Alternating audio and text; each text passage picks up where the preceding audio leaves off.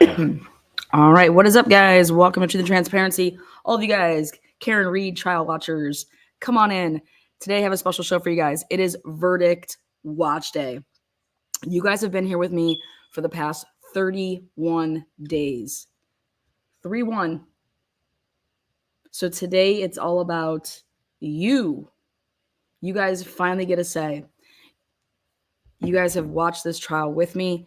I want to hear from you. You are just as important as me. So the way this is going to work today is we're going to be checking in with Tom. We're going to be checking in. I'm going to try to spread my love all over. I'm going to be that annoying that I'm going to start just bumping into people's lives and just being like, yo, hey, put me on your channel. What is up, guys? Come on in, get in here right now. I am dropping the link, and all day until we get a verdict, I want to hear from you. Yes, you. I want to hear from you behind the curtain. Who's behind the curtain? Shh. I got so many in-studio guests right now you don't even understand. I'm running my house like an Airbnb. I'm renting out rooms to strippers, midgets, family members. Good morning. Maybe I need to start doing that. Oh my gosh, I think I just got a crazy idea. What if I rent out one of my rooms and I call it the Lana Experience? And you guys can come and stay with me for a day or two and see what it's like to be a YouTuber, a true crime YouTuber. You guys pay me to come to my house and monitor me. Oh my God, that's like Life 360 on steroids. Come on in, guys. Morning from the Cape. I love the Cape. Come on in. So this is what we're going to do. Now, I'm really mad at myself because yesterday I should have had a huge bingo coverall game with all of the words that Bev said. And did a first one to bingo, first one to fill your card. So we're going to kind of do something like that today. At lunchtime, we're going to have a little fun with it. But what the hell is Tom doing over there? Where's my feet at, Tom? Where's my feet at? Want to just drive by and let it, drop it off? You don't even got to get out of their car? Yeah, we filled 10 contractor sites trash bags yesterday, I think. All right. So we definitely don't want to leave a mess behind us. We want to clean up after ourselves, which is what's been happening. And we took 10. Okay. So here we go. We're going to hear from the Canton people. There was a select meeting last night, so I'll be playing some of that. We're going to break down Alan Jackson's closing a little bit. But right there is a link right there, and it is 2 minutes. But I am going to be actually very, very strict here, and I'm not even going to be saying bye to you. So when you do click in, okay, when your time is up, your time is up, and I just click off. So you don't know. It's kind of like a roller coaster. You don't know when you're going to be like, getting like dropped. And if you have hurt feelings over it, it's, sorry about your luck. Oh, let me see. I want to go in there and pin that. So if you want to be heard on the most compelling evidence, and obviously, would you be a not guilty verdict? Would you be a guilty? What would you be saying in the courtroom right now? Or not the courtroom, but in the deliberating room right now? If you were a juror, what would you guys be discussing? What would be the holdup? What wouldn't be the holdup? So the link is there if you want to hit it at any point in time. All right. Oh boy. Okay. Last night was literally off the chains, and for the Canton board meeting, they were chanting "Lucky" in there. Rita was awesome. I texted her last night because we got our lucky shirts, so we're going to be sporting those when we get those in. But look at it down there, guys. People just keep on flocking in. That's right where we were parked. Right where those people are standing is right where we parked the Escalade. Like right there. That's where we were parked. You guys saw that setup, right? Kim, we got trash bags. Nobody can top that setup. Ice. Anyone that wants to drop off some ice, just swing it by. Drop off some ice. I want to donate for some ice. Life or death priority stuff. This is just things that we definitely need. So we're good. We'll be all right. I have faith in you guys. Let's see what else. We got that damn helicopter following us. Helicopters out there. Look at that little baby. My God. Oh. Really? Oh, he's smiling. Oh. Oh. Oh, here we go. I like that. That's a great feature. It's channel 7. Safety features I've ever seen. Tell you the truth. Yes, ma'am. Okay. You want to write it down? Yeah. I will say this. All these media people think they could just like flock to the front. Flock to the front is like if I was there on a day like today, I would have gotten vocal. I would have gotten really vocal. Because I didn't just move my ass to the front like that. That's not what I did. Yolanda, what do you got for me? What's good? Yes, I wanted to say where my point of view is. I think it's innocent, and it's how they acted when it first happened. So when they found him in the front yard, and I don't know, Jen knew the people at the house. Why did she run in the house and say, "Come out and help! We need some blankets. We need some help us, help us." They tried to distance themselves away from him. So right there is guilty. Right there. I mean, for them, not her. Yes, you're absolutely right. Like anybody normally would, like, especially, hey, you know these people. Hey, Jen, go in there, get your family, like, exactly, like. That's like a no-brainer, I think. So that's what I wanted to say. I like that. Well, because that would just be like a normal reaction. You know what I mean? Yes. Like, come out and help. Yeah. It really happened. It was an accident, whatever. Well, especially since they're all girls. You know what I mean? They're all girls. He's a big guy in there. Mm-hmm. Like, to like help out, call 911, help her, and then carry him in there. I mean, maybe even bring him inside. So immediately they was trying to distance themselves from him. Like, we don't know him. I don't know him. Yeah. I like that. Well, so you wouldn't be easily persuaded in the jury deliberation rooms to be like, no. And then the second thing I have is like her state of shock, right? Like say if it's your pet or family member and you are distraught, nobody comfort her. Nobody said, it's okay, calm down, he's gonna be all right. She run around like a chicken with a like, nobody's like, come on, let's go. None of them went to the hospital with her. None of them said, let's check on both of them. None of them. Right. She was just like like it was like, take her with you. Basically, like, hey, you're gonna take him out of here, take her too. So instead of having a meeting at the house, they should have went to the hospital for him and her. Yeah. Nobody had any like, let's follow John. Like, oh, should we follow the ambulance? Yes. So that's why very interesting. I like that. I always stick for them after that. Well, we love you over here at Truth and Transparency. Thanks for popping on here, Yolanda. Give it up for our girl Yolanda. Thank you. All right, girl. Take care. Bye-bye. T loves you. All right, Yolanda just made it pop over here. First caller. Yeah. Look at all these lovely folks over there in Canton. Let's take a look and a listen. Everybody's in pink. Again, the link's up pinned. Hit it. Come on in. Take yourselves.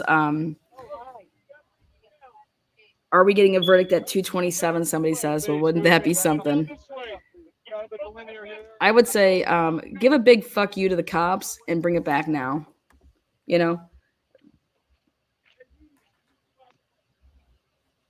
Let's see. There's my girl, Dina. There she is.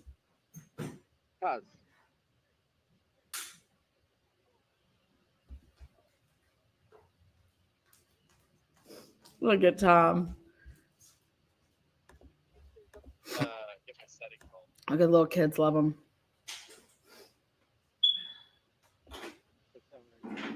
All right, so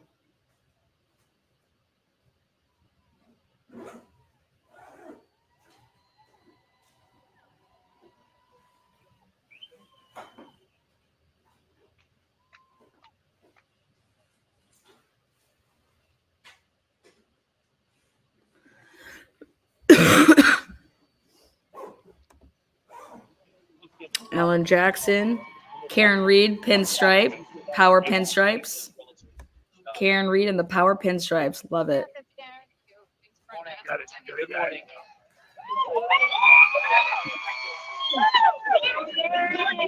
We're so proud of you, Karen.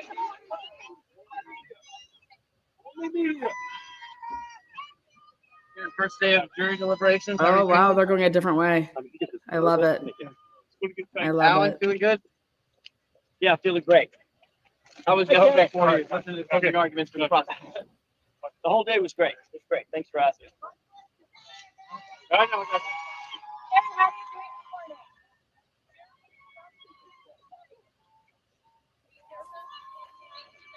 how are you feeling? Do you think there'll be a verdict today? What do you want your supporters to know, Karen? What does this self-support mean to you here, Karen?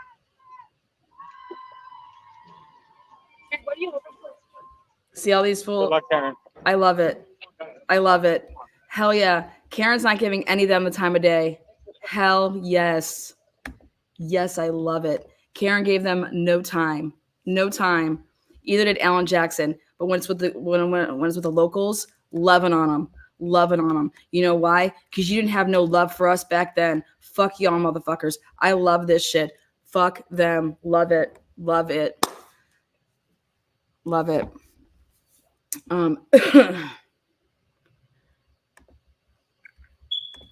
So that's Karen Reed right there. Love it. That's so great.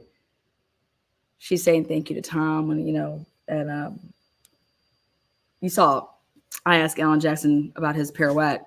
He had no problems talking to me. But I'm not gonna, there's no way that mainstream media gets the first interview with him. No way in hell. So adios. No way.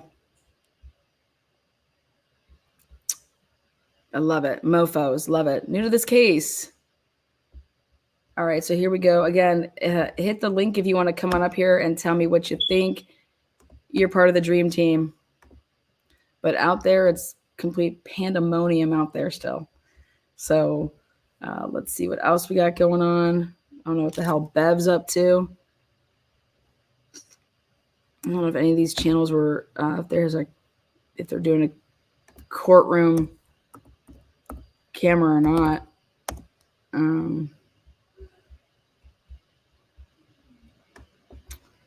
Let's see.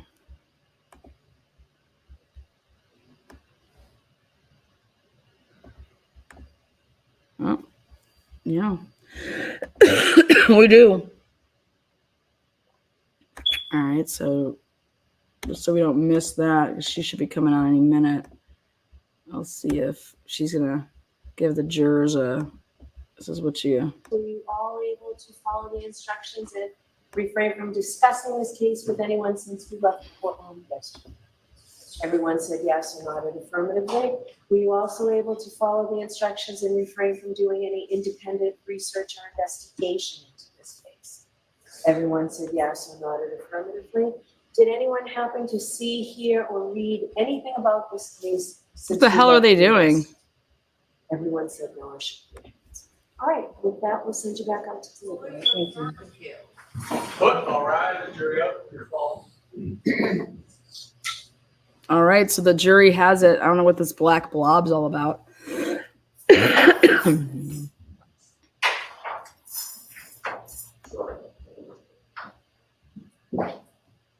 Let's see if Bev has anything to say to the.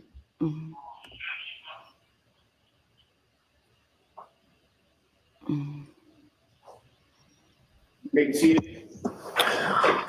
All right, so counsel, I don't want the jury to have to wait for us for anything today. So you're to stay in the building until 10. I need you back here for the afternoon, no later than 3:30.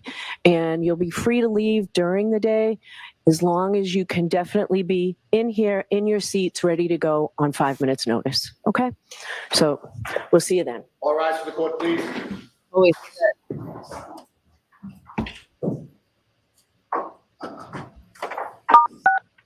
You are muted. Bev puts him on 5 minute notice. Bev puts him on a 5 minute notice. That's actually very interesting because that goes to what I've been asking is Alan Jackson, David Unetti, Little, are they getting paid to literally sit around? Because could this be more of a, we're going to run up Karen Reed's bill? That's what I thought about last night.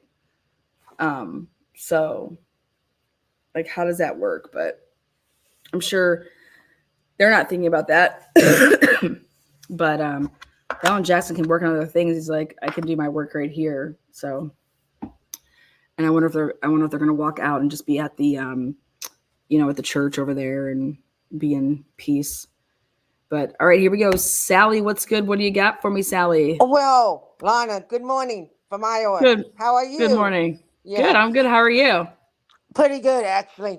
I've always thought Karen Reed was innocent. I never understood how they got her in the courtroom to begin with. I felt sorry for the two kids that lost their father, though. The two kids that O'Keefe, Yeah. his sister's kids. Do you know how they're doing? No, I know they had to testify in this, They and I did? know that they testified. So Okay. Well, the experts did a really good job yesterday when they testified that that was probably dog bites on them. I think that since the case, Karen, actually. yeah, yep. I think I agree with the 6 witnesses that the Karen had were pretty explosive compared to the 67 that the Commonwealth had. It was Alan Jackson nailed it when he said, like, we were kind of confused. Was the Commonwealth defending Jennifer McCabe here? Did this become the Jennifer McCabe defending, show? But yep, I would agree. I thought that those Reconstruction independent analysts, professionals, experts, that obviously we all know that they were hired. They were awesome. Do you think Colin will be brought up on charges after Karen? I mean, I think he committed perjury, no doubt. I'm talking about like third-degree murder, like manslaughter. Oh yeah, maybe conspiring. Yeah. You think more than two? You think more than one person killed him? Oh yeah, I think it. I mean, like I said, I don't think it wasn't a designed kill, but then it was all after the fact. So you're an accessory. Okay. So I think there's a lot of people that are accessories to things. I think it's going to be like the Donald Adelson case where it's just going to be an eventual like domino effect. Okay. I don't think that, I think that the real case is going to be coming when these state troopers, they planted evidence. Once this is not guilty, they planted evidence that's a crime. They manufactured, they fabricated. I mean, think of all the things that they did, that any one of us, if we did that, what would happen to us? We would be in jail. Yeah. Yeah. Yeah. So, but all right, girl, we'll have a good one. Okay. I'll talk to you soon, too. Sally. Have a good day, Milana. Bye-bye. Okay. Bye. All right. Are we getting a verdict at 2:27?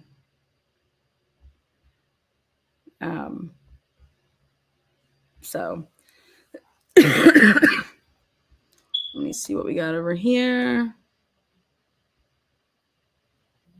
I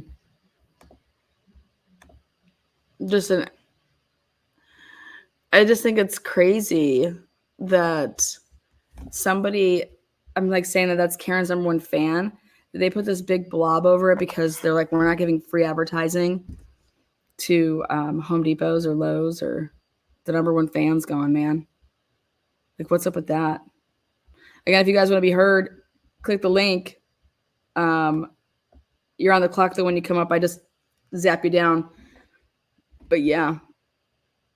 Let's see. All right. What time are we thinking there's going to be a verdict today? I'm thinking, I know that Bev is having them go through all the evidence.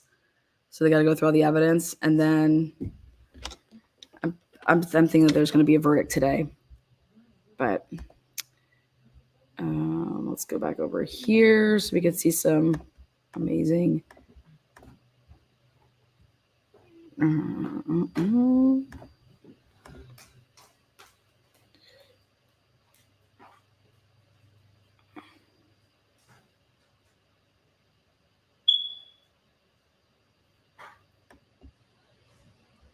Okay. Look at all these people down there.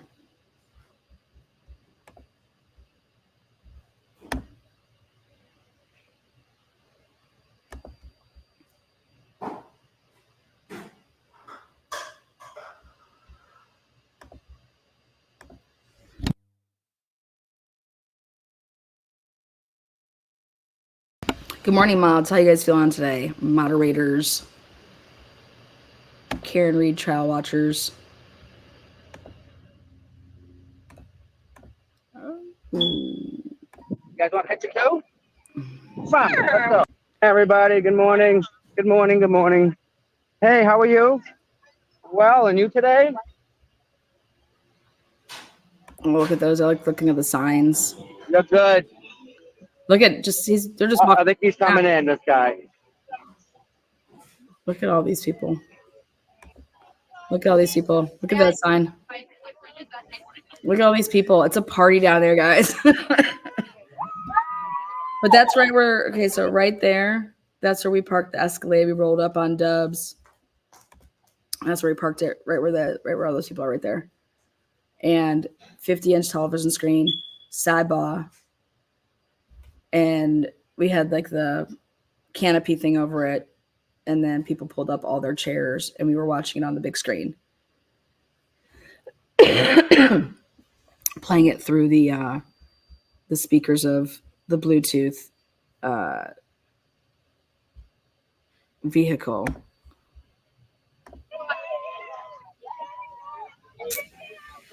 And then I was getting pounded with all the sun. That's why my screen was so dark, because I was getting pounded with the sun.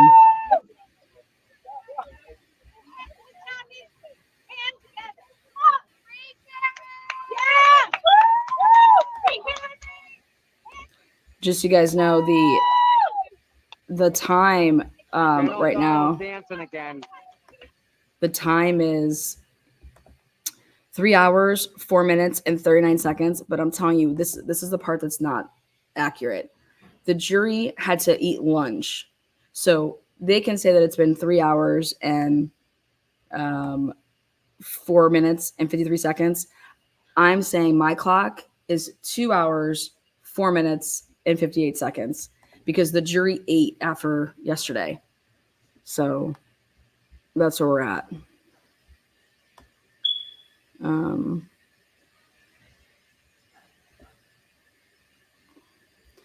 Best of me, can you show us that? Can I show you guys what? Oh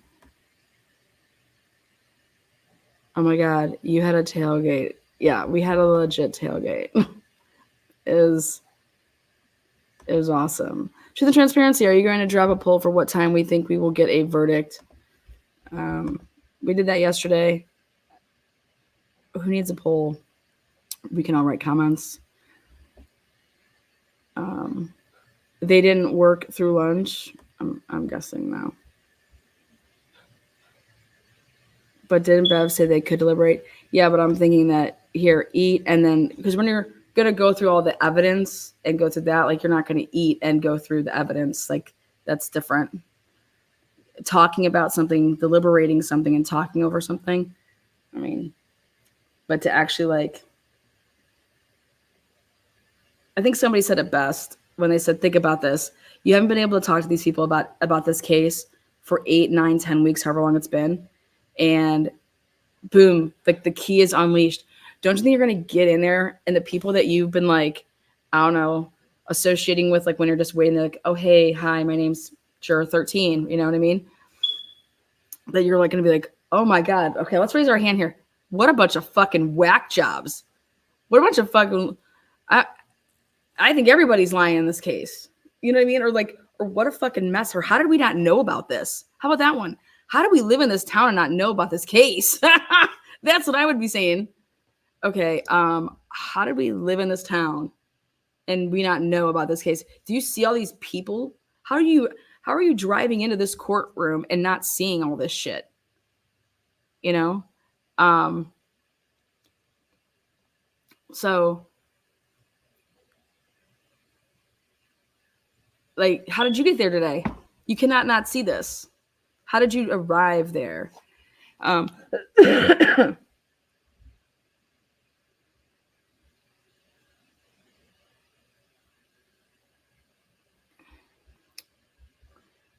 town meeting was nuts. I'm going to show that. The jury's not from Canton. They're from Norfolk County. That's the county that you live in. Like, I mean, are you kidding me? I live in Franklin County. You think that this was in my county, I wouldn't know about this? Absolutely insanity, you know? So that's just what I would think would be happening. Is like, how do we not know about this case? You know, wow, we need to really start paying attention to our fucking news, you know? So.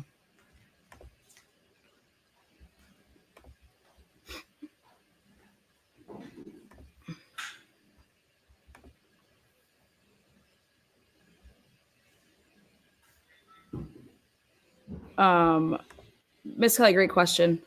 I'll go over those charges. Let's see. What is up, Holly? Hey, Lana, how are you? Good. How are you? I'm Speak of hanging peace, in girl. there. What I'm do you hanging think? in there. Well, I'll tell you the two things I think. Obviously, she's not guilty. Right. And the two things that I feel as a jury would have to sway me would be the plow driver. The plow driver is very significant in that he came through there and said, I saw no one. There was not a body there. No way. No how. Yeah. That's very significant. And the other very significant thing to me would be the phone data that said, he took those steps, Yeah. registered Yeah. those steps up, down. Just basically, they had all the scientific evidence where all the McAlbertsons have is just friends and family saying, oh, yeah, she hated him. And, this is what's going on. Look, she said she, wanted this other dude, Higgins or whatever, and she wanted rid of him because he was playing around. And we're all sticking together real tight. And we all know the story. Come on, who believes that? Yeah. Yeah. They have Absolutely. they have absolutely not one person who's not affiliated with them for years and years and years.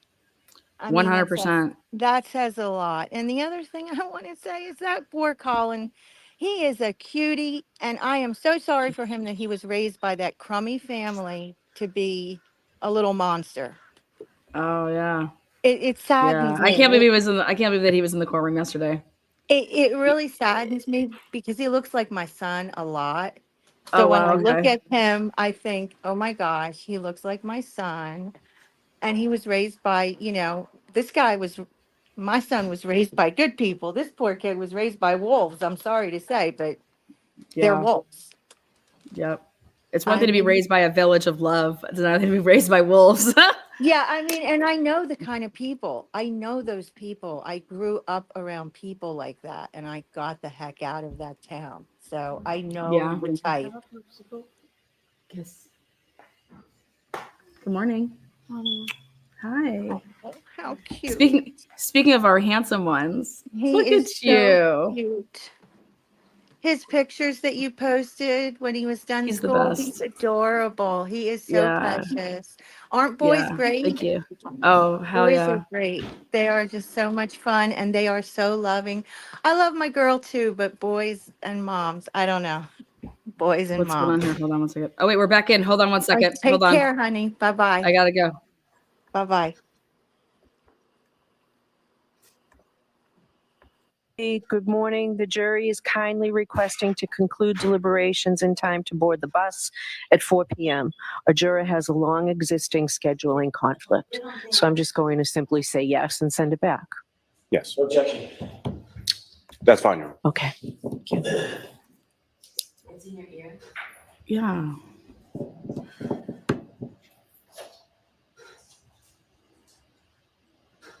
I feel bad. Holly, come back. All right. Can we mark this, please? Triple P for identification. Thank you. Do you want the envelope?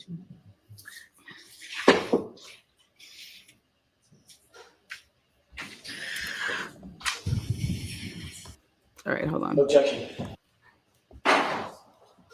We're back in session. You may be seated. Judge, we're back on the record on 22-117. I believe we have a question from the jury. Yes, it's simply, good morning. The jury is kindly requesting to conclude deliberations in time to board the bus at 4 p.m. A juror has a long existing scheduling conflict. So I'm just going to simply say yes and send it back. Yes, No objection. that's fine. Your Honor. Okay. Thank you.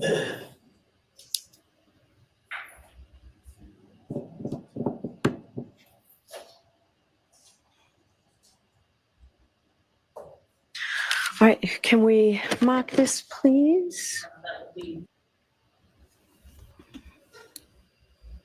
Where's everybody today, huh? Where's everybody today, huh? Ooh, Mr. O'Keefe's in there. Look at that. Look at that. I love it. He doesn't want to be around those fucking people. I love it. Dude, that's the only one I would want to interview is the dad. Everybody else can piss off. Dad's there. That's his son. I don't want to be around those fucking people. Love it. All right, so what the jury asked is, hey, can we make sure that the bus, so we find out that they get bussed in there. Okay, so interesting. Where's this bus coming from? And now I know. Now I get it. When I was down there, I'm having an aha moment. I didn't realize that the jury was being bussed in. I don't know how I didn't realize this. Didn't really pay attention to it. When I was down there, after Karen and them had walked on past, I had already scoped out, because there was all that traffic, and I'm smart, where I wanted to get my Uber from, and I acted like I didn't know and blah, blah, blah. I wanted my Uber to be up like 3 or 4 streets to the left because it was a nice little loop around. And so that I could just grab my Uber and avoid all that crap. Like I'm not sitting there waiting and all that crap. So when I tried to book it after, like, to go up to the left, this guy on a bike was like, no, you can't go this way. Like, he immediately said, no. Wait. They were bringing in the bus back there. He thought I was going to try to go and get the jurors. I didn't. I would never. But that's what they were. They were blocking an area of where the jurors were being bussed in, and he thought I was going to that area. Woo-wee. That's exactly why. So now I know exactly where the jurors are coming in, and I know exactly where they're going out, because I paid attention to how I wanted to get my Uber up out of there so I can make my stream, because I had to book it back to the hotel to be on the stream, to be able to do it all when it all happened. And so I planned my route like Brian Kohlberger. Fucking out of here. No, but I planned my route for my Uber. And then I was playing dumb with the, do you know where I can catch an Uber around here?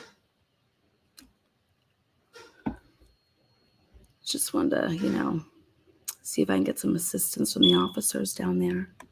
Somebody wants to help a lady out. Back at it, though. So, Holly, if you want to come back on, I wasn't trying to be rude. But you guys know I just pump you down, bring you up, pump you down, bring you up. I want to take a look at something. Take a look. I'm sharing a screen, and it's when... All right.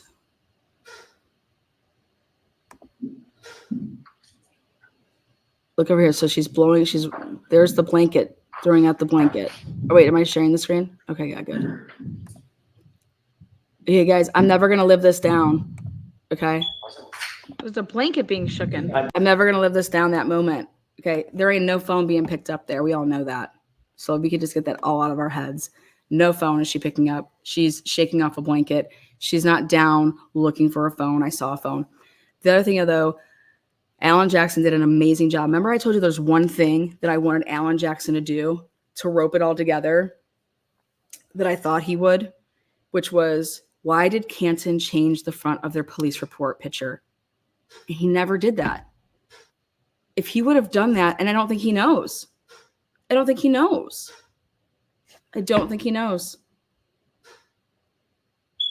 Remember what's about the police report? The Canton police report had what?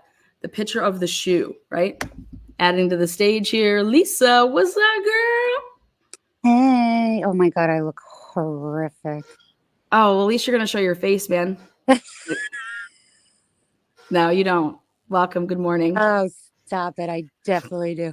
Good morning. I think if I went in, if the first thing in the deliberation, I would just be like, does anybody not have reasonable doubt? Yeah. And what exactly would that be? Like, I can't, but I do, like, if any of those people, they're all from that area. We don't know what kind of intimidation they've experienced from these psychos. And we don't know if they are like-minded like they are, if they're also so narcissistic and evil and demonic and heartless. And so there's, and liars. So some of them, they have been watching everybody's YouTubes and made their decision a long time ago. So we really, it's really so up in the air with everything. Plus the two jury members yesterday were two jurors. Just one. Yeah, I just, I feel so bad for Karen too, because I have an autoimmune disease that I just, all my life I have. I have a fuck you disease. Yeah. But I tell too many people to go fuck themselves. Yeah. I think people like it though. All my life, and I only got diagnosed, what was it? I'm 39, 2-3 years ago. So you'd be that juror that I'd have to sit next to. I'd be like, yo, what's up? I'm juror number 6. You're juror number 8. Yo, what up, 8? Yo, what up, 6? And I'd be like, I did 6. What'd you do last night? Shit, I got shit faced. I was over there at McCarthy's because I was checking out all these bartenders to see like if they were truly overcharging people or if they were just writing up tabs. Next thing I know, that little punk comes on the stand.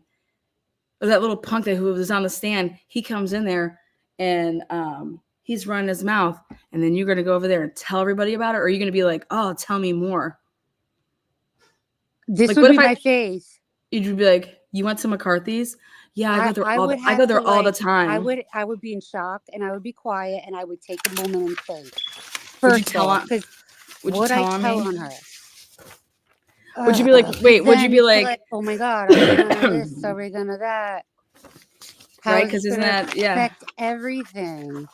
Like, okay, so I just want to go home too, because these people have been there just like listen to Lallygagger this whole time. Like, would you stop me? Yeah. Would you stop me in my tracks? I think that's probably the best idea, but I would be in for me, this is so like I fight, flight, or fawn, or all that stuff, or the shock. I would just be like, oh, I would freeze and be like, huh? And I would have to think about it for a while and then make my decision later. And I don't know.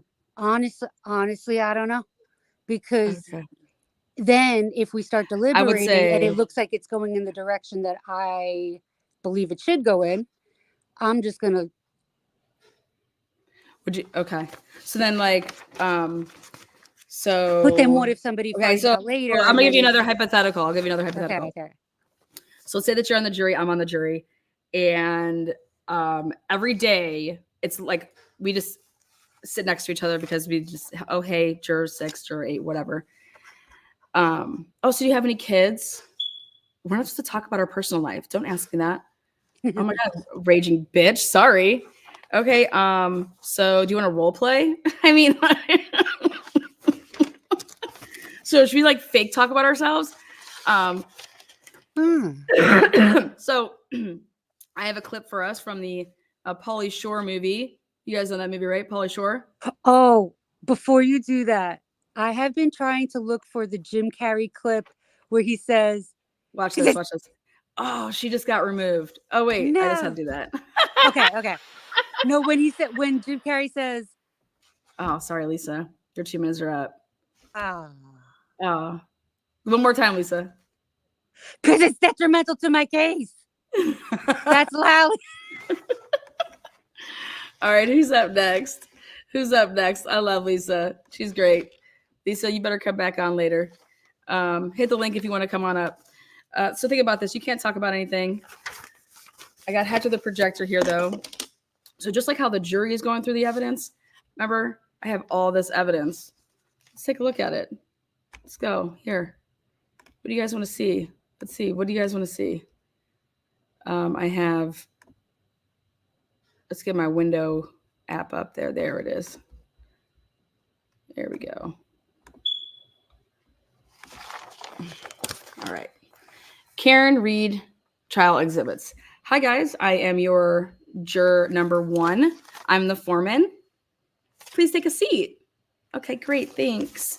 Now, you can get out, bailiff. We don't want you in here when we're deliberating.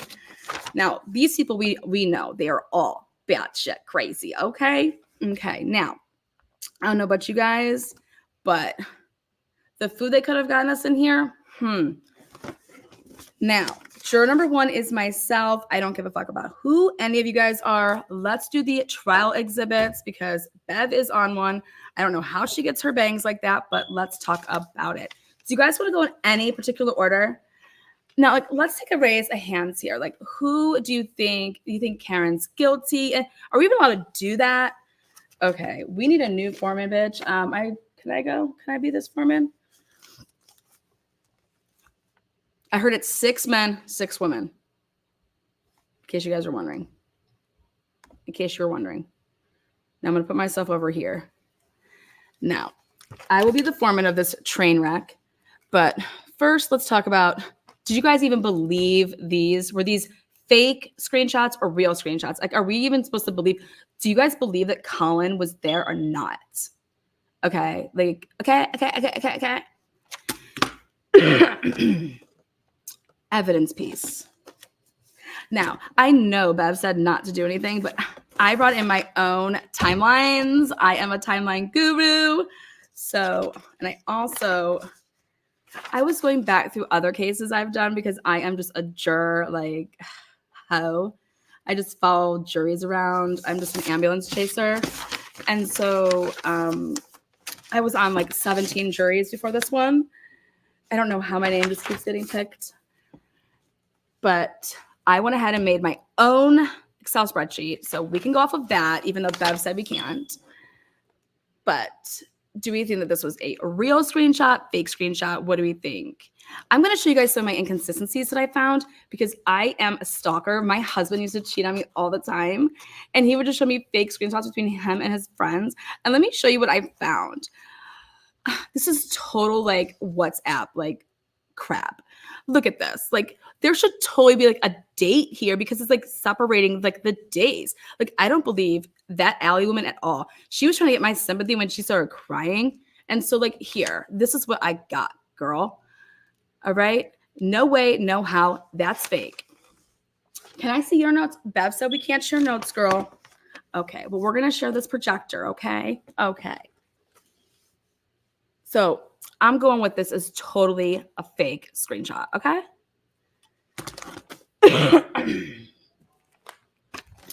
Next, you guys, I was on this girl, Truth and Transparency's channel. I know Bev said not to do it, but like I could not get over it. All right. Like she was, I believe that Canton took this picture not knowing that, holy shit, that's where they then put the shoe. And that's why Officer Good was like stuttering up there. All right, guys, calm down.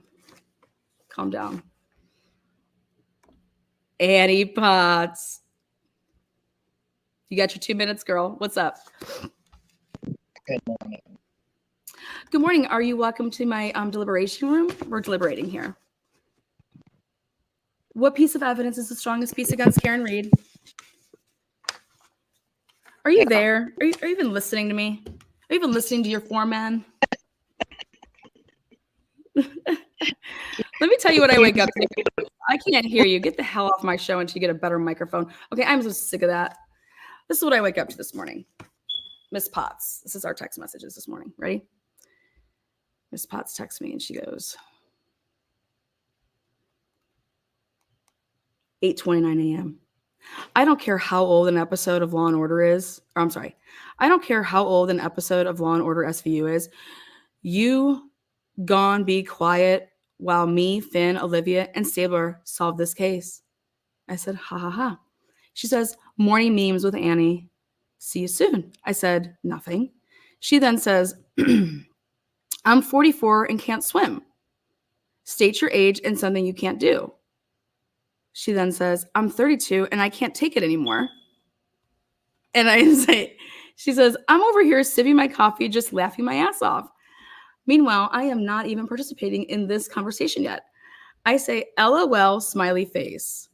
She says, last one, I promise. This one is fucking complete comedy gold. And sends me a video. And then now comes on my channel and wants to stutter. Miss Potts, are you there?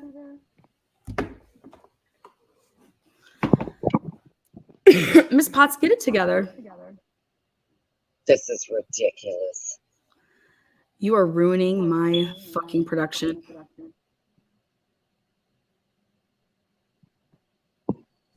We'll have to come back when you're ready. All right. Back to the evidence. So again, I am, whoops, that's the wrong case. Whoops, wrong case again. Whoops, those are my notes. All right. Now, I don't know about you guys, but I was totally on like every Twitter channel I could find. After I found out like there was like this turtle man. So I just started looking up every animal. I was like hippo man, hippo boy, rat girl, all of this crazy shit. And I came across, they are talking that these shoes don't match. Do you think that we need to ask if we could see the two shoes together? I want to see both shoes at the same time to make sure that they are the same exact pair.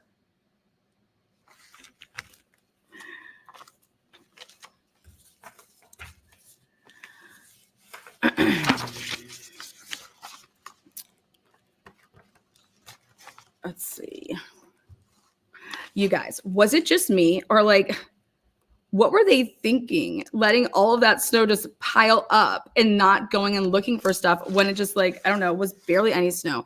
You guys saw like that leaf blowing thing. Like there was hardly any snow there. Like how could they not see all of those big, I mean, Alan Jackson said it best, a salad plate. You could find your salad plate there. Do you think that we need to ask Bev to see those pieces and to see how big those pieces are? I need to feel them in my hands. I want to feel those dimples. But look at this. Who would ever wait till the snow got like this? And then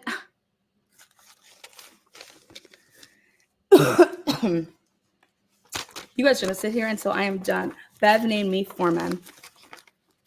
And that means I have 4 men at one time. Next. I don't even know what this is. This is an inverted picture of a Sally Port. Can you believe this? We pay all of our tax money, and this is the quality cameras that all of our taxpayers' dollars goes to. Can you believe this?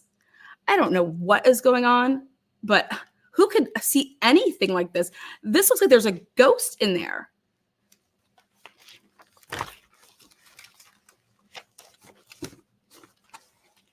And this, I mean, we're going to go piece by piece. What is this? This is like a shopping bag. Can you believe this? A shopping bag. And then, do you guys remember that sexy man, Alan Jackson? He kept on pointing out, I thought that was a tampon. Like after it was like all used up. Excuse me? Yeah. Or a pad. Excuse me? This is absolutely ridiculous. Who has her as our foreman? I mean, have you ever... I've been on 17 juries and I've never seen this. Oh, here it is. This man right here, Mr. Gallagher. Gallagher wasn't even interviewed until right before the case. We got the case. Mr. Gallagher and his this is Bev's Bev's hair straightener here is being used. Look at that. Okay, you guys, look at that. This is nowhere where John's body was. This is not anywhere where John's body was. Well, how do you know that? Because I didn't fall asleep every day like you did, juror number 6. What? Okay. Do you guys remember that like Flamati guy? Like he like looked like he like took 7 Xanax and was just like, he didn't know which person he was. How can you not tell what person you are? He didn't even know what jacket he was wearing. After he then tells us that he was giving rhythmic pumps. He looked like Tom Green. Do you know who I'm talking about? That Tom Green guy? Yeah. Well, let me tell you something. I do not trust one bit. I do not trust Tom Green, and I do not trust him.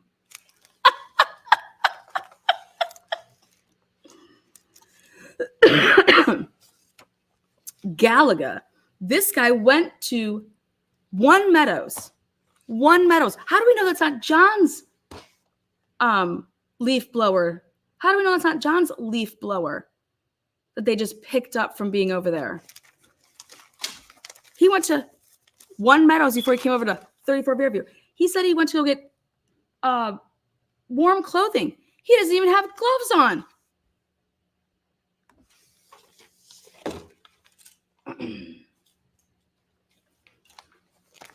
How zoomed in on a picture frame do you have to be to see all of this like this? Pretty zoomed in. That's what that man was saying the other day, that he's never seen such ridiculous picture taking in his life. Gallagher, operator, Link is documenting. Good is using the iPhone. Look at where the pole is. Look at where this is. John O'Keefe was up and over here. Okay, over here. This is the flower bed. He is in the flower bed. Y'all understand that? You know how I know that? Because we all went there on a field trip, duh. Years. Hello, didn't you go on our View?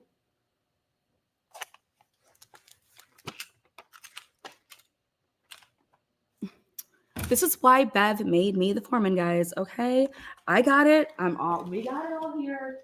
Let me just grab some more things that I need. Okay. Well,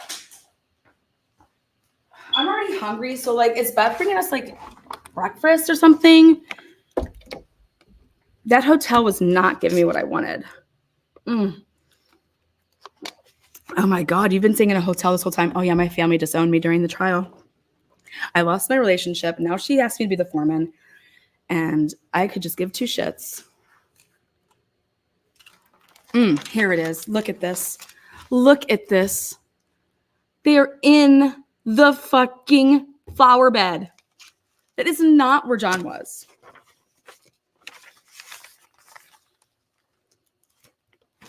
This is where they found the blood.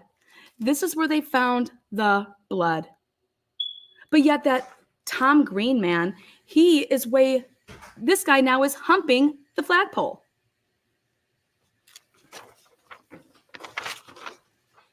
Humping the flagpole. I need a better system over here. I need some binders. This is my 17th juror on a murder case. Can you believe it? As soon as there's a murder, I move to that county. And then I keep moving to all the counties that have murders.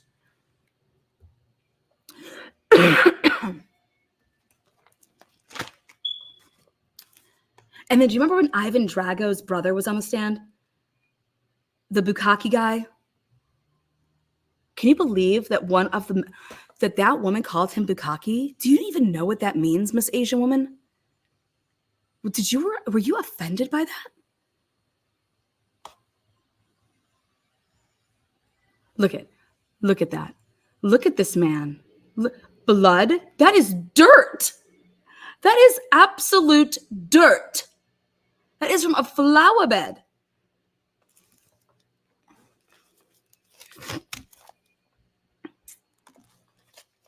If you're wondering how I got picked on all these juries, every time there's a murder, I do move to that county. Yep. And then I find the last person that died, and I say that I'm that person, and I make sure that I'm in the hat, and then I go around, and I then follow all of the mail trucks, okay? Do you know how long this takes? When they're summoning people, and then I get fake IDs, and then I become those dead people. Excuse me? Are you going to tell on me now? Are you going to tell on me? That is dirt. This isn't blood. This is absolute fucking dirt. This is dirt. This isn't blood. This is dirt. And this is dirt. This isn't blood. Do you know where this man is right here? He is in the flower bed. This is all mulch.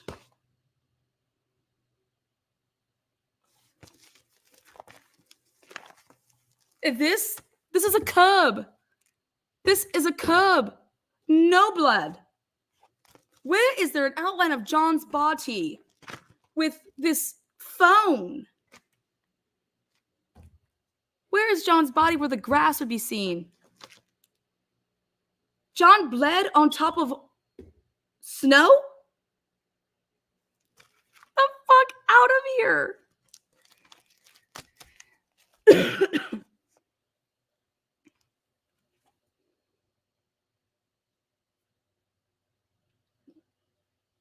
We will stop in at Twitter for a second. Hang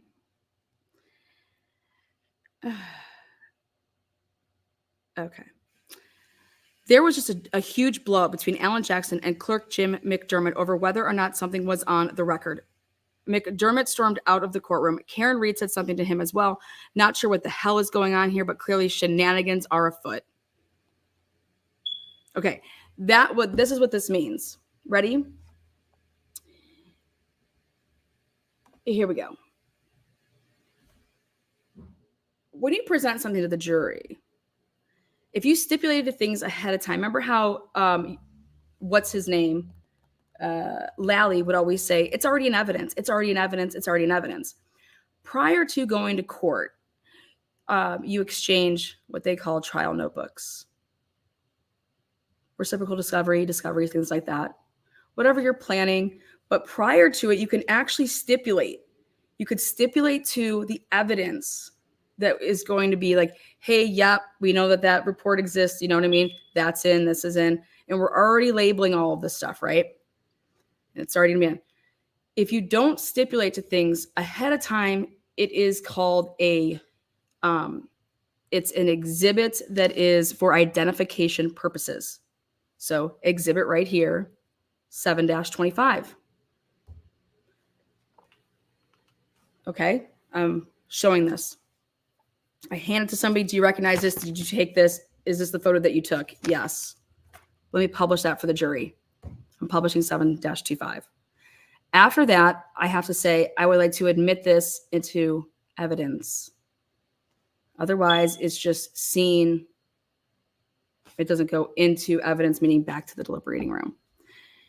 And so you want to have a very good record keeping of making sure that you say whatever it is that you are showing and someone's testifying to, and that they recognize a document.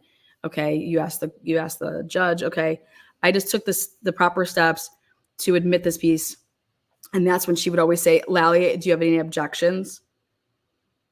And remember, now he always had these long-standing objections.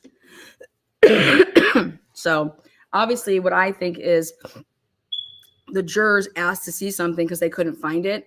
And then so they said, where is this? And then, oh, that's not in evidence. That's what that means.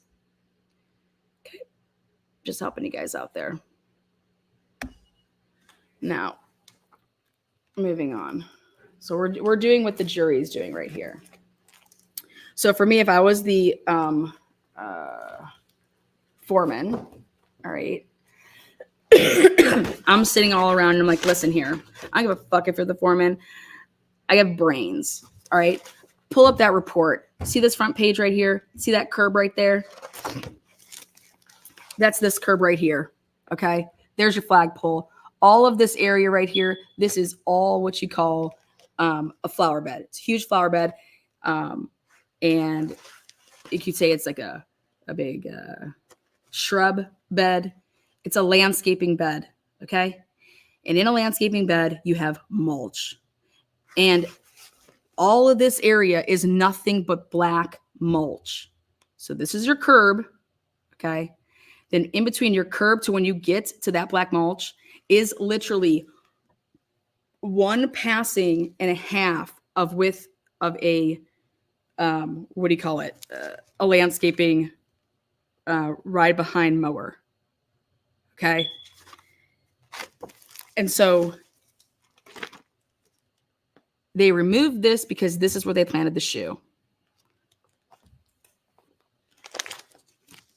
That's the best version of it right there. So you could see like, that's that picture. And then when you show these pictures, that's where they put that right up against that opening there.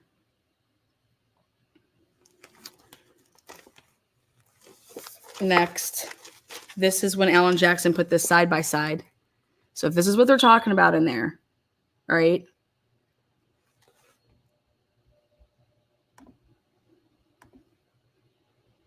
See that picture right there? You guys see that? Right here? This is the report. This is the Canton Police Department incident report. All right? That's the picture that was on there. This is what shows you everything was a cover-up. And I don't know if Alan Jackson got it. Because why didn't he say it in his closing? This picture was removed and changed out because they were like, oh shit, that's the curb where it shows that there's no shoe there. And now all of a sudden there is a shoe there. And it's most certainly in evidence because I went through every single day and it's in evidence. This is Exhibit 43. This is Exhibit 44. And this was the front page of the report. And this is the second page of and this is the second time of the report. And that's the picture that they used. Okay. And this is from day 3. Good's testimony. That's right where they put the shoe. Was right up against that part. They smashed it in the curb. Okay. Now this is. Now look at this. See where the flagpole is? Okay. This should all have no snow on it if they were doing all of this alleged CERT team stuff. Look at where all of this stuff was happening. Way over here is the fire hydrant. Okay. Court is back on. Let's see. I have it in my ear, so I'll be able to tell you if I think court's back on.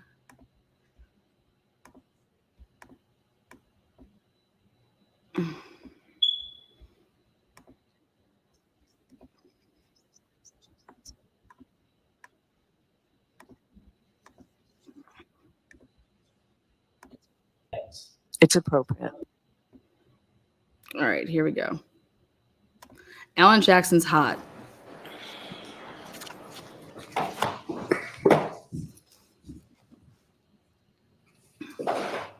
What is back to session in ABC? 22117. All right, so why are we out here? I just saw the verdict forms, and as we discussed yesterday, the amendments the court indicated it would make them. Oh, no. Okay, I did not say I'd make it. I said I'd think about it. I said I was tired and I needed to think about it. What you said before you retired and you needed to think about it was you agreed that there needs to be not guilty options for subordinate charges under count 2. I said that it made sense to me, but no, I did not change it upon looking at it because the verdict slip, this verdict slip as submitted to the jury is exactly how it always is in Massachusetts. I ask you a question.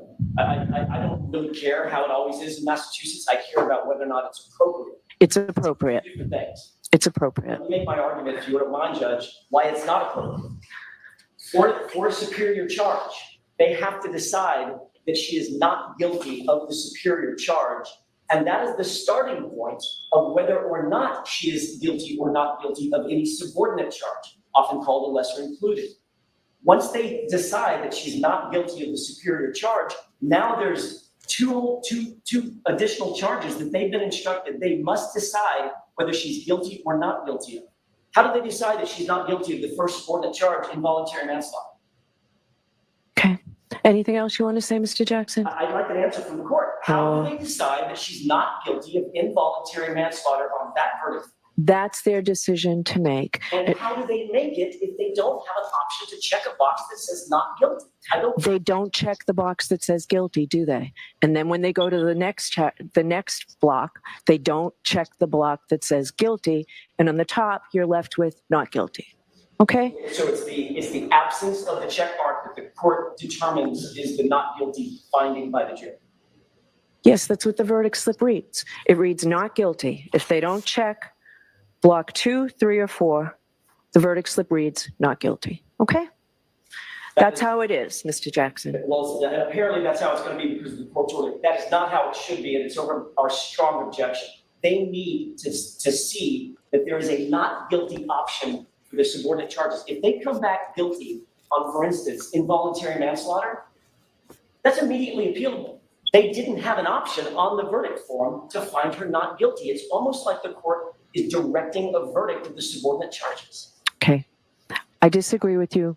Ms. Giannetti, you've seen verdict slips exactly like this. Okay? I actually haven't really. Have you had no lesser includeds? No, we've always had lesser included, but I have not seen a verdict slip there where not guilty is not an option. Okay. I disagree with you. All right. Excuse me. This is funny, Ms. Reed. All right. We're done. All rise for the court, please. What? This is funny, Miss Reed? Are you kidding me?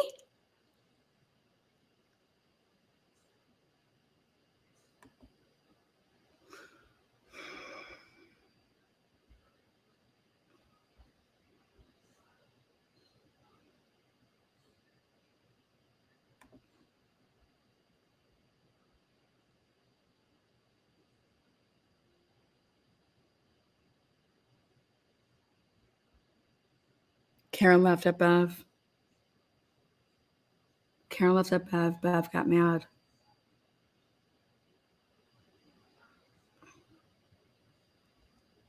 Hold on. Involuntary manslaughter on that verdict. That's their decision to make. And how do they make it if they don't have an option to check a box that says not guilty?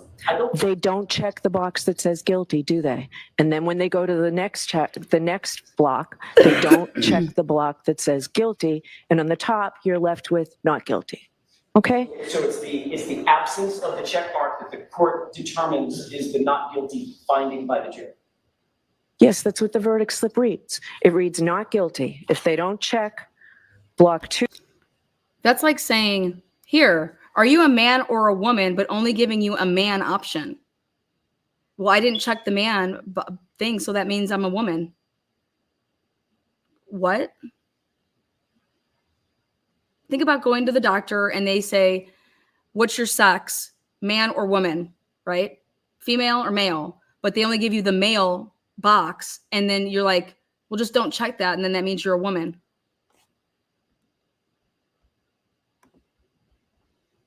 Two, 3, or 4, the verdict slip reads not guilty. Okay? That's how it is, Mr. Jackson. Well, apparently that's how it's going to be because of the court's order. That is not how it should be, and it's over our strong objection. they need to see that there is a not guilty option for the subordinate charges. If they come back guilty on, for instance, involuntary manslaughter, that's immediately appealable. They didn't have an option on the verdict form to find her not guilty. It's almost like the court is directing a verdict of the subordinate charges. Okay. I disagree with you. Ms. Giannetti, you've seen verdict slips exactly like this. Okay. I actually haven't run. Have you had no lesser included? No, we've always had lesser included, but I have not seen a verdict slip there where not guilty is not an option. Okay. I disagree with you. All right. Excuse me. This is funny, Ms. Reed. All right. We're done. All rise for the court, please.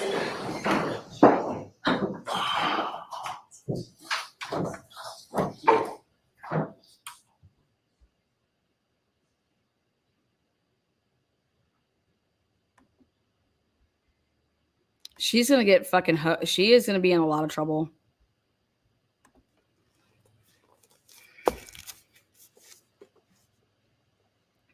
Lana, stay calm. Lana, stay calm.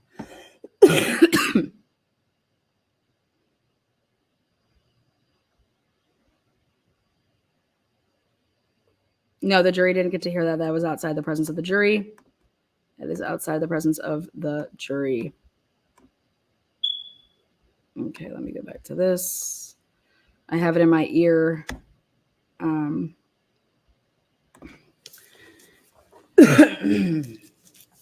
You guys, that would confuse anybody. All right? Like, that would confuse anybody. So it would, I'm looking at my form, right? It's like, well, she's not guilty on anything. So what do we got to do? So is that like, if I was the foreman, I'm like, I would, bailiff, here, this is the question we have for the judge.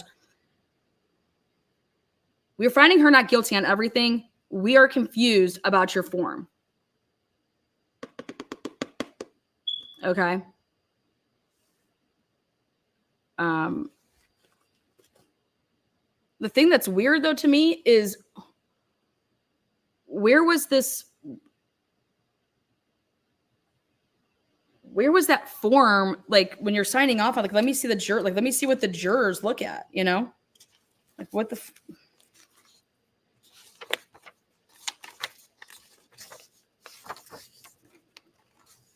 ridiculous. Okay. So back. It's all settled down. Here we go. Now, back into my deliberating room. You guys, it's so hot in here. We're going to have to totally kick up the AC. Hold on one second. I have to wear a hoodie, so I want you guys to blast the AC. Amazing. What is wrong with her? I don't care, but I like what he's like. I don't care if this is freaking normal or not normal. Yeah, that's not what we do. Like I'm and then she can. This is how we do it in Massachusetts. And you can take your big mass dick and sieve it straight up your motherfucking ass. And then like, oh, sorry guys. Hi. So everybody wants to talk about this evidence, physical evidence. All right. Now, that means we have to talk about how it was ever taken into custody, and there is no chain of custody. All right. Look at this. Look at this. Remember I said pay attention to where the fire hydrant. This is the piece that he drills into Officer Trooper Paul and is like, what about this piece? How is it all the way over here? You're telling me to stay on a linear path, right? And this is all the way over here. All the way down here. Okay. That's what that's busted up. John O'Keefe, like, literally is over here when they roll up doing compressions, and you could see them because it's on the good body cam or dash cam. But hold on.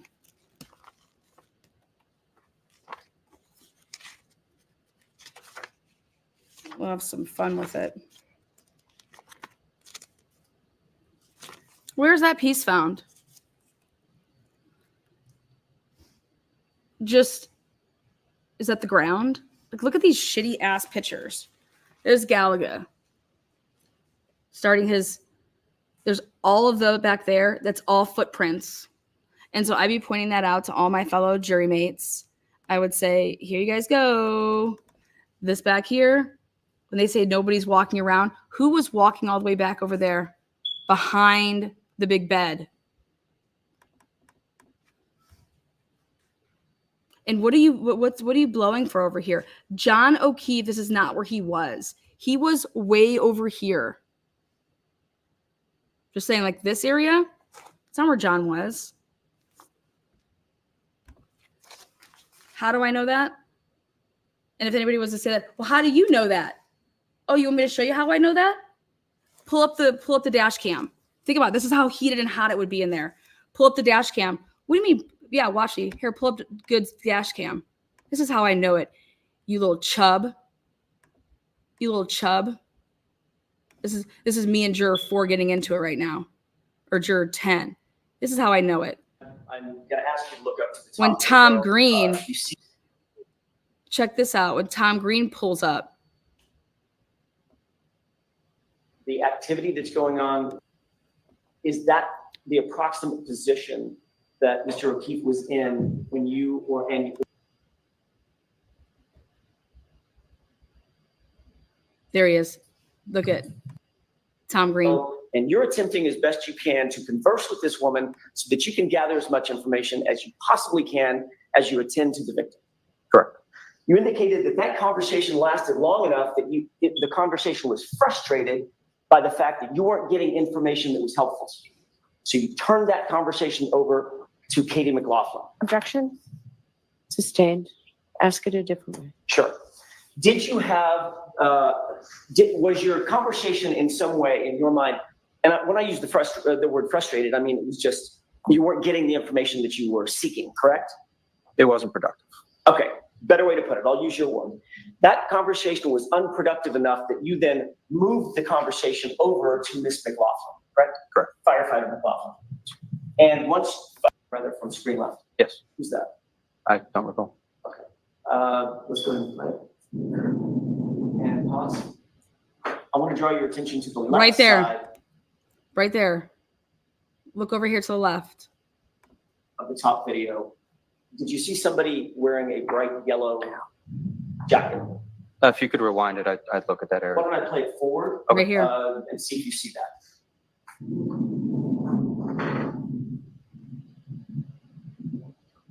Yes. See that right there?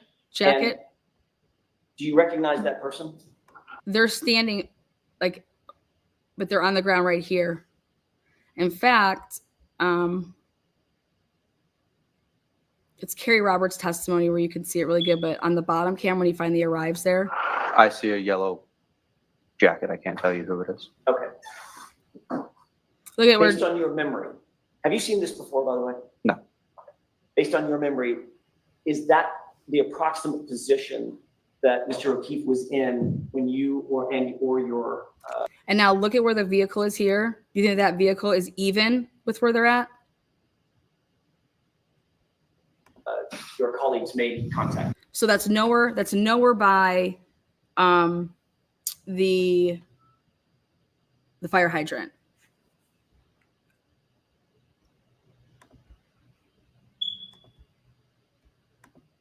Oopsies. Approximately, I'd say a little bit more to the left. That would be my guess. Okay. Going to play?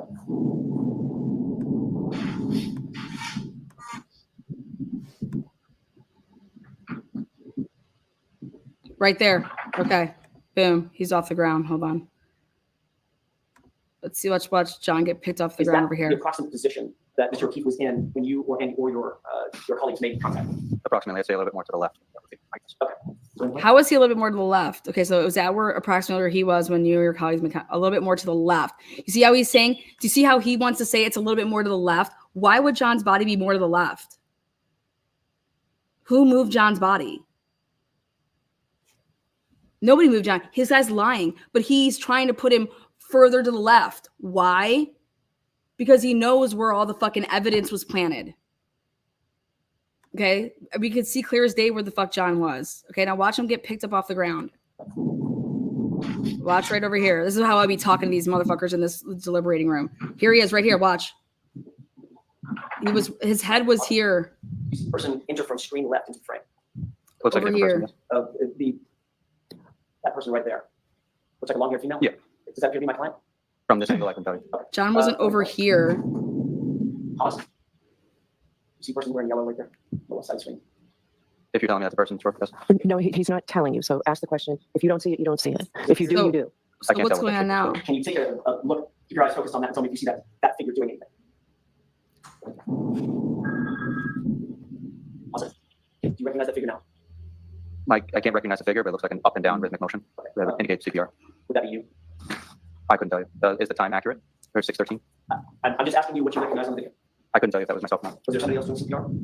Multiple people rotate through CPR. They move him onto the flat board. From over where he was here, they move him onto the flat board and then watch. So yes, Who's responsible for doing the chest compressions? whoever's closest to that area, we're all trained. They- to they- I'm asking in this particular case, Yes. nobody's trained. Did you testify earlier that you were the one doing the chest compressions? I said I was one of them. Yes. Okay. Does that appear to be you doing the chest compressions? It could be. I'm not sure. Let's go play. Look at this liar. Look at this fucking liar. This is amazing. This is the middle screen there. Yes. Does that appear to be my client?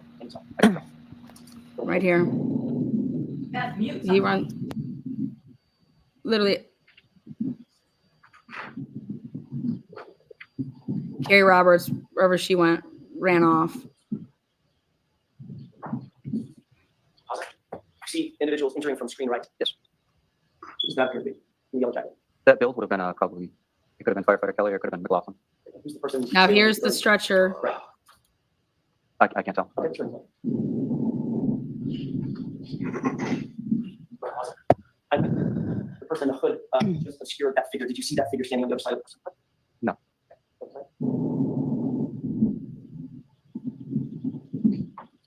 Pause it. The activity that's going on. They just picked to up the John sort of here. Left side of the SUV in the frame. Can you describe for the jurors what that activity is? So that would be lowering the stretcher to get ready to load the patient on. Now, pause it. Now, this person now appears to be facing the camera. Do you now recognize that person? I don't. Okay, listen. Everywhere where they're walking right here, that's where the shoe is. That's where the shoe is, supposedly buried in the ground that they didn't see. They're just walking right over the shoe on the curb. That's right where that's at. That's what they want us to believe, that all this, like over all this stuff, like they're walking over and there's this shoe. Okay. Pause. Can you focus your attention on that individual in the yellow jacket? What does that person seem to be doing? CPR. Which part of CPR? Chest compressions. Sorry, I didn't mean to talk over you. It's okay. Chest compressions. I want to make sure that Nancy can get down what we're both saying. So which part of the CPR? Chest compressions. Thank you. Is that you? I.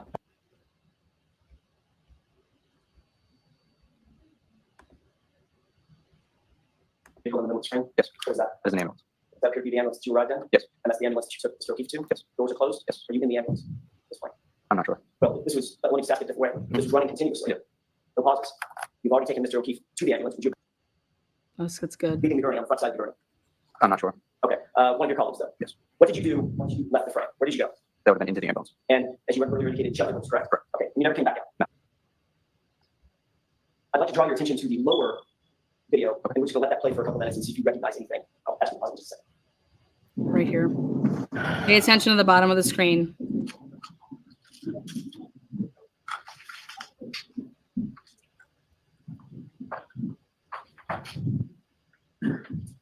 She's shaking out that blanket. There's a blanket being shaken. I'm gonna ask you to look up to the top video. You see what appears to be a person wearing yellow, right? Yes. What that is? No. Okay. See all those lights on? Okay, now watch. I'm gonna try to stop in the right. Goes around that one, so that's where the fire truck was parked on that side. On the right side, goes around that one. Look at the lower video. Do you see what appears to be a vehicle in the middle of the screen? Yes. What is that? As an ambulance. Does that appear to be the ambulance that you arrived in? Yes. And that's the ambulance that you took the stroke to? Yes. Doors are closed? Yes. Are you in the ambulance? That's fine. I'm not sure. Right here. So I'm in the room with you. And remember, I say, okay, Lally says I hit him. That's what Flamati says that he heard. He's in the back of that ambulance right now. There's Karen Reed. There's everybody out there. He's not out there. So juror number 12, sit your fucking ass down. That Tom Green looking motherfucker, he is not credible. He's in the back of the ambulance the whole time. They break it down for us. What else? Why else do you think that I hit him? Who else said that? Oh, Jen McCabe. She talked to the grand jury how many times? 12 times? Never said. Brought back the officer Lank. How many times? Did she ever say that before? No. It's now a new thing. I hit him. Who else? Juror 17. What do you got? You're a fucking idiot. And you.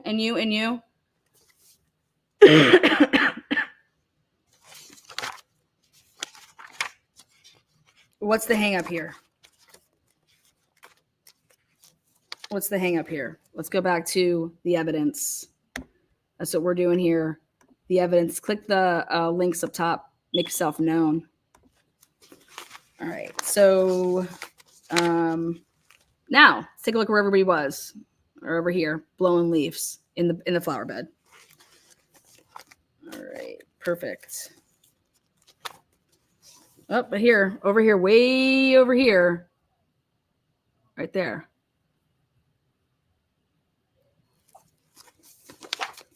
You got that piece. Okay. I really believe those Alberts, man. I mean, come on. They've been serving this community. Okay, yeah, well, did you see him shit his pants when they put that picture up there? You know, just a week beforehand?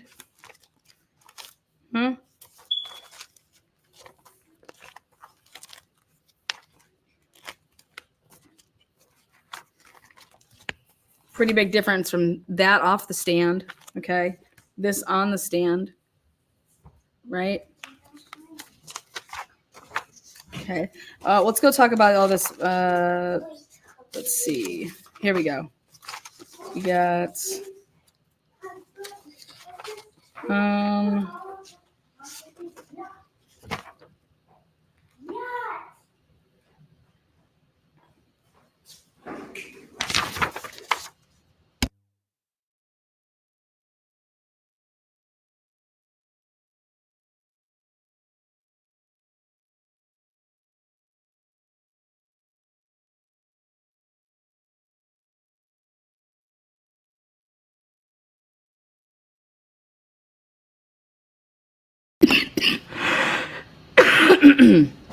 Let's go take a look at this. All the way over here is this fire hydrant.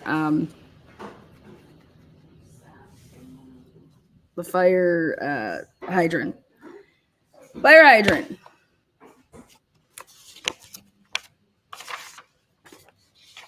All the way over here.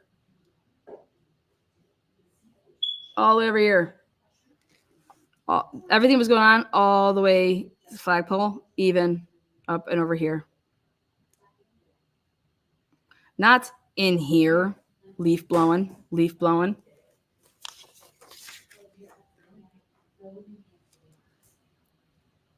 witnesses. Seraph just got torn apart. Mulaney didn't hear anything. Mulaney, did you hear my client say this? Nope. He didn't hear anything. He was there the whole time. He was the second officer there.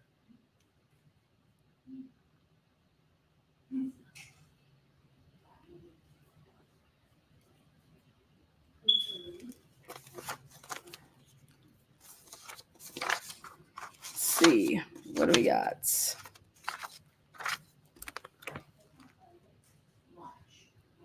What kind of picture is this?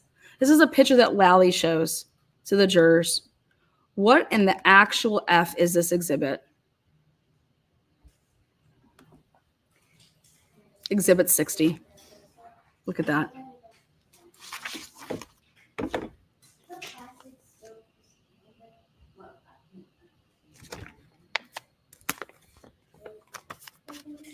Okay. Hey guys, I'm juror number 17, and I just have like a really I think it's just obvious question. I think I can count, and I think we're missing vehicles. Like this picture just really threw me for a loop. Can we just kind of zoom in on that one? Let's take a look. Like, this is what they said was Jen McCabe's vehicle the next morning. And so like, then there would just be like 1 and then like 2 vehicles. And like, there's just not enough vehicles. You have that Stash Brian Jr. You have the Baldy Brian Sr., and then you have the Cocoa Puffs wifey. So 3 cars. Where's the 3rd car? And then they had other children, some twins. Did they have cars? And then I thought there was a work vehicle. So like, I know I'm not going to bring like a lot of math to the table ever, but in this deliberating room, but I swear we're missing vehicles. Oh, are you serious? You know what? That's a great point there, Blondie. We are missing vehicles, aren't we?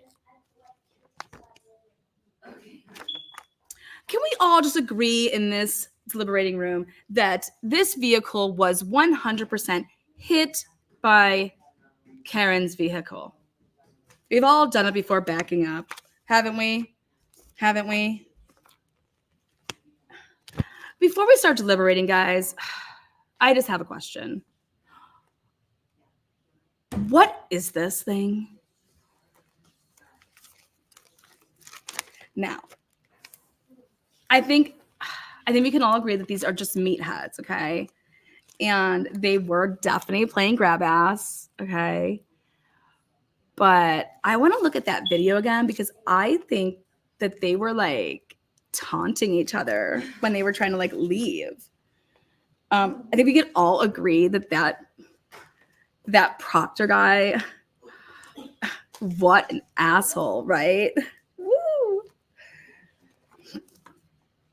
But I think they're all just a little asshole-ish. Like, who would ever go and get a leaf blower and just start blowing the place out?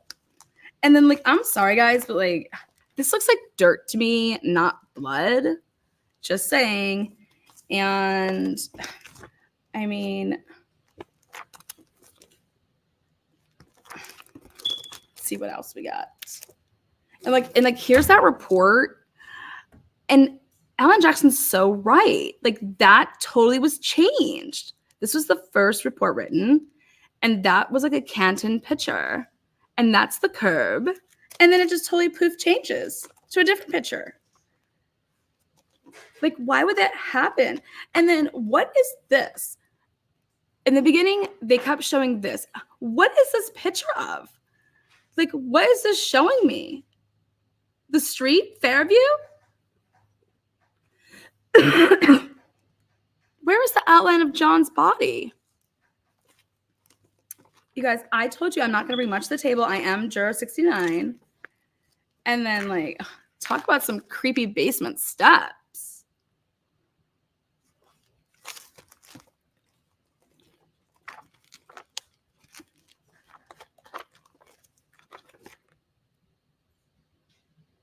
I don't know if anybody else caught this but me. I'm just so anal with my notes, you guys. But was it just me or did, let's see.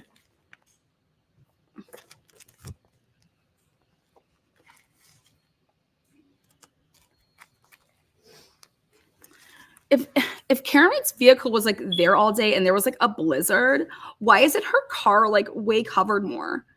Okay, like this was left there at 5:30 in the morning, 5:30 in the morning. And like here we are all this time later, and there's supposed to be like all this snow later, and there's just like no snow on top of like Karen Reed's car. Like, and we're talking like from 5 o'clock in the morning, 5:30 to like when these people were coming. This is when Patrick was arriving back home, right before Karen and her dad came back. So that's got to be like at least putting us at least past 11 or 12. So like there's just no snow on Karen's top of her car.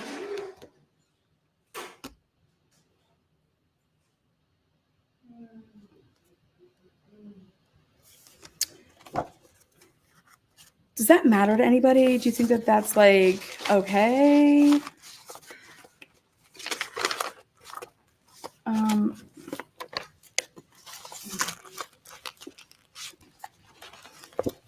And I don't know about you guys, but I can like totally have like 10 Tito's and I'm fine. So like Karen Reed having 6. Like, who gives a shit? Just curious what you guys think. I got so many more. My husband did this for me every day of trial, and then I totally stuffed it in my backpack and brought it here. So like he was watching on some Truth and Transparency channel, and yeah. You guys, like, look at this. How could you not see a body on the lawn right here? Like, just like right here. Like, how does that not happen?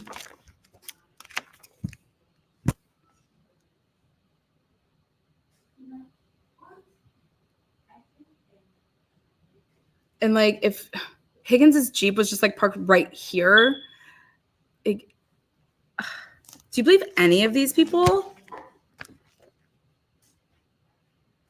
And this is at 7:12 a.m.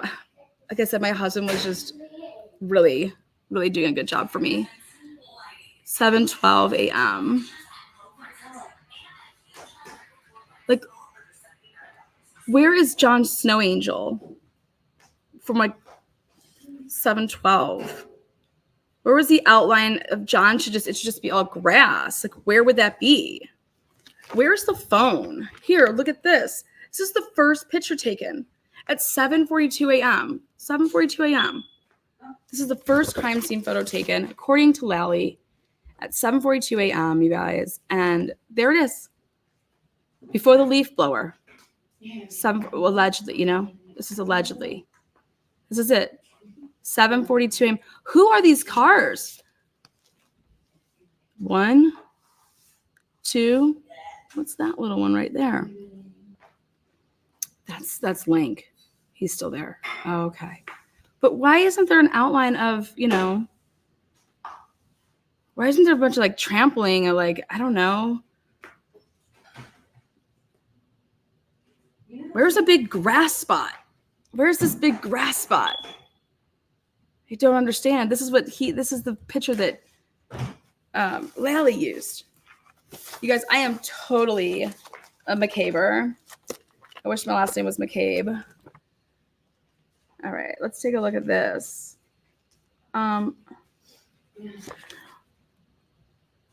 Look at that. That's right at 6:10 when they arrived. Let's see what else we got.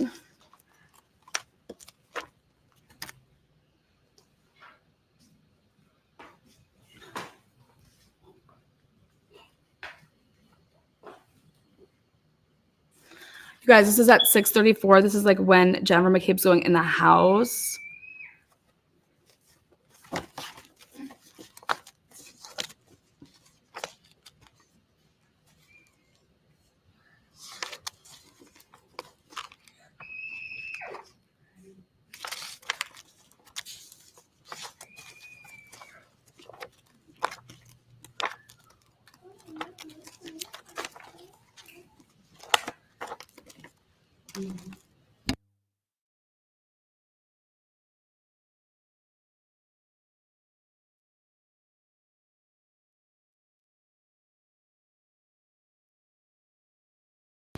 No one's putting anything in there.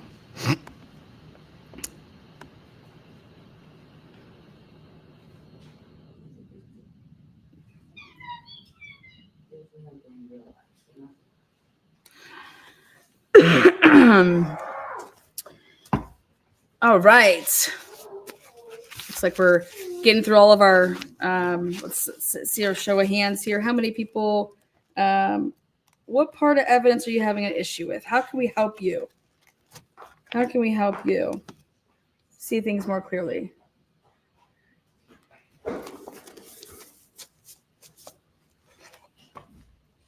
There's no going and calling any courtrooms, guys, by the way.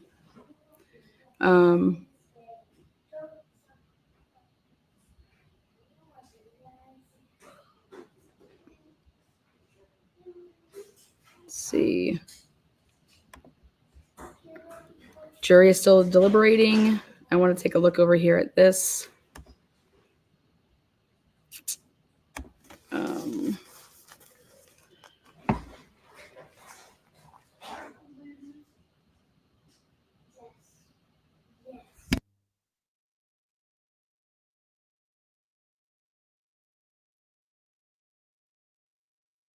Well, this was, let me just ask it a different way. This was running continuously. No pauses. You've already taken Mr. O'Keefe to the ambulance. Would you have gotten in the ambulance? I don't recall. Well, I mean, you're not standing outside the ambulance. So if you know the answer. I don't know. Next question. Refer to your notes, In motherfucker. the ambulance or not at this point? At this point, no. Would you have gone anyplace else? When you left the frame? Could have been to gather equipment, but for certain, I don't know. Where would Mr. O'Keefe have been? And in the ambulance, again, I'm not for certain. Could have been or was in the ambulance? At this time, I don't know. Okay. So, Let's refer back to your report that you have there. Come on. taking a look at both screens, you see the group of people, including the individual with the yellow jacket on the bottom screen. Yes. That appear to be the same from a different angle, same group of people, including the person with the yellow jacket on the top screen. Yes. Who was the person that was directed to get the medical history from my client? McLaughlin. No. You don't think that's her? I'd have to rewind to know where she went. Well, let me ask you a couple other questions. In the bottom screen, you see a police officer? Yes. You see a woman with long hair standing next to a police officer? That appeared to be my client? Yes. An individual with a fire jacket on, right? Yes. And Ms. McLaughlin was directed to get medical history and interview my client, correct? Yes. Does that appear to be what she's doing right there? Objection, Your Honor. Sustained. At this point, where do you believe you were now? I don't remember. Think you might have been in the ambulance? I don't remember. You testified earlier, and this has been a continuously running video on the top. You testified earlier that when you left the screen with that gurney, you got in the ambulance, correct? We had that way, yes. So firefighter Flamati, it's not a trick question. Where did you go when you left the screen? It would have been to either gather equipment or put the patient in the ambulance. Okay. What equipment did you need to get? It would have been anything that was left by the patient's side, whether it was a first.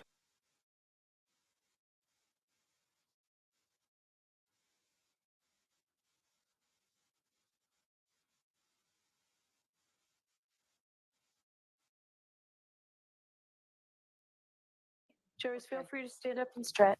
Why are you telling them to stretch, girl? They got 30 minutes until lunch. We got this. You guys check this out.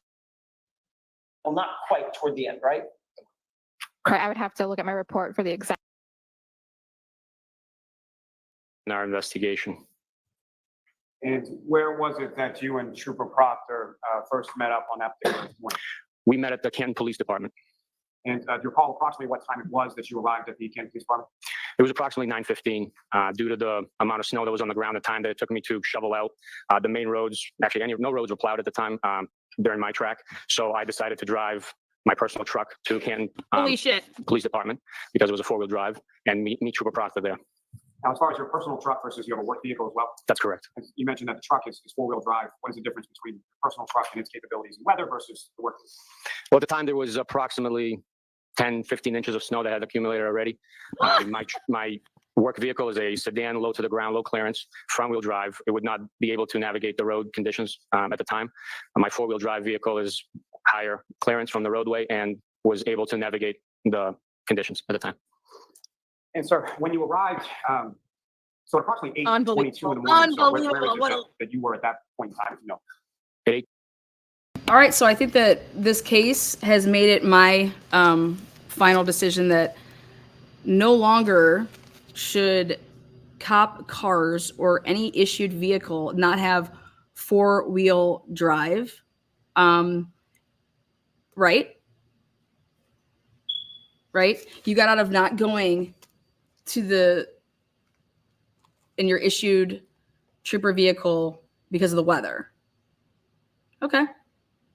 So this case has decided that for me.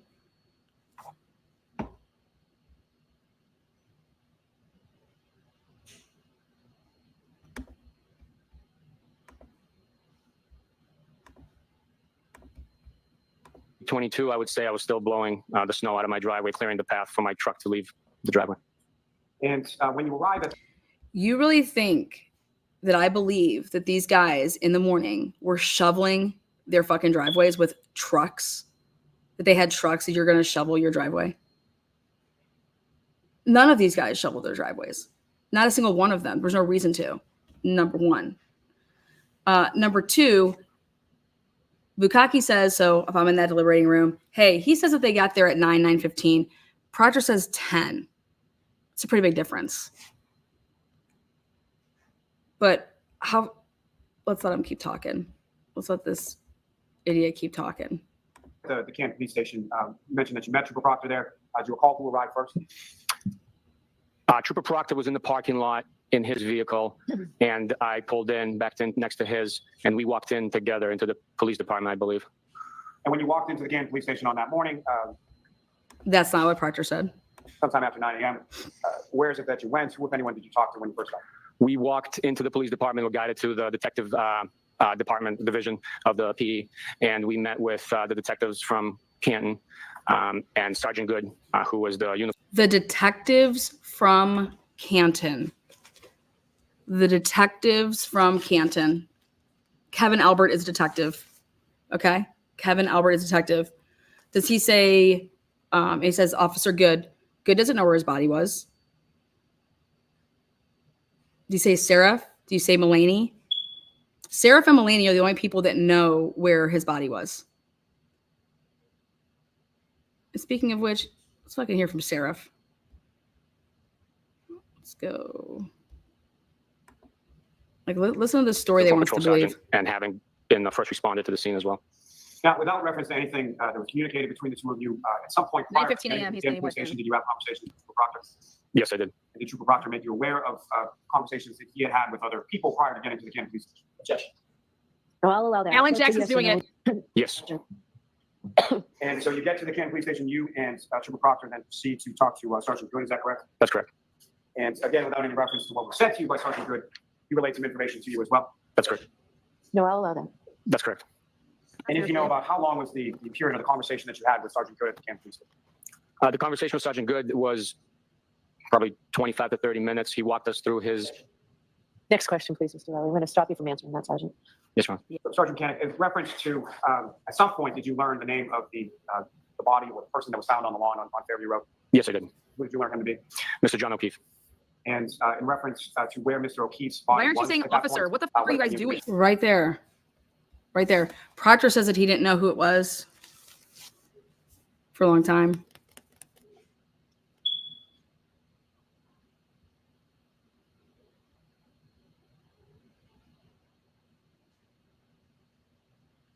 Let's take a look at I want to show you guys another one.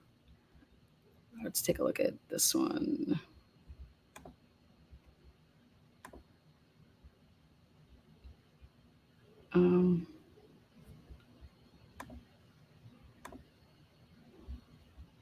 Pause that.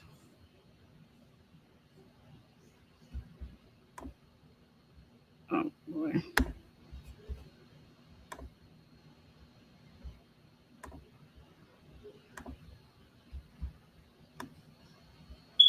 I gotta go back in my days. It's day like 2. Somebody hit the link. Tell me what you think. Shorty, what you drink? Boom.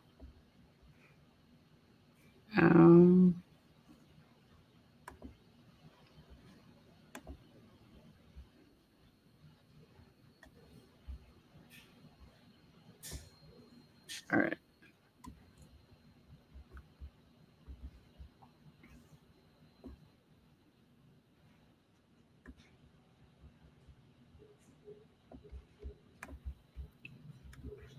All right, here we go.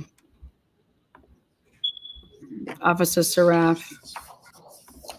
Sherbev.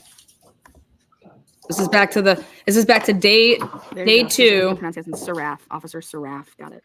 Seraph. Here we go. Morning. Morning, Honor. John, mind you're still under oath. Yes, sure. All right, Mr. Jackson. Thank you, Your Honor. Morning, Officer Sheriff. Is there anything that you would like to change or amend or modify about your testimony yesterday that you thought about overnight? No. Did you discuss your testimony with any person between the time you got off the stand yesterday and coming back to the courtroom? No. Officer Sheriff, I want to ask you a couple of questions about something called a dispatch log. You know what a dispatch log is? Yes. What is a dispatch log? Can you describe for the jurors? Just notes saying what time calls come in and sometimes a short synopsis of what happened on the call. It's an official document generated by the Canton Police Department, correct? That's correct. And it's kept in the ordinary course of business? Yes. It's created at or near the time of the event that it's recording? Yes. And it's supposed to be accurate?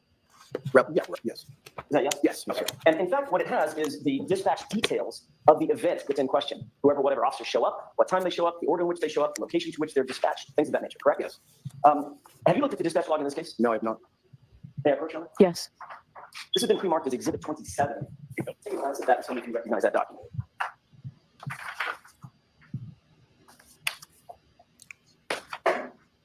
Yes, sir. How do you recognize it? That looks like the log in question. Okay, so that's the dispatch log for what date?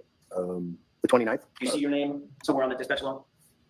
Okay, so now I figured it out why they wanted to switch the order, because they wanted to switch the order on who arrived and when they arrived because of who Proctor and Bukaki talked to. They never talked to anybody that ever saw John O'Keefe's body and where it was. Okay, that's why they switched the orders on who arrived and when they arrived. Listen in.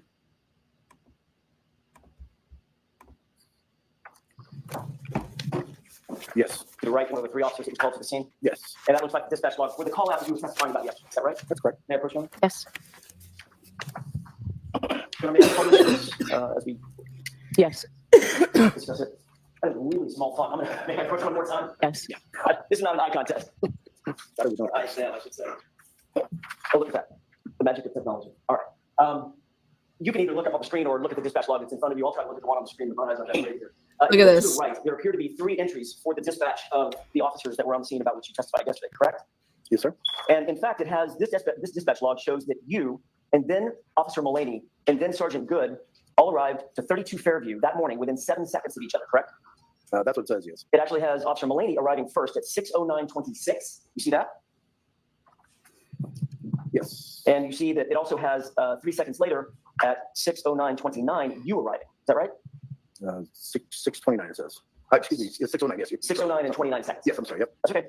And then it has Sergeant Good arriving 4 seconds after you at 6:09 and 33 seconds, correct? Sure. Yep. So all 3 of you, according to the official document generated by Canton Police Department for this event, has Officer Mullaney arriving first, you arriving second, Sergeant Good arriving third, all within 7 seconds of each other, correct? Correct. That is completely false, isn't it? Yes. Yeah, you looked at your dispatch, your dash cam, correct? And clearly we saw it. He says, that is completely false, isn't it? And he says, yep, that's completely false. Completely false. Next thing's going to be up here, the location address, 32 Fairview Road. 32 Fairview Road.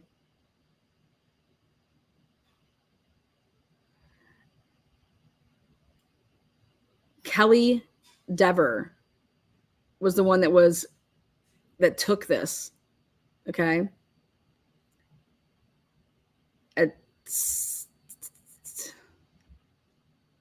You guys, Alan Jackson could have literally taken, we could still be doing all of this right now. He'd be calling Kelly Dever and he'd be calling Kelly Dever to say, what time were you brought into work? Because why is she the one that's on this dispatch? Good was the one that was there. Why is Kelly Dever on here? I mean, she had to be, she's the one that did the dispatching. You want to know what? That means, remember what I said? Good, because Carrie Roberts called Good because she called the police department, but she also knows Good. And so she calls the police department and she's the first one that calls the police at about right before 5 o'clock in the morning.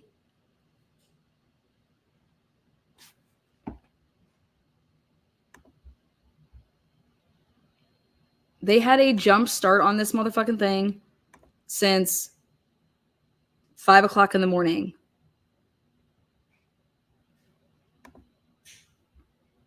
Yesterday, you arrived and there's nobody else on scene. Correct.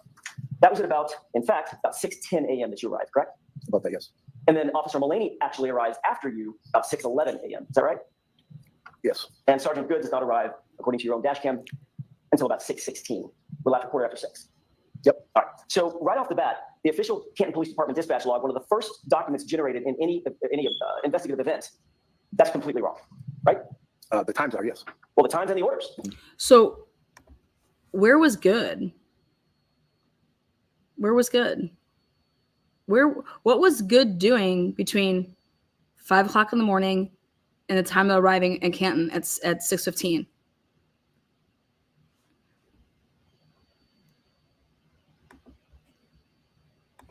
Right? I mean, not only did Officer Mulaney not arrive first, you arrived first, and then he arrived. Sure. So that's two things that are wrong about just that, correct? Sure. And then it has Sergeant Good arriving 4 seconds after you, which is also incorrect. Yep. He didn't arrive until 6 or 7 minutes after you, right? Sure. All right. Have you reviewed this document in the past? Yeah. No. You've never seen the dispatch log? No. Did you ever seek to make sure that the dispatch log that's so important and so vital in an investigation was actually accurate before it was turned over to the defense, for instance? No, I didn't. All right. But without that dispatch log, without your dash cam, we would be relying on your dispatch log to be true and accurate. Is that right? Other than what I'm saying that what happened, correct? And do you think it's accurate otherwise? Yeah. Not in order, no. It's not. Not in order, no. Other than the order and the time that the officer's responding, is it correct in all other respects in your mind? Can you rephrase that? Say it one more time. Let's take away the order and the time that the officers responded. Ignore that. Mm-hmm. Is the dispatch log otherwise accurate? Yes. Take a look at the left-hand column where it's highlighted in green. What's that address? Highlighted in green? On the screen, it's I'm highlighted. sorry. I don't have the document. That's okay. It says 32 Fairview. Did you arrive to 32 Fairview Road? No. You arrived to 34 Fairview Road, That's right? right. Yep. So that even the location on the dispatch log is faulty. Is that right? Sure. Yep. May I approach you? Yes. Yep. Now, let me tell you something. Somebody like myself who does FOIA requests, okay? Do you understand that if I was to do a FOIA request in this case from the beginning, I would be saying I want everything from 34 Fairview, like any incident at 34 Fairview. 34 Fairview, that's the address. Now think about this. I wouldn't have gotten my FOIA request, would I?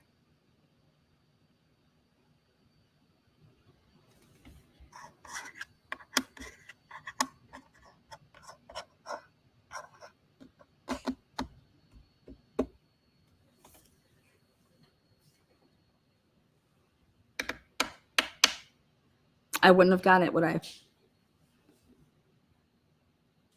So anybody wants to ask why that would be such a big deal, why that would be such a big problem, or that's not a big deal. It's a very big fucking deal. This is the best entertainment. Like, oh my gosh, like, geez Louise. Yep, there you go.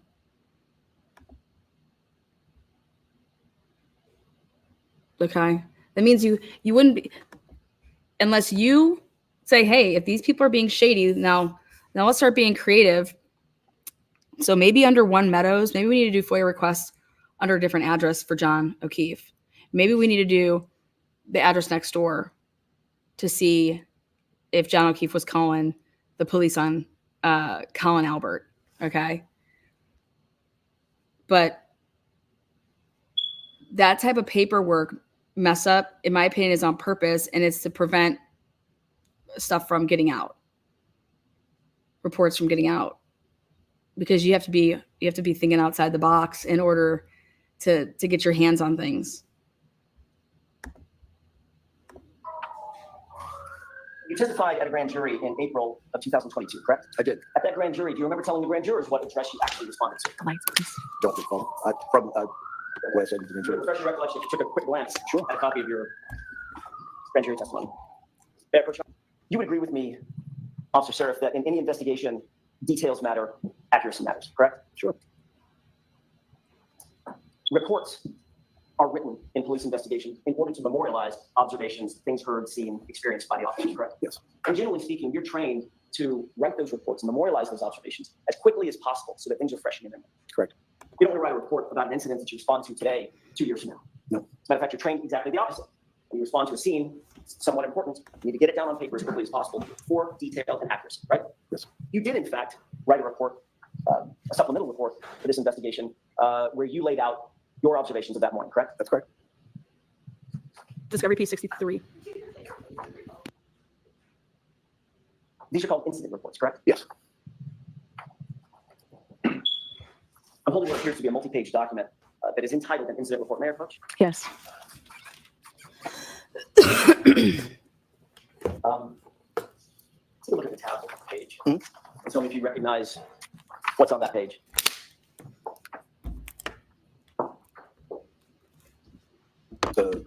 I'm sorry. Do you recognize that? All I'm asking is, do you recognize that as your report? Yes, yes, sir. Okay. Sorry. Did you write that? Yes, sir. When did you write that? I believe the morning of So that would be January 29th. That's correct. A little bit later in the morning after you left the scene. Yes. And you were reflecting back on what had just happened minutes or hours before, correct? Yep. And you were trying to be as truthful as possible, correct? Yes. You're trying to be as accurate as possible. Yes. As comprehensive as possible. Yes. And as thorough as possible. Yes. You wrote in that report, quote, Karen Reed kept screaming, is he dead? Is he dead? She was severely distraught and not able to tell me what happened. Correct? That's correct. Yes. There was no limit to the amount of words that you could put on the page, correct? Nope. Matter of fact, there's a ton of white space. It was left unutilized, right? That's correct. You could have taken as much time as you wanted to in writing this report. Is that right? Sure. And is that yes? Yes. There was no reason to abbreviate anything. Is that right? Nope. And you tried to be as accurate as you possibly could in that moment? Yes. And put everything down in that report.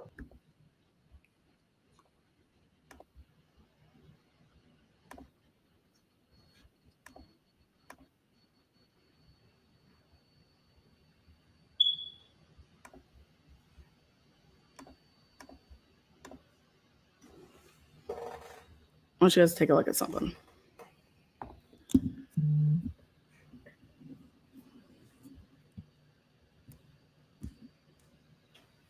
Play detective. This is what a crime scene entry log looks like. See that? A crime scene entry log is any person that comes inside the tape or happens to be inside the tape when you get there, inside your area. You are writing down the time they are in, okay? So this person, that their initial, so the time that they went in, and then the time that they were out. So in, out. See that? Okay. Well, so it goes all the way down. So is anybody that would be there? See that? That's what an incident, or I'm sorry, that's what a crime scene entry log looks like. All right. Well, I want you to take a look at, see this person right here? Andrew Galletti. 11:43. He's an officer in Pennsylvania. Okay. And so you have the Massachusetts State Police. Here's an example of Pennsylvania State Police. Same fucking type of shit. They have a barracks, all that crap. Well, just like in Canton, I'm going to compare it to Aliquippa. And just like in Canton, Aliquippa small, Canton responded. They're the police there. Aliquippa responds when it's, that's their town. But you have to be dispatched, right? Otherwise, why the hell would you respond somewhere?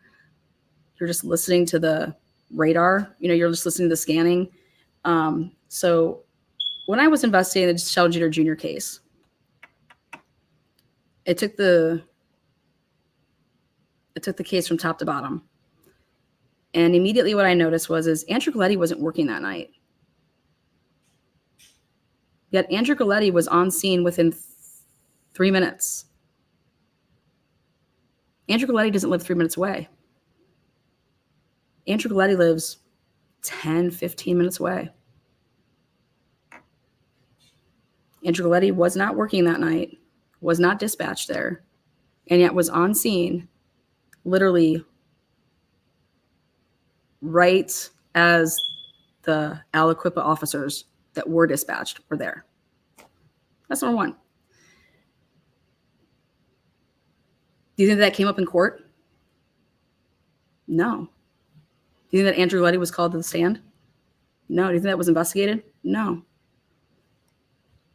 Number two, when I was going through this crime scene log, I noticed that a couple people were out of order. That's weird, right? For keeping a log and someone, that's what they're supposed to do. How can it be out of order? Why would you want to start a log at a different time? Why would that matter, right? Well, let's take a look at something else, because I've never seen so much fuckerage in my life, because corruption exists. Take a look. I want to see if you guys notice what I notice here when I pull this in, because this is what should have happened in this case when Alan Jackson's saying, where is this log? He's like, I've never seen one of these in my life. You're lying. You're lying. I want you to look at Alex Bitts. What time does it say that he leaves there? He was dispatched. 23:42, see? It wasn't dispatched. 23:43, see? So 3:32. See that? 3:32 a.m. So this would mean that Alex was inside the yellow tape, because what is it? This is the crime scene entry log. That Alex was inside the tape, right? From 11:42 to 3:32 a.m.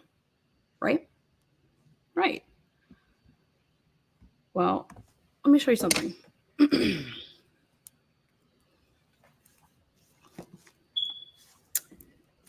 They went, there was a black male laying in the middle of the road.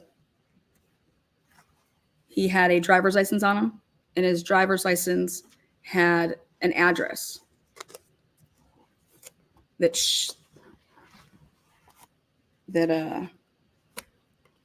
shared the same address with Sheldon Jeter Jr. I want to show you something. No. I would pull out a supplemental report that was done in connection with this case. And it was, take a look. Right up here. I'll just read it to you.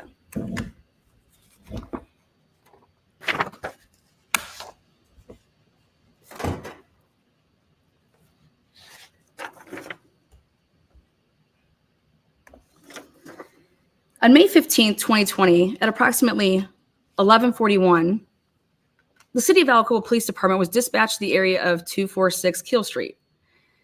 On May 16th, 2020, at approximately 1:30, myself and Officer Bitts, Alex Bitts, responded to Two Cousins convenience store. Wait a second. So at 1:30 in the morning, Officer Bitts is inside the yellow tape.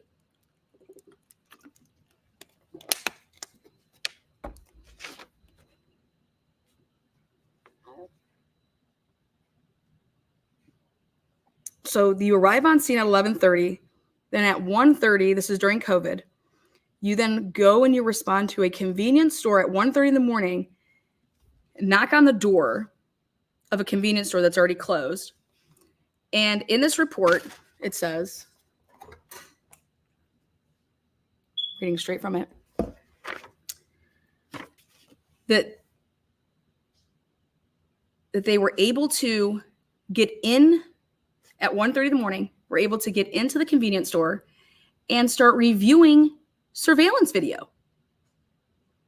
I requested that Two Cousins allows PSP to review surveillance video from 11:31, right at the time of right before 911 call came in, to 11:45 to show any vehicles coming from Keel Street onto Franklin Avenue. While monitoring the video at Two Cousins convenience store, the following vehicles were noted to pass by Two Cousins convenience store. So at 1:30 in the morning, there is no name on here that you arrived at Two Cousins, who you spoke to. I was met by Brian Smith. Brian Smith lives upstairs of the Two Cousins convenience store. That's how I was able to get in there. There's nobody there. Two Cousins convenience store is closed at 1:30 in the morning. Besides, Alex Bix is inside the yellow tape. Let's continue reading. And so you want me to believe that from 11:30, that you said we need to see all these cameras, and they have 23 cameras. It was Corporal D. Miller, and Officer Bitts. So myself and Officer Bitts, so two people.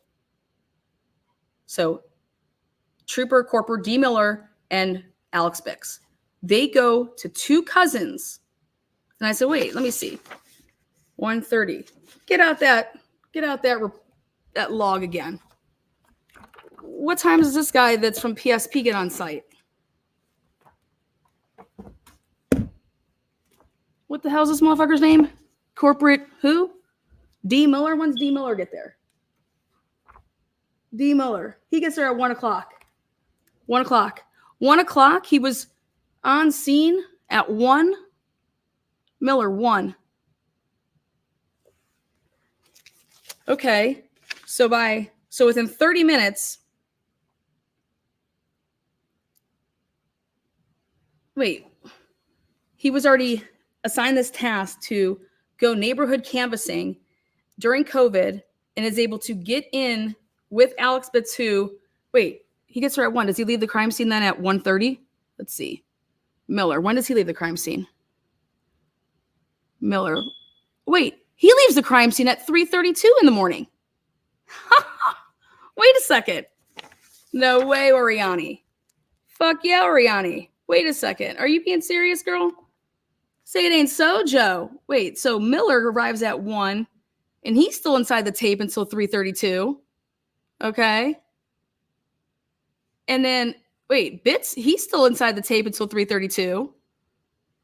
So, who the fuck?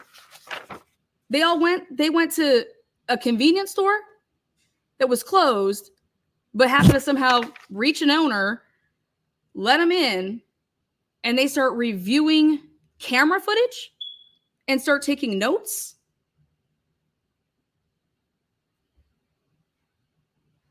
But nobody ever left the tape. But they didn't leave the crime scene. They're still inside the tape. They weren't there at 1:30. You're here. You're inside the tape. You're at the crime scene. You're still there because. Okay, so what does this mean? Well, we'll find out. Let's see. What did this lead to? Let's see. So at 1:30, they somehow miraculously, remember, there's nobody that they say that they met with. Who's the person that they met with? I met with who? It just says, on May 16th, 2020, at approximately 1:30, myself and Officer Bitts responded to Two Cousins convenience store to locate any surveillance video that showed all vehicles coming from Keel Street. Normally, your report says, who the fuck you met? Upon arriving, I met Bob Smith, or since it's 1:30 in the morning, nobody was there, right? So in the report, there's nobody there that they say anything of. Then says, while reviewing surveillance video, so you got in at 1:30 in the morning, and you just started reviewing surveillance video, and you decided to pick from 11:31 to 11:45. Okay, because it was right before the 911 call. You went, what, 15 minutes before the 911 call? Whatever it is you did. And then you sit down and you start writing, down all these timestamps where you're seeing cars come up and down a street right by where this body is, okay? And you want me to believe that you did all of this before 3:30 in the morning? Let me show you what I mean by that. This is corruption.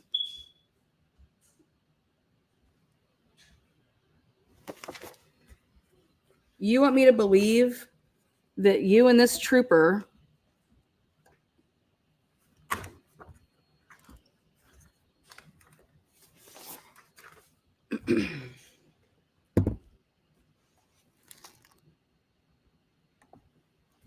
sat there, time-stamped all of these timestamps.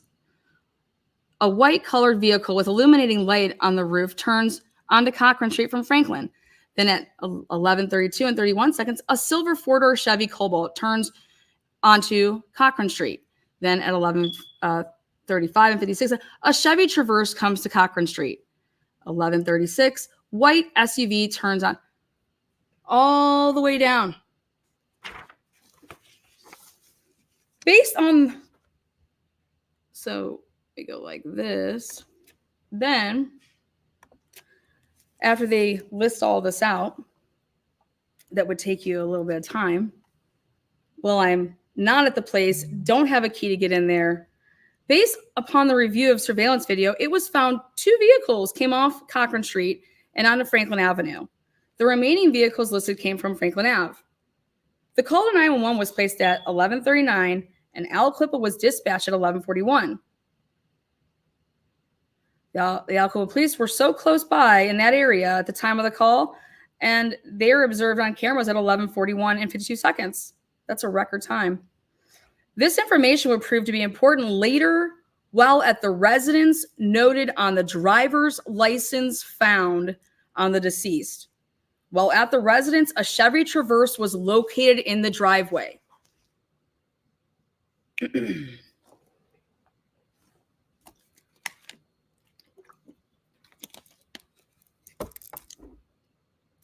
Ladies and gentlemen, none of this happened in this case. That's a Pennsylvania case that I did.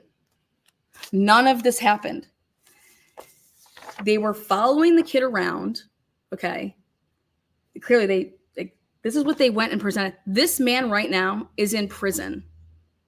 I'm going to get him out. But this was a railroad job. But as a lawyer, you see how Alan Jackson's pointing out all these things about police reports? Sheldon Jeter Jr. didn't have Alan Jackson, but he did have a criminal defense attorney that they paid for. He wasn't a public defender.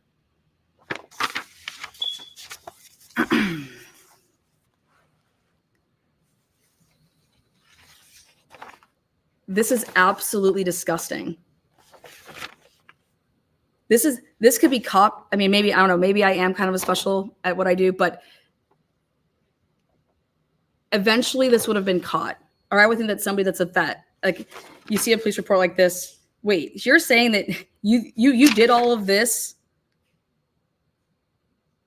when you weren't even in the convenience store. But the reason it's important is because when they arrived to this address, they said, oh, that's the vehicle that we just saw while we were going through surveillance. That's what gave them probable cause. They never had probable cause. Okay, they made all of this up, but they knew that Sheldon Jeter Jr.'s vehicle would have been on that camera because they were following him, and they planted that body after Sheldon had passed. Okay, this is what sickness is. And you know what this made me think about with Karen Reed? They put the body where Karen Reed's vehicle was last, right? That's what they did. That's what people involved with the Massachusetts State Police in a way. They're still involved with them. Like, this is the Pennsylvania State Police, Massachusetts State Police. And what did they help Al Clippa police do? Cover it all up. This Alex Bitts guy, he'd be the same person that actually got in and drove Sheldon's car, that SUV. He would be the same person that got in the 911 caller's van at the crime scene to move it up out of when they were taking their crime scene photos. This is fucking sick. And I'm so sick and tired of it. I'm so sick and tired of it.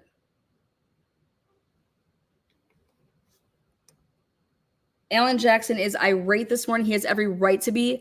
Bev, you guys, we are the people. We have all the power. We have all the power. Okay? We really, really do. I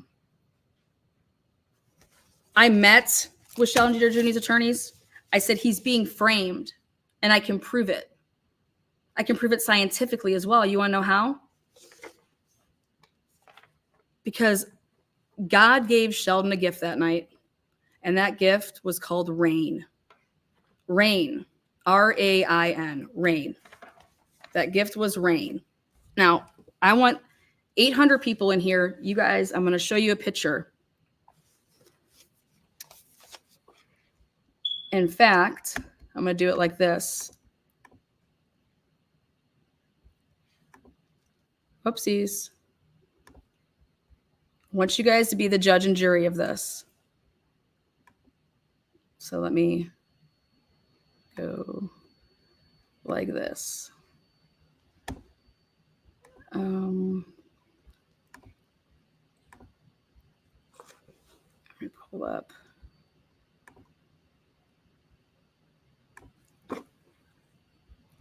Okay, underneath my channel, it's called Sunset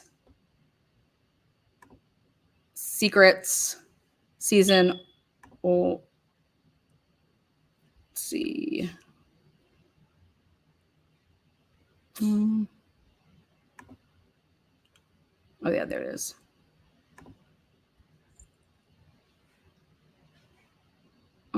No, hold on.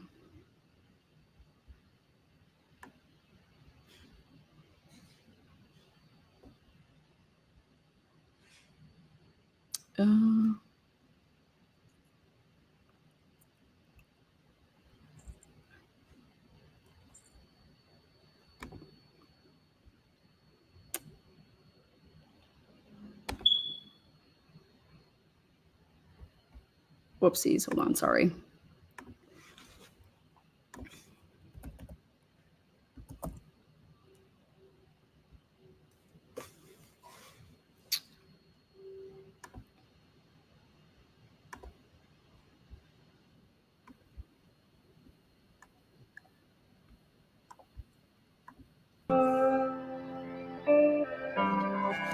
Trooper Thomas, badge number 10847 today.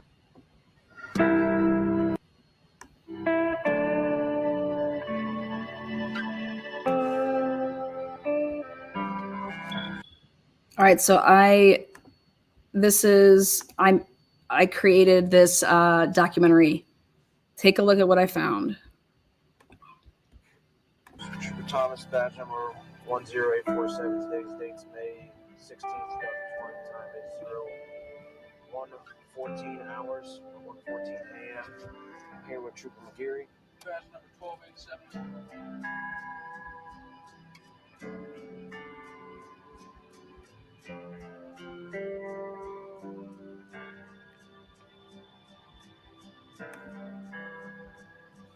So tonight, or I know it's tomorrow, technically, but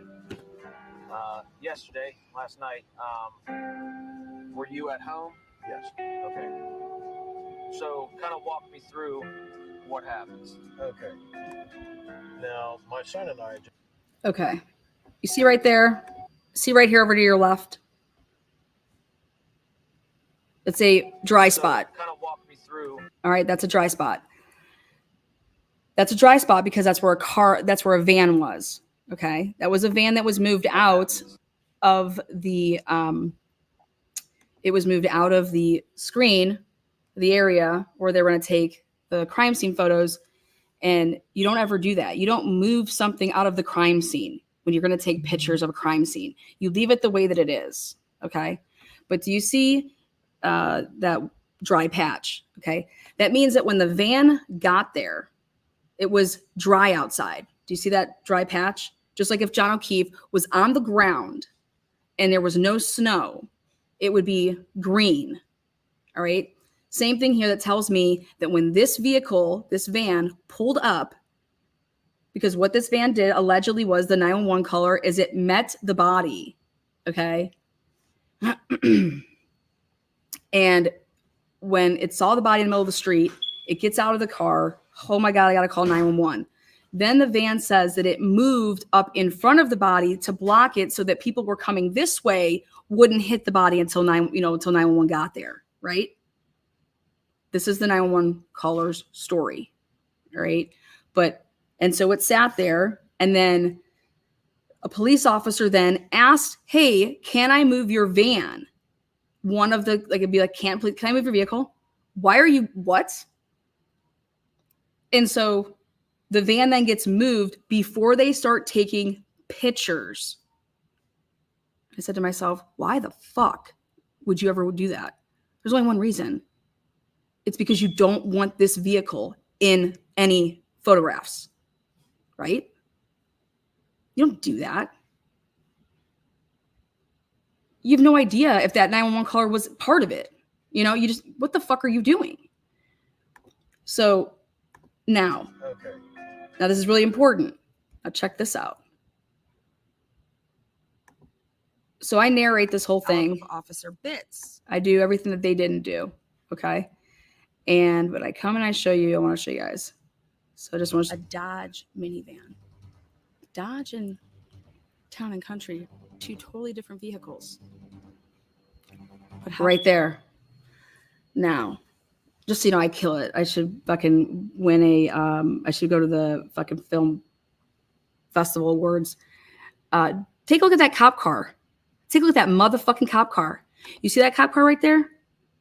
You see that cop car right there? What do you see underneath that cop car? What's underneath that cop car?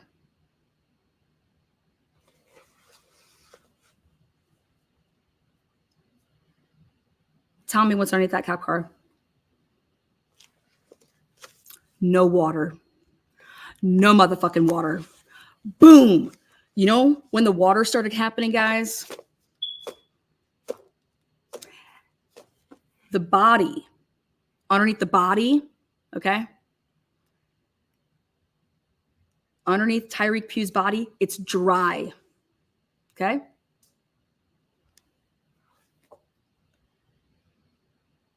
Wait, so but if the police arrived after, it should be what? It should be wet, right? Well, let's take a look at something.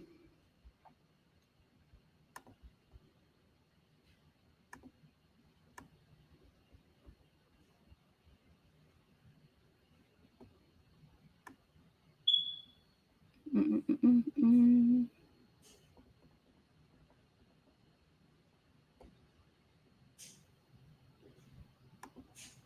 114 hours or one. Now give a listen to when Joe Richardson is asked about his vehicle being moved. And remember what time this interview started. 1:32 in the morning. Let's take a listen. Okay. I mean, basically, where your van's parked at right now, just past the body, is that where you stopped at? Did you move the car at all after? They did, yeah. Right here, Broader is saying that when he is interviewing him, that the van is just right past the body. The van is just literally right past the body. Listen again. Where your van's parked at right now, just past the body, is that where you stopped at? Where your van is parked at right now, just past the body. Where your van's parked at right now, just past the body, is that where you stopped at? That would mean that while Broader is giving this so what this means is, I'll speed it up. This interview was happening at 1:32 in the morning. I went to see what time the pictures were taken. Okay, because the guy had totally said he moved his vehicle before the pictures were taken. All right. No, it's lies. Suck my titties. Interview, or I should say, taking this interview. The van is parked right past the body because he is looking at it when he is speaking. Where the van is parked right now, right past the body, that would mean in the current time, the van didn't move yet. That's what the van was. And that would just be after 1:32. So the interview at this point would have gone on for 3.5 minutes. So 1:35. And remember, this is a 12-minute and 30-second interview. So if it starts at 1:32, it goes all the way until 1. Now, this started taking those pictures right here. This right here, this is the first vehicle that was coming the other way and is there before. See how it's inside the tape over here? This is a witness car, okay? Witness vehicle. Well, look at how come this vehicle is taken here, right? They didn't ask to move his vehicle outside the tape. They moved this van, though, outside the tape, all right? See that? But look at this witness. They were there simultaneously almost. Look under his vehicle. What do you see? What the fuck do you see? You see it's wet under there. That means he had to come way after that being because it wasn't dry. So the van got there and it wasn't raining yet. But guess who else got there and it wasn't raining yet? The motherfucking cop. Both of those vehicles got there when it wasn't raining. Guess what else wasn't raining? Tyreek Pugh's body is dry underneath. When his legs are laying spread apart, okay, and his leg flaps over, you could see it's all dry underneath. All right, it's a chalk outline. How could the cop got there after, they say, after this witness? No, the fuck it didn't. Science tells you it didn't. They scare the living fuck out of that Brandon kid. Do you see this is a witness vehicle? It was, that car was there according to their interviews and according to, hey, I was coming down. Yep. I noticed that the cops were there first. The cops were there with the van that moves out of the fucking. Then I find out they gave a wrong make and model of the van. And then, I mean, you guys need to see this 3-part. It's a Sunset Secrets season 3, episodes 1, 2, and 3, and 4. Fucking off the hook. I mean, I literally solve a murder. Okay, freeing an innocent black man who's 23 years old, who said that he killed Rachel Del Tondo, the Rachel Del Tondo big unsolved murder, out of Pennsylvania. That's a branch of this case. This is sick. Right there. There's nothing underneath that car. That car should have, it should be dry underneath that car. You guys can see that, right? The owner of the 911 caller, the owner, he has 4 different vans. In my intro,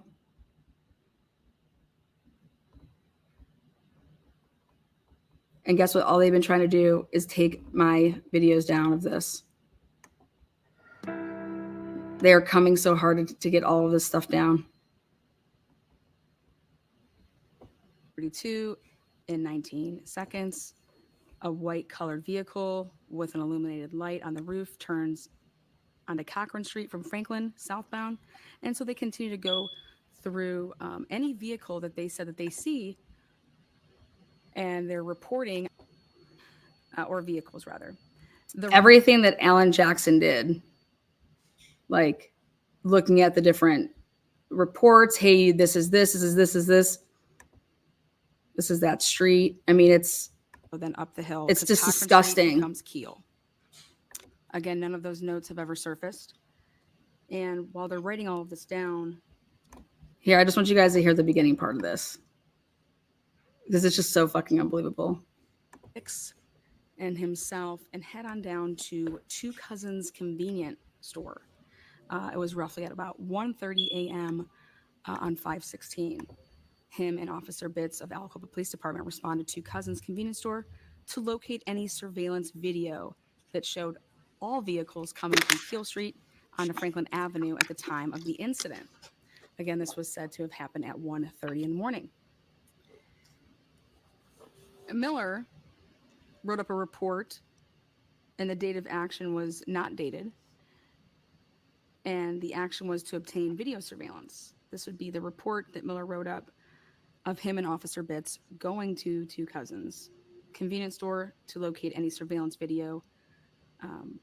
While Two Cousins convenience store closed at midnight, and while other people were getting interviewed by McGeary and Thomas, the witnesses were getting interviewed, it is said that Miller and Bitts head on down to Two Cousins convenience store to monitor the video at Two Cousins, and to look at surveillance between 11:31 and 11:45 p.m.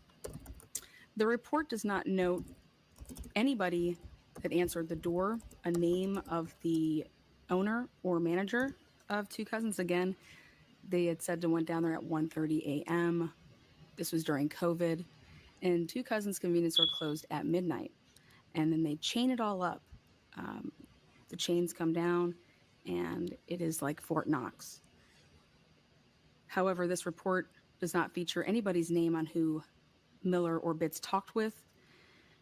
And instead, they begin by saying that at 11:32 in 19 seconds, a white colored vehicle with an illuminated light on the roof turns onto Cochran Street from Franklin southbound. And so they continue to go through any vehicle that they said that they see, and they're reporting on the time and what the vehicle looked like, as well as if they went southbound, which way they turned. Miller and Bitts are doing this in the convenience store with a pad and paper. Again, none of those notes have ever surfaced. And while they're writing all of this down, again, we don't know why they decided to start with 11:32 and 19 seconds.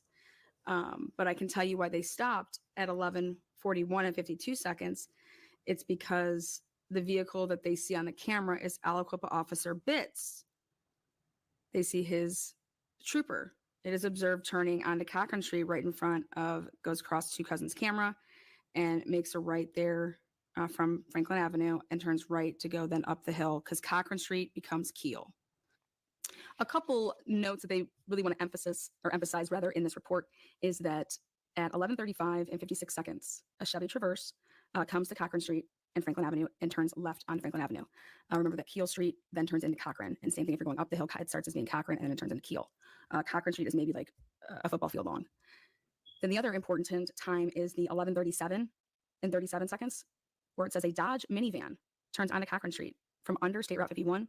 This vehicle is later determined to be Richardson, who is our 911 caller. So again, the 11:35 and 56 seconds, they don't just say that's an SUV. They label it as a Chevy Traverse. And 11:37 and 37 seconds, they label this as a Dodge minivan. And then later says that that is the 911 caller. Based upon the review of the surveillance, according to Miller and Bitts, it was found that two vehicles came off Cochran Street and onto Franklin Avenue. That would mean that they're actually the ones coming down the hill, that there was only two cars, or vehicles rather. The remaining vehicles listed, out of all that are listed here, those remaining vehicles came from Franklin, okay, and then going up the hill then, coming from Franklin Avenue, making that right or making that left, depending on which way you were coming from. And all the rest of the vehicles, other than two vehicles that were seen during this time, they were all seen going up. There's only two that were seen coming down and on surveillance. Again, this is a report that is typed up on May 20th, 2020. So that would be 4 days after the homicide, but 3 days after an arrest. So they're saying that they took all of these notes and they noted all of this when they were at Two Cousins convenience store at 1:30 in the morning. They were making all of these notes about all these vehicles and writing down all these descriptions and noting if they came from Cochran, if they came from Franklin. All of this was going on and began at 1:30 in the morning, allegedly. And it was because when Miller had arrived at 1 o'clock in the morning, he then started assigning people jobs. Okay, you two are going to interview the witnesses. That would be McGarry and Thomas. You're going to interview all the witnesses. You're going to do this. You're going to do that. So Miller took Bitts with him, allegedly, and they then at 1:30 head down to this Two Convenience store that would have been closed for an hour and a half, okay, that they somehow get in to this store that's been closed for an hour and a half during COVID. And then you look at this report and you see that no name. Who did you talk to? And then how long do you think it would take to get all the information that they would have had to sit there once they finally get a hold of somebody, if this really truly did happen to come and open up the store? How long do you think it would take to sit down and go through camera footage to the point that you're able to make all of these notes and notations? Michael Miller here closes out his report by saying that the call to 911 was placed at 11:39. Aliquippa was dispatched at 11:41. The Aliquippa Police Department, the police. So I call bullshit on it all, right? And I'm right. There's no chain of custody. Just like in the case of Karen Reed, there's no chain of custody of any of this shit. How did I catch it though, right? Well, you have to first of all have the material to catch it, right? If you don't have the material, you can't catch it. And that's what was going on with the Karen Reed case. They were not supplying Karen Reed with her fucking discovery. Alan Jackson and Little had to keep asking over and over and over and over and over and over for shit. Why? Why? Because it doesn't exist. It doesn't exist. And they were doctoring all this shit up. The difference, Karen Reed, family supporting, has amazing attorneys, right? Sheldon Jeter Jr. didn't.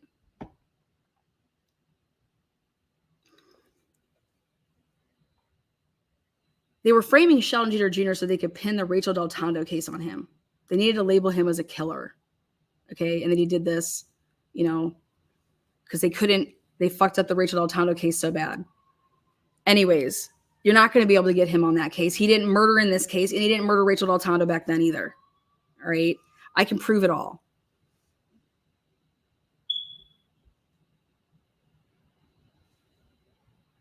What's nuts is that all these police officers have watched my channel. They all know my channel. They all see all this. Can you believe not one person has ever come over to me and said, hey, holy shit, you have all this stuff.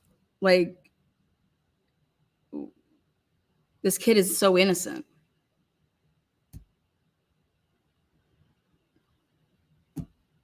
Isn't that nuts?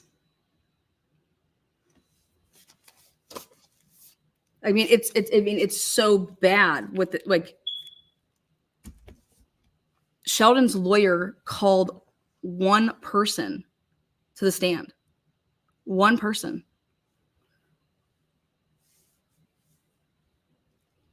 Can you fucking believe that shit? Now.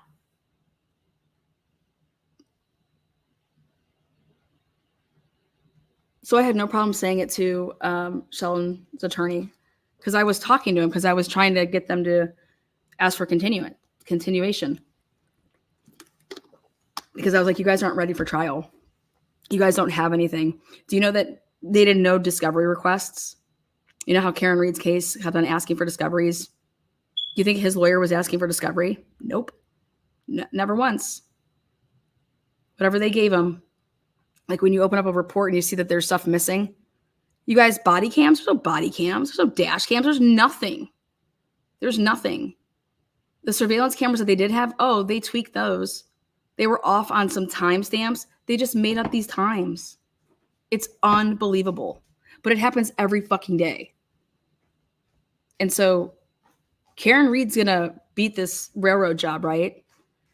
And I think Karen Reed's smart enough and warrior enough that I think Karen Reed could literally start up her own, like, wrongful, you know, whatever the hell she wants.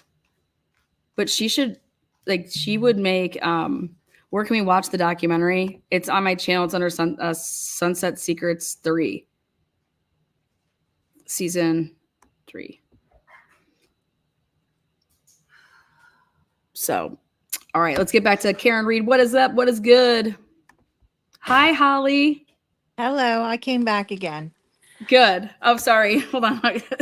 Don't make me look huge, please. I had to do my rants because that's what got me into, you know, well, that's the first case that I actually helped out a family. I thought that my gift could be used. No, I came here to thank you for that. I really appreciate you helping out that family. I do. Oh yeah, and I thank you. appreciate all the people that you try to help. It's wonderful. The world needs more people like you, Lana. I swear to God, you're doing God's work. All right, good. I'm not sure what you believe, but I believe in God, and I believe you're doing God's work. I believe in God. You're helping a lot of people, and it's a wonderful thing. I really appreciate you doing it. And you're you know, you should have gone on and sat the bar and got your ass in there, I think, honestly. But you're helping this way, and that is wonderful. Yeah. And I hopefully you can help poor Brian too, because I think they're doing the same thing to him out in Idaho. I truly do. They are. It's nice. Brian has a good team. I've always stood by Ann Taylor. Ann Taylor's really, really good. Ann Taylor's team's really, really good. Cy Ray's really, really good. I mean, they are. I think that I think I've exposed a lot in that case. I will continue to expose what I can. You have helped so much, and I just want to say I appreciate you. I know a lot of other people do, but I appreciate you. You are like a household name around here. I talk about you all the time. They're all like, "Who is this Lana?" I'm like, "Well, you have to watch with me, guys. You have to watch." But no, it's really wonderful what you do. I couldn't give you enough accolades. I wish I had the guts to do it. Well, you guys being here makes, I mean, that's what, the more that people subscribe and the more that people share and like hit the thumbs up, or even if they hit the thumbs down, like have an opinion. It's crazy the way that algorithms work, but you have a voice, you have your thumbs, you know what I mean? Just use them. But That you know, actually, and you do. And you know what the sad thing is, though? I know you know Harsh over at Harsh Reality, Sean. He was just saying it this morning. If you're on the bandwagon of saying these people are guilty, then you're going to get more.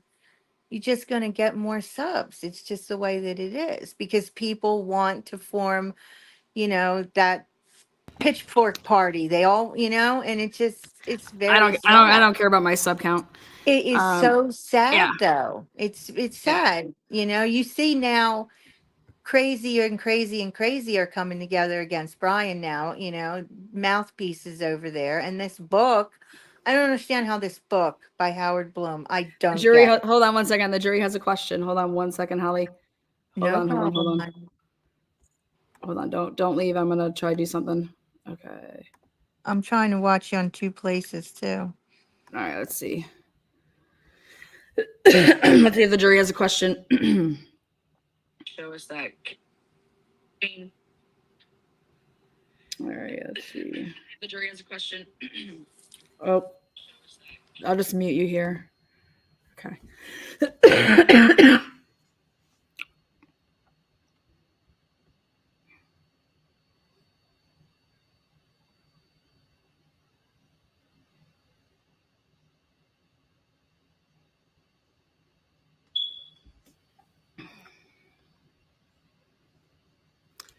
Excuse me. Sorry. Woo. So many people were asking where the cowbell was. There's the cowbell. Cowbell's still here in full effect. Cowbell.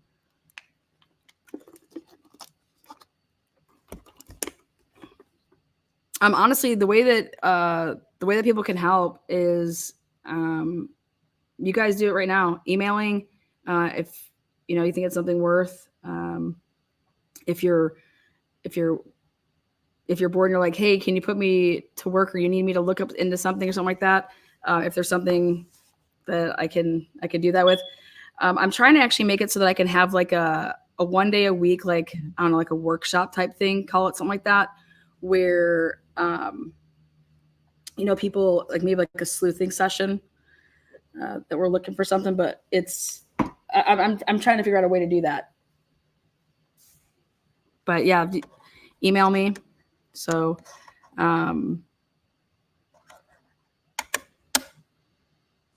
Well, that would be awesome.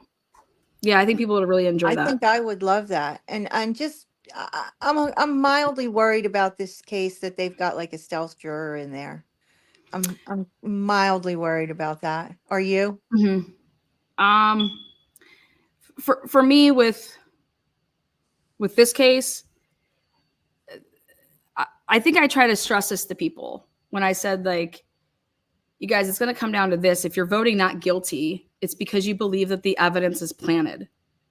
Okay? Because there's evidence that's there. Okay? You get what I'm trying to say? Like, it's not like that's, there's like the tail lights there at the scene, right? Yeah. How did it get there? How did it get there? Yeah. Okay. So you have to ask, like, so if you're going to have people that are going to be in there, right, saying there's this physical evidence, right? And then you have to have the people that are going to combat it and say, yeah, but it's there because of this. You can't, we can't prove how it got there, right? Well, yeah, it got there because Karen Reed's vehicle was there and she hit him. Who proved that, right? You're going to have to argue that. But I think if they start at the beginning, if they go back to the beginning of their notebooks and they go through, you're going to have people standing up saying things like kind of how I was trying to do it with you guys earlier. If you want to say, okay, well, what about this? Like, I'm going to be ready to combat it and say this. That's why it was really important to pay attention in there. That's why I think it was bullshit that these attorneys only getting an hour on a closing of a case that took this long. It was wrong. It was wrong. Do you know what a squeeze job that is? Yeah, it was wrong. It was totally wrong.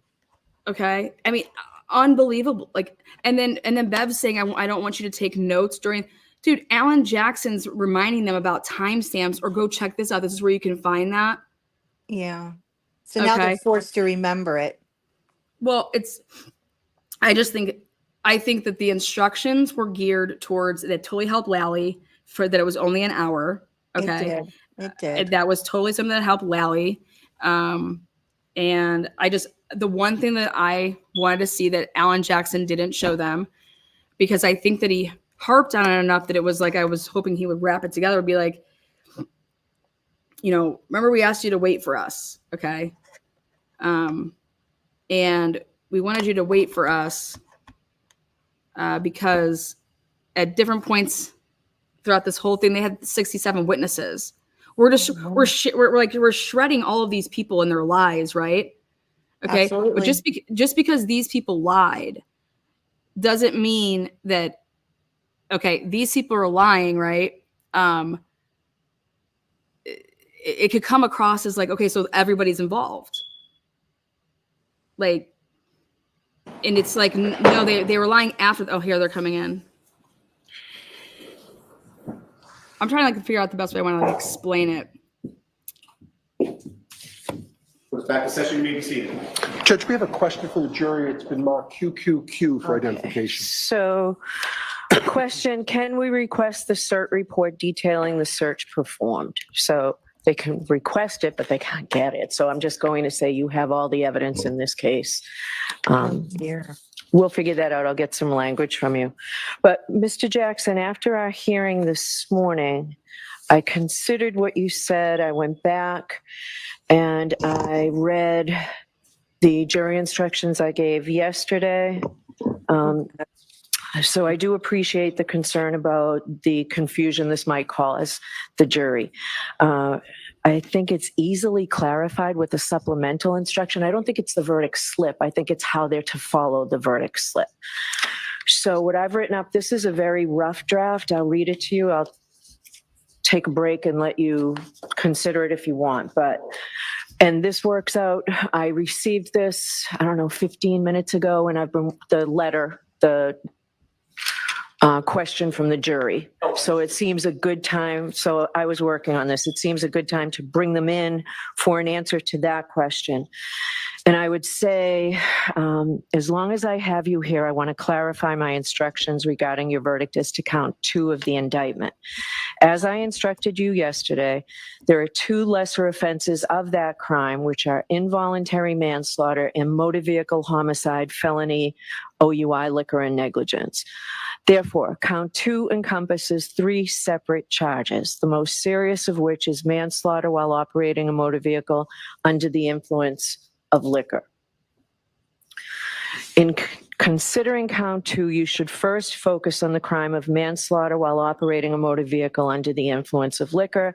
And if the Commonwealth has failed to prove that crime beyond a reasonable doubt, then you are to consider the remaining lesser included offenses in descending order. The lead charge is manslaughter while operating a motor vehicle under the influence of liquor. If you find that the Commonwealth has proved all 5 elements or proven all 5 elements of this charge beyond a reasonable doubt, then your verdict shall be guilty of manslaughter while operating a motor vehicle under the influence of liquor. If, however, you find that the Commonwealth has not proven all 5 elements of manslaughter while operating a motor vehicle under the influence of liquor, then you are to consider whether the Commonwealth has proven beyond a reasonable doubt the 3 elements of the lesser included offense of involuntary manslaughter. If the Commonwealth has proven the 3 elements of involuntary manslaughter, then your verdict shall be guilty on the lesser included offense of involuntary manslaughter. If, however, you find the Commonwealth has failed to prove beyond a reasonable doubt the crime of manslaughter while operating a motor vehicle under the influence of liquor and the lesser included offense of involuntary manslaughter, then you are to consider whether the Commonwealth has proven beyond a reasonable doubt the 5 elements of motor vehicle homicide, felony, OUI, liquor, and negligence. If the Commonwealth has proven beyond a reasonable doubt the 5 elements of motor vehicle homicide, then your verdict shall be guilty of the lesser included offense of motor vehicle homicide, OUI, liquor, and negligence. If, however, the Commonwealth has failed to prove beyond a reasonable doubt all elements of manslaughter while operating a motor vehicle under the influence of liquor, and has failed to prove all of the elements of the lesser included offenses of involuntary manslaughter or motor vehicle homicide, felony, OUI liquor and negligence, then your verdict must be not guilty to count 2. May I have just a moment?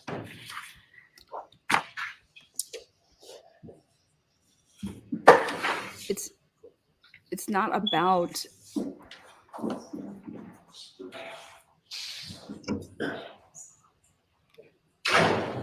This is not good. This is designed to get her on something.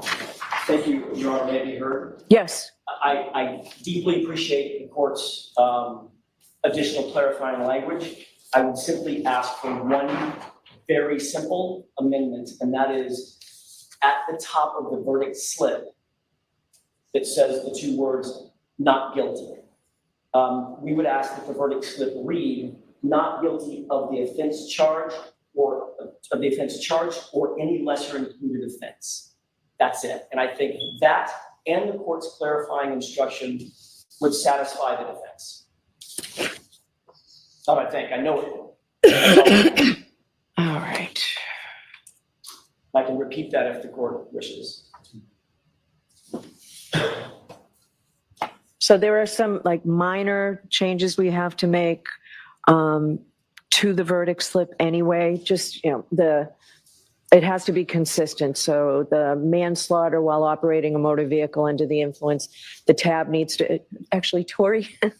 So there needs to be some physical changes on the verdict slip. Anyway, it needs to be indented. There needs to be a colon after guilty of offense charged. It's not complete. It doesn't have under the influence of liquor. It just says under the influence. So there are some minor changes that need to be made to the verdict slip. Does the Commonwealth oppose the suggestion made by Mr. Jackson, which seems like a reasonable one? No, Your Honor. All right, so it will be not guilty. So tell me again how you want it. Sure. You want not guilty of the offense charged or any lesser included offense.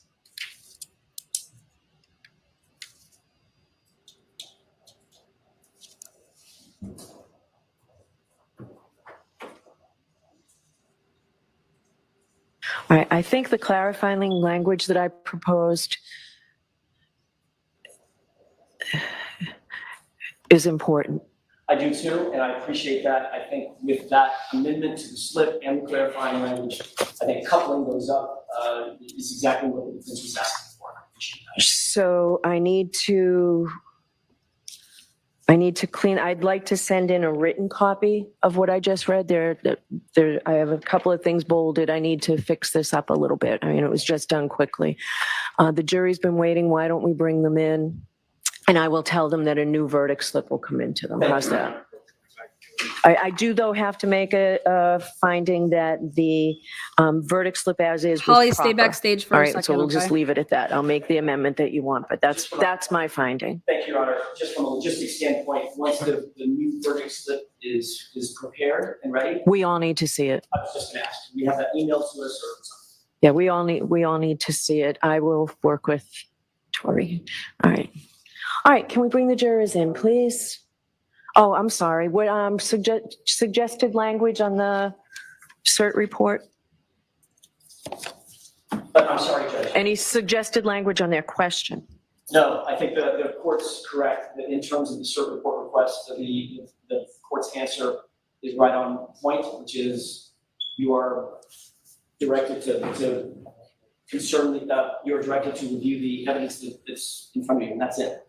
I'm just going to say you have all the evidence in this case. We will not give you anything.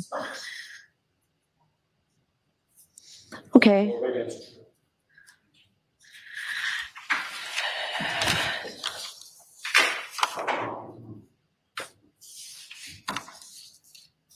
Okay.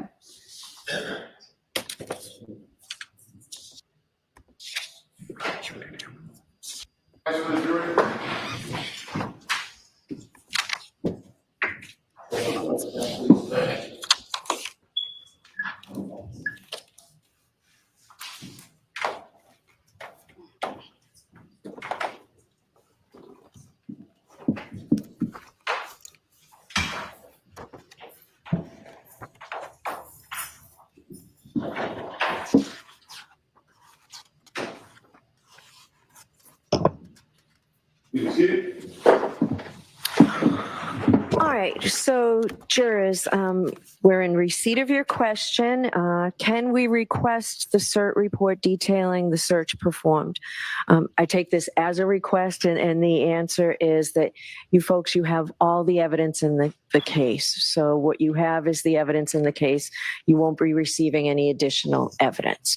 But as long as I have you here, I want to clarify my instructions regarding your verdict as to count 2 of the indictment.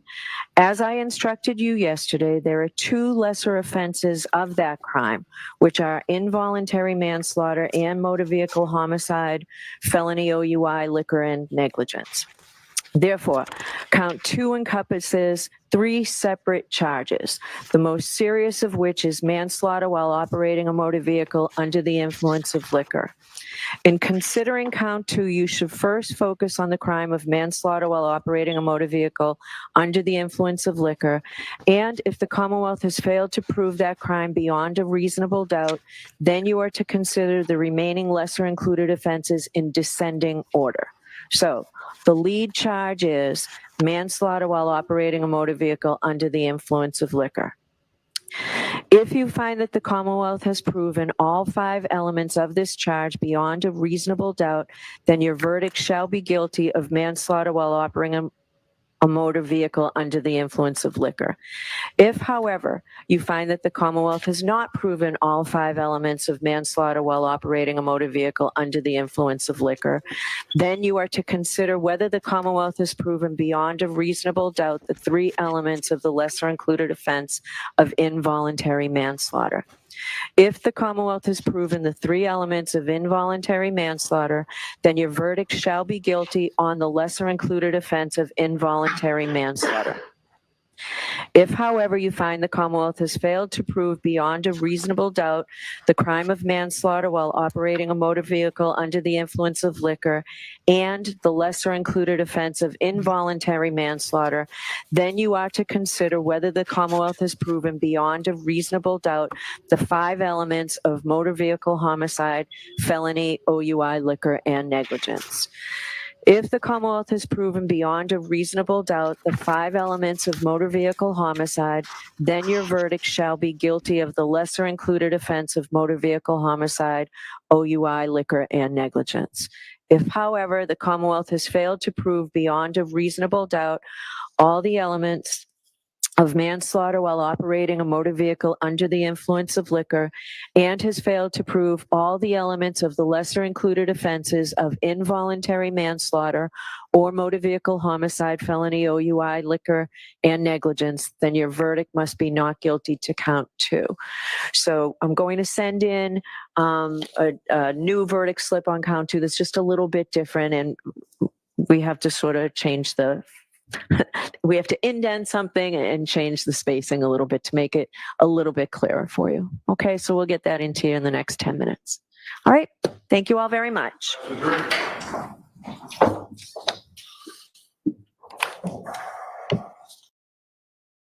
Okay, so what I was going back to look for is the cert,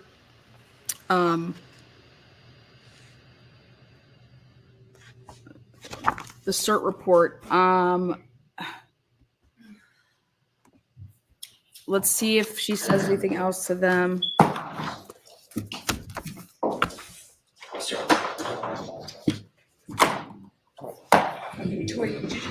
On, please. Call me recess.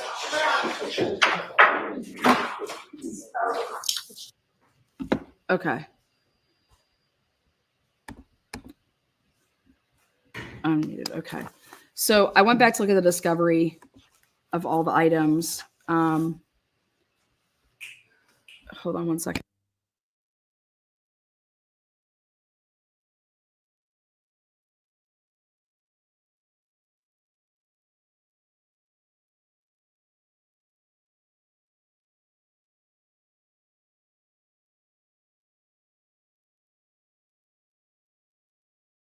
All right, so I went back to look through all of what was provided. They're saying that they want a report, the cert report. Let me tell you guys what the cert report is. The cert report is when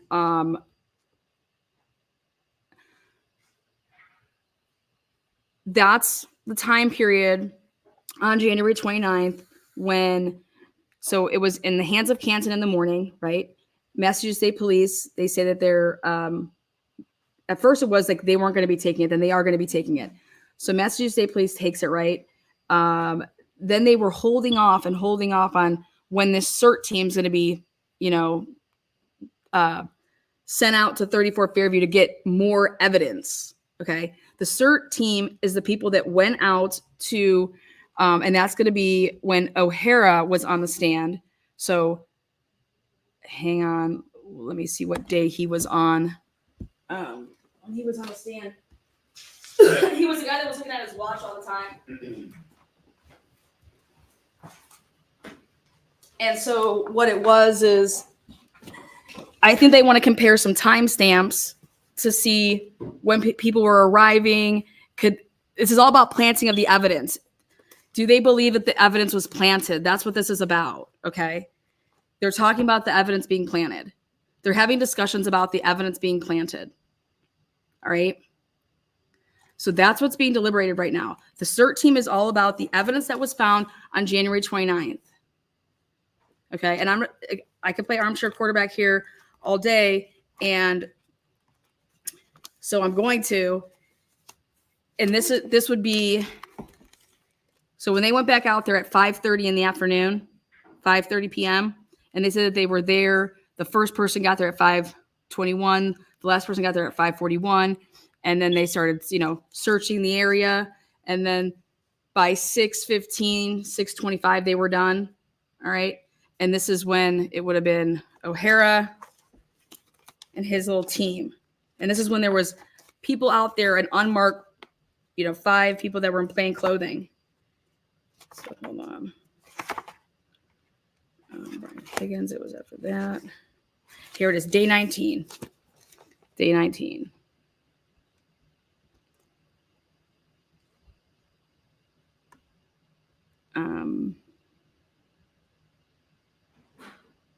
Number 12, the one they pick, hates Karen.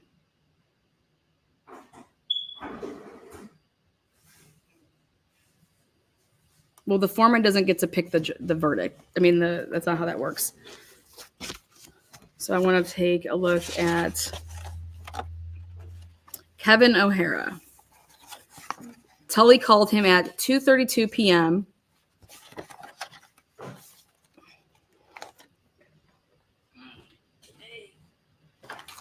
I'll just show you guys to know who we're talking about here. Juror number 12 is the foreman.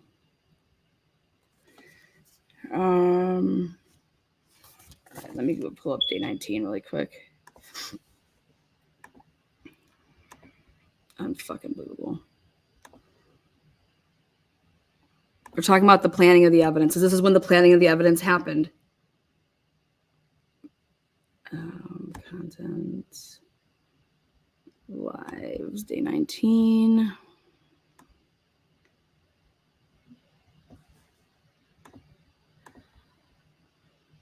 Good thing I'm organized.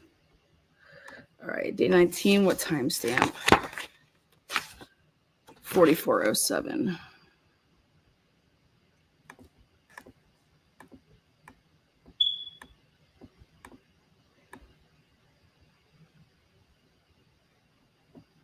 All right, let me share this.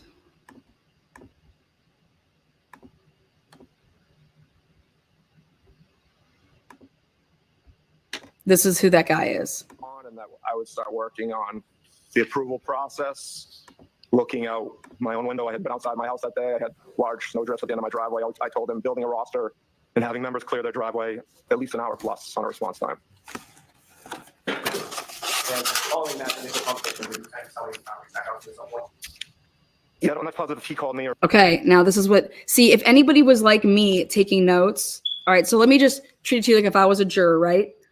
So I'm going to go like this, and I'm going to stop sharing that screen. I'm going to share this screen, which is my right here.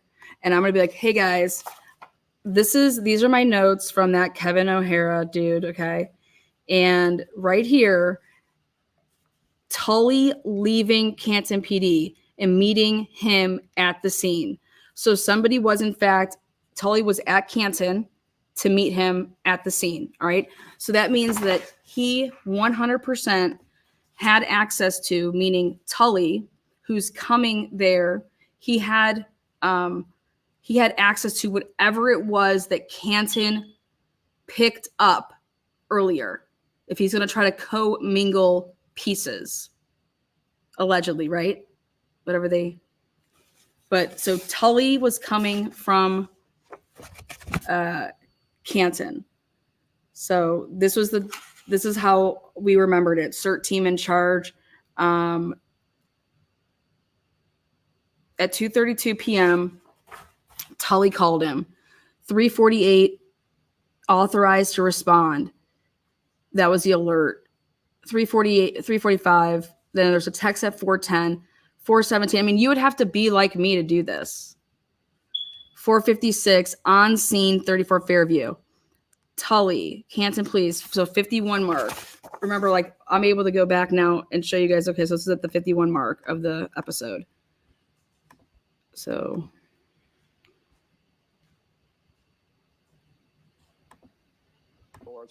One closer to the garage, which would maybe be a mudroom or a den. Adult male exited from that door, had a hooded sweatshirt on. He asked us if we were here for what had happened earlier. We said yes, and we walked back inside the house. Now, as far as the, mentioned a bit about the snow, as far as the roadway conditions of the area where you ran, what anything you know to observe in regards to the roadway? So let's say that a jury, let's say that somebody's trying to hold out with me, right? And they're like, look at all this. And I was like, no. Then also, if I say that shoe was planted, I'm over here arguing that the shoe's planted. And so the way that I'd be arguing is I say, okay, well, hold on. In my notes, I have it that, so let's say that I wrote down a time and you wrote down a time and you wrote down a time, right? And this is how I heard it. This is how I read it. Okay, what do you have? Why don't we just ask them if you can have the report? Where's this fucking report at? So they're wanting a report. And what does a report document, guys? Like, it's going to document times. It should be. And memorializing, okay, like, so you're saying that there is no CERT report, right? We're about to find out. But in this, he says, like, so from my notes, I'll go back and show you guys what my notes would say. But people would be arguing. People would be saying that, no, this is what he said. No, this is what he said. No, this is what he said. Okay. So here's my notes to say, okay, well, this is how I remembered it. Resident briefly exited, hoodie on, went back in. See how my notes didn't say that he talked to him? But you're not supposed to share your notes with people? I'm just showing. And so hold on.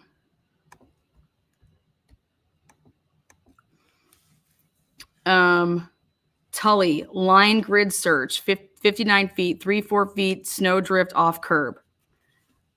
Off curb. Tully, sneaker, glass. But see, okay, so I should change just a little bit of what I was doing. How I was taking my notes was for me to be able to get into my episode and do what I needed to do to be able to show you guys the certain parts. All right, so that's how I took my notes, was geared around timestamps of my videos. All right. They're coming back in or something. Let's see what's going on. I hear let's see. It's the jury.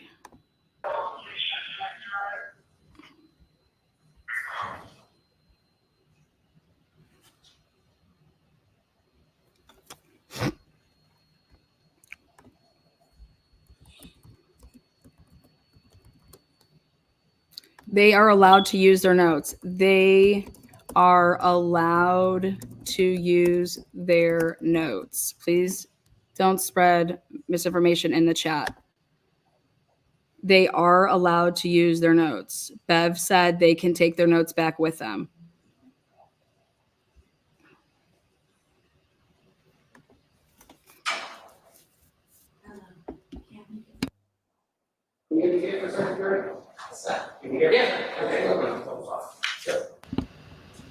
Oh, boy.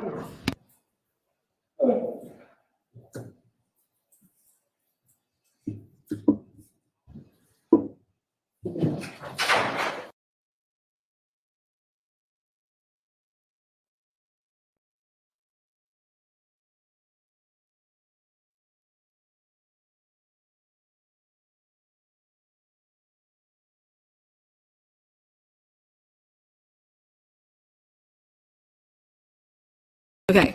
It is very normal for the jury to ask for things. You want to know why it's very normal? Because that's what you're doing. You're deliberating.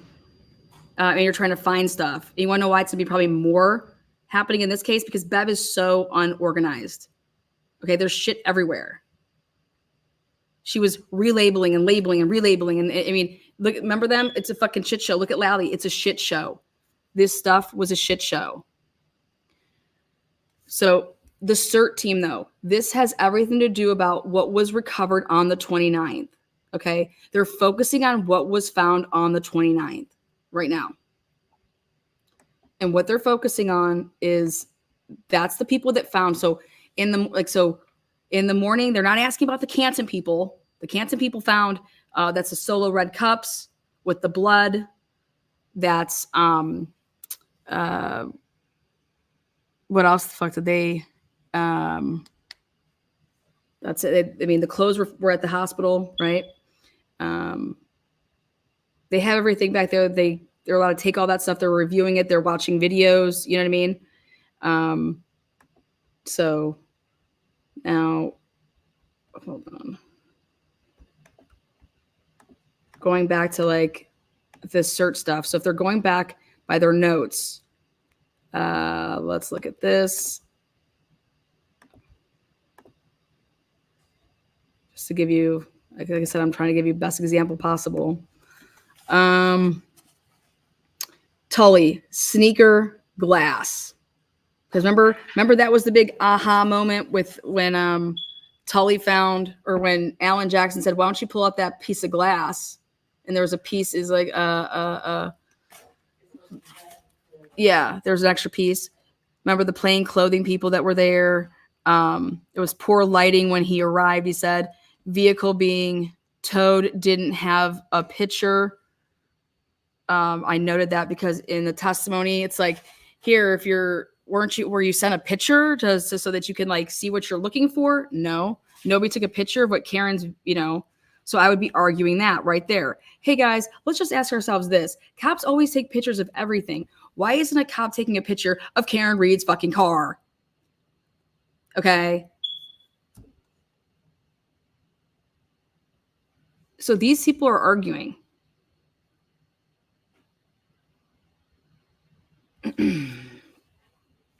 These people are arguing about, I'm going with my gut because I said it and I had no problem saying it before. I'm going to keep on saying it. If you're going to find Karen Reed not guilty, okay, the way that you're finding that is because you're saying that it was planted, because there is physical evidence. They planted it. Right? There's things that are there, but so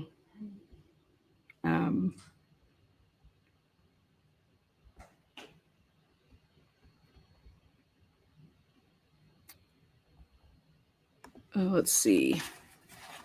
Right here, 102 mark, tail light found on the street in between fire hydrant, and flagpole, in between. 6 to 7 pieces found, 3 larger, couple smaller, 2, 1. Found sneaker flushed up against the curb, found at ground level, on scene. These are the people. The rest of the team, 5:20, all of them are on scene by 5:41, all clear by 6:15. Tully is satisfied, suspend the search. So remember that there's no hat found, okay? And Sully was satisfied. And so if you want to hear how I would be arguing, okay, and how I would be in the courtroom or in the deliberating room, if you're going to try to sit here and tell me like, see guys, this stuff wasn't planted. Look at it. I'd be like, no, where's the hat? They didn't find the hat. And then they're going to say, we want to see what pieces were found. What pieces were found? What are the 6 or 7 pieces? Maybe some of them need to understand what are the 6 or 7 pieces. Because remember, Alan Jackson says, listen, they were just finding plate sizes at, afterwards. Salad plate sizes. All right. So this is me just showing you guys just straight off of the notes. This is Kevin O'Hara. CERT doesn't record the evidence or doesn't recover the evidence. Remember, there isn't a CERT report. Tully did that. Tully did that. Where's Tully? We have to look up Lieutenant Tully. So let me just tell you right now, holy shit, we have a problem because nobody was paying attention in there. There is no CERT report taken because guess what? The CERT team didn't take anything. But if you're taking your notes, you're going to know why. It's because Tully did that. Tully did that. So custody cert with evidence. So is with a so custody cert with evidence. That's me making a note about this, the custody of all of this shit. No proctor, no bukkake on scene is what this man was saying. Okay. But there's 5 planes. He didn't know who they were. Garmin, GPS, satellite, stamp only did 3 large pieces. 1 search area photos, 13 pictures. GPS Garmin vehicle parked command post. They use his vehicle as the command post. So right here, though, if you're taking good notes, Tully did it. There is no CERT report, but Tully did a report. So it's going to be, everything's going to be falling under Tully. That's why, so check this out. Now, stop, go back over here. This is why they needed me on that damn team. If you go back to this, listen to the objections. Really only cleared the center of the road. There was a good 3 to 4 foot snow drift coming off each side of the road. So maybe enough for 2 vehicles to pass, but not cleared, cleared curb to curb. Much. And as far as the tenant, something by us, around 5. Where does out? So this is. These are the pictures that they would have been seeing. Yeah, so closer perspective to the Right here, right here. This is what they're looking at. That is not the bottom, okay, of the snow where you're going to see it on the ground level. You see that right there? And then he tries to say that that piece, that red piece, was because he shoveled it up from the ground and threw it up top. These people are arguing right now. There is people in there. This is getting heated. Holy shit. That's what's happening right here. I love it they're asking these questions so I can go and find exactly what it is that they're discussing.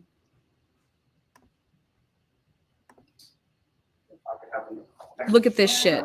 Okay, you really have to speak up. Jackson said they should watch Well, 37 Sally Court. mm-hmm.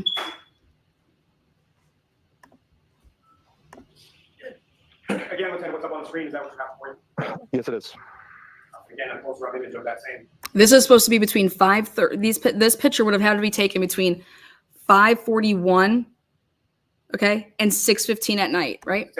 Boo, boo, and the crowd goes You can see right wild. here to the left of the taillight, that is the molding of a shovel. So this piece of taillight was picked up by one of the team members' shovels, and as they overturned it, you can see the taillight came up as they were searching through the area. This is kind of the markings of the shovel itself. Unfucking believable. They're arguing with whether the fucking evidence was planted or not. Which tells me, guys, that this is either going to be a hung jury, or it's not guilty across the board, because they're still talking about it being murder. Y'all understand that, right? they didn't give a fuck. This is.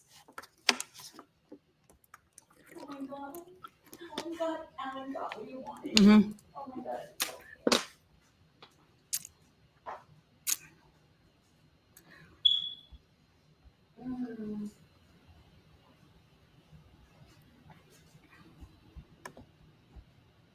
And the next photograph. Yeah. So we're going to have to turn the air conditioning off for this. We can't hear you at all. The issue is I'm trying to move away from the podium. I understand. So we need to turn the air conditioning off so that we can hear you. What you said? Yes, please. The curving, which you indicated that the speaker was covered in relation to where is that? It's flush up.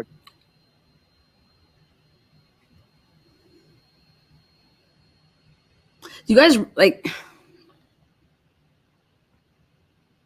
Okay. How can I do this?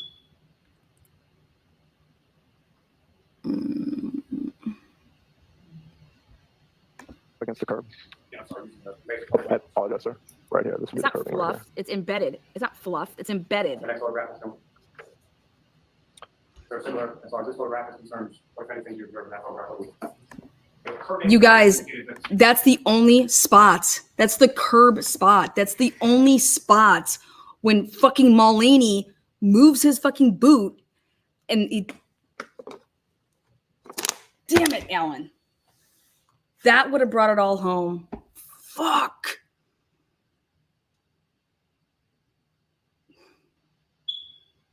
That's the picture that they took. That's the angle and everything. Canton police took a picture showing that curb and that there was nothing there because they wanted to show the difference.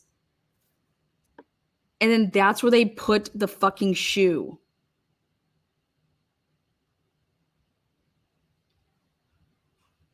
That's why the picture was changed on the Canton report. He didn't bring it home enough for these motherfuckers to get it, or somebody in there did get it and they're pointing this out. But remember, we're looking at the, like, they do have these video. Okay, they're looking at the pictures. Obviously, they don't get to play back the guy's testimony. Okay, but they have the notes like how we have the notes. So they're going through these pictures, like, because they would have write, this is exhibit this is exhibit that. Okay, come on. These people have to be putting this shit together. Right? That is the only place that curb shows you could see there's a curb there. There was no shoe there. Now all of a sudden there is a shoe there. That's your plant job. That's what proves it. It proves it that they took pictures when Canton police were there earlier, and this is how you would be describing it to the juries or to your fellow jurors.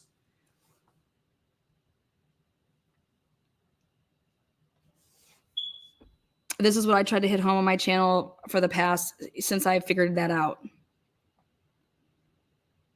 That bitch Bev squeezing Alan Jackson for an hour in a closing of a trial that took 10 fucking weeks.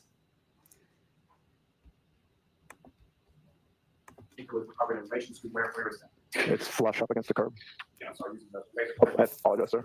Right here. This would It's be the not curving right fluff. It's embedded. It's not fluff. It's embedded. The next Right. photograph is coming.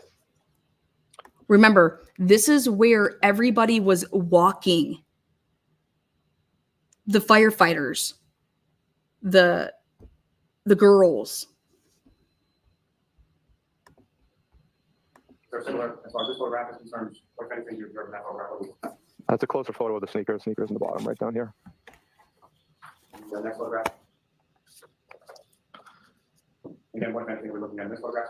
Again, you're looking at the sneaker. This is just a closer zoomed in photo. That's the And same this would be spot. curving right That's here. the same spot that they moved over. Remember when all the cops were like, we moved it with our boots? With our boots? Yes, sir.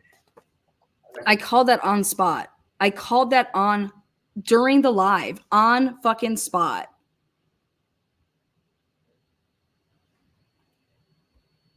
I didn't have to go back, look at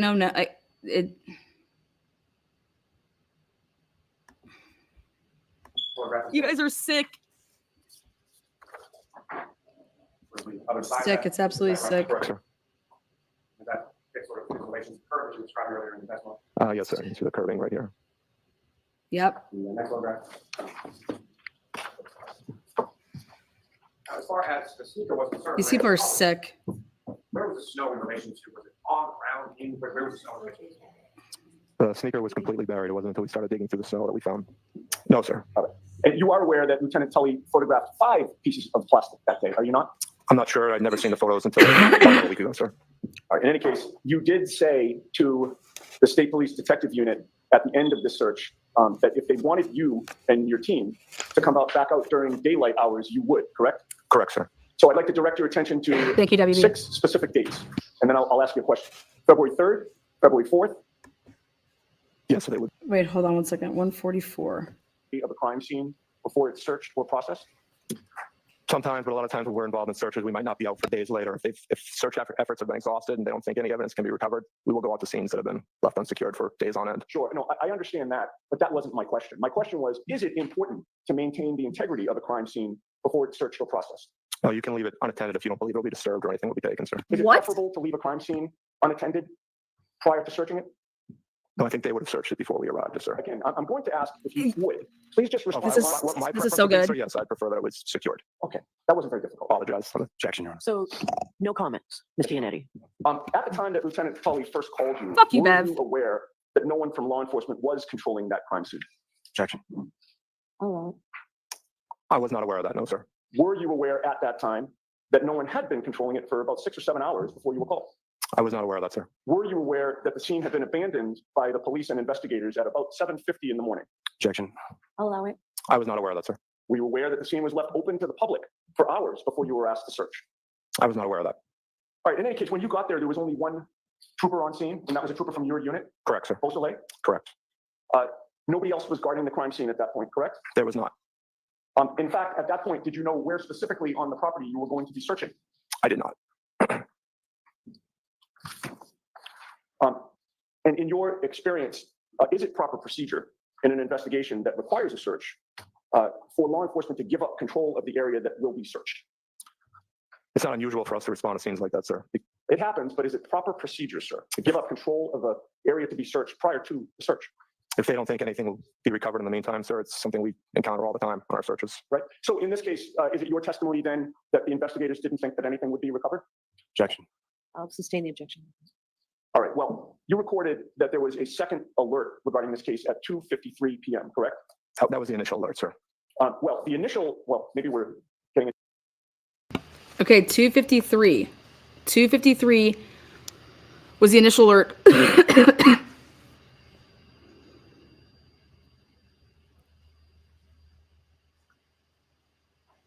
At the same time that they decided that they were calling and towing Karen Reed's vehicle. Into semantics here, but you were first notified at 2:32 p.m. by Lieutenant Tully, correct? That's him calling me. The 253 alert is sent out to my full team. Okay. That 2:53 alert is the second time that you're receiving information. Okay, so what they're arguing right now is saying, okay, remember, this is all planted. They didn't find any pieces until they took control of Karen Reed's vehicle. They did not find any pieces, okay, of Karen Reed's taillight at 34 Fairview. And Proctor messed with the time. And then Proctor had to, he tried to mess with the time, but he got caught on what time the car was being towed, okay? He tried to say that the car wasn't towed until 5:30. Oh, that was just a typo.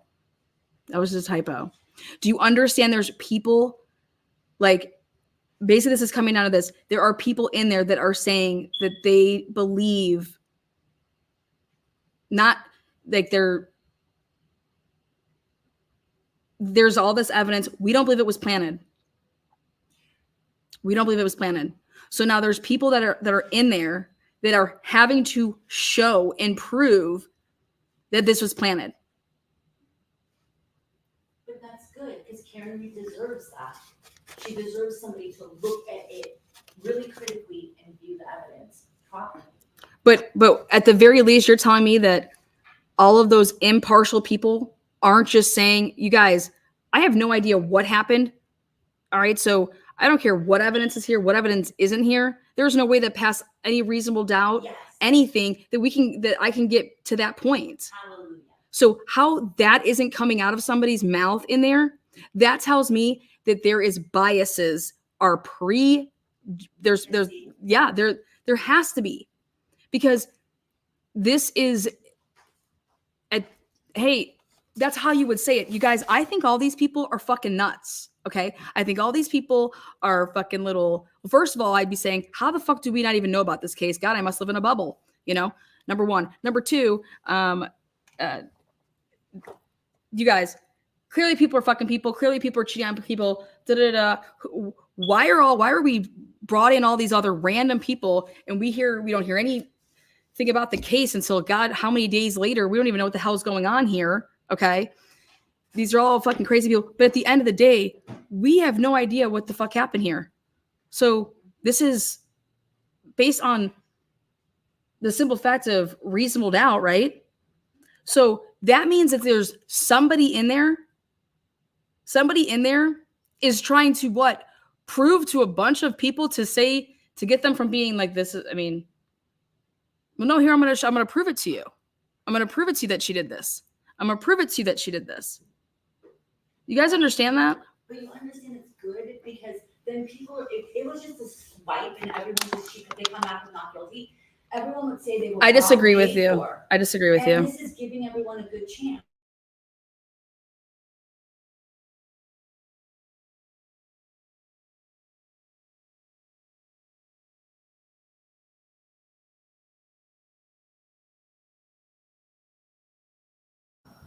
We're looking at a hung jury right now. It's just one day. Today is the first day of full deliberations. No, because you have people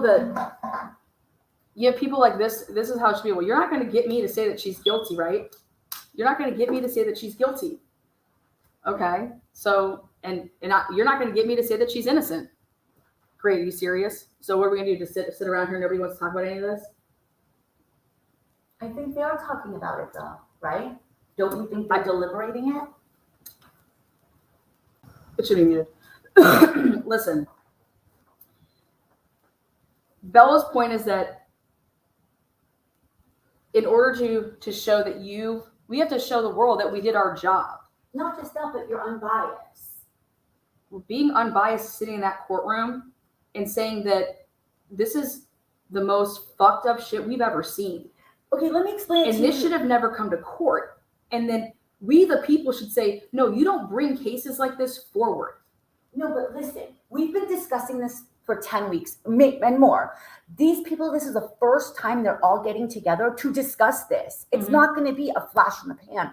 This is what they're discussing for the first time with each other. It's going to take a minute. So do you think it's more like we're like, God, can you fucking, I want to go through all this shit. Like, we're just shooting the shit with these people. Not shooting the shit, but okay, let's take this seriously. I am taking this. No, I'm not saying you know what? That's how I'd be saying it back. I am taking this seriously, and I'm seriously pissed. I'm a taxpayer in this fucking county. Aren't you a taxpayer? And we just sat here for fucking 10 weeks for what? This is what's been going on in our fucking community. Okay, I'll play the devil's advocate. Okay, like let's say I'm a fence sitter, which obviously everyone knows I'm not. Let's make a fucking point and put in that. This is the type of cases that they're putting to trial. They're always doing plea deals left and right. Well, God. Why are we paying? Okay, go ahead. Well, like this ought to show them like this is bullshit. Like we're like, that's how we, the people, would make a stance. That's my. Okay, let's say I'm the fence sitter and I go, but she said, because the only thing Lally opened with, which I think is a joke, but they teach this in debate class, you go with the thing you don't, you go against how you believe if you want to be a good debater. Let's say I go with, well, she did say to all these people, I hit him.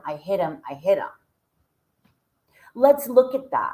Now what? Like you have to come back with something, and maybe that's the discussions we're looking at here. Yes, and I would say, okay, who do you think that she said that to? Oh, look at all these people. That, you guys, I don't believe this. Please do not come for me. I ride hard for Candy. I would say all these people just got on the stand and they all had the same exact story. No, actually, you just said 4. Flamati, which I just showed that to them about that he was actually in the back of the ambulance, so he didn't hear that, so he lied. Then you have Katie McLaughlin. Now, we saw how entangled she was. So how about this? For me, just not argue with you on that. All right, I'll give you that. How are you going to give it to somebody? I'm going to say, because I just told you, it's all hearsay. There's no evidence of that because in the reports, in the grand jury testimony, nobody testified to that. The first time that we're hearing I hit him is in this case. We know, okay, we know that. They were questioned at the grand jury. Nobody said it. There's all those reports. Nobody wrote that. Don't you think that's a pretty big thing to not put in a report? So that's what they're going to be doing back and forth. Okay. That's what's happening. That's the stuff that they're going to be talking about. But this is what's crazy is what the fuck did you, okay. Maybe this is a better way to say it. I was under the impression that Alan Jackson and Yannetti didn't continue on putting on a case because they are reading the jurors. All right. They are reading the jurors. And the jury wants this case. Like this is, right? Right? Well, how I'm looking at this right now is because, I should say how I'm looking at this right now. How I've continued to look at this is I'm pissed that they didn't cross-examine Carrie Roberts. You're always going to get hung up on that. Okay? I'm pissed that they didn't show and tie it into the jurors to show, here, look at this. Here's this report.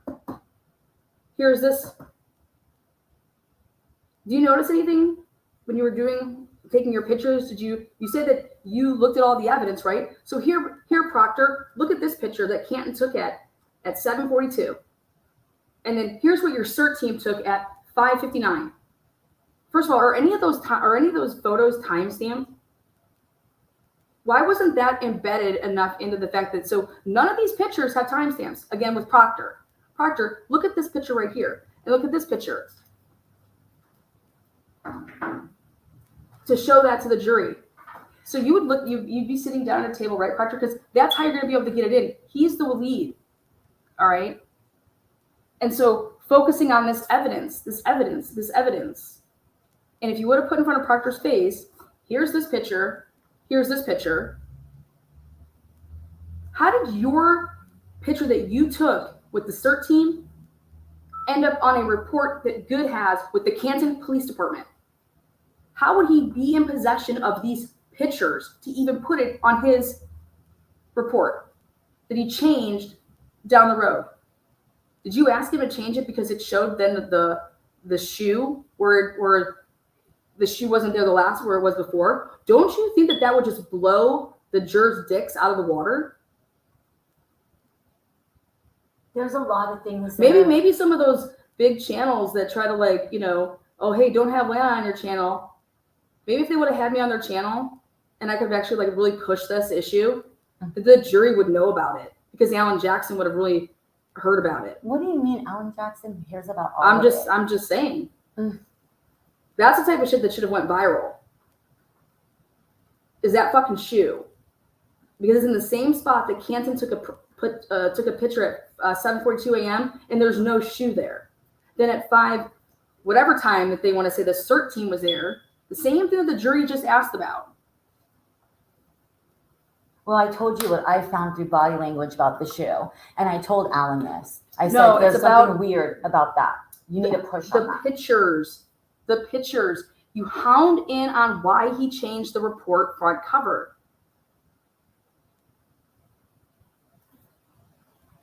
In fact, what day did Good testify on? Where's all your notes? Because you have meticulous notes. I know. Witness intimidation over here. Davis. So I'm getting fucking heated. Okay. The point being is that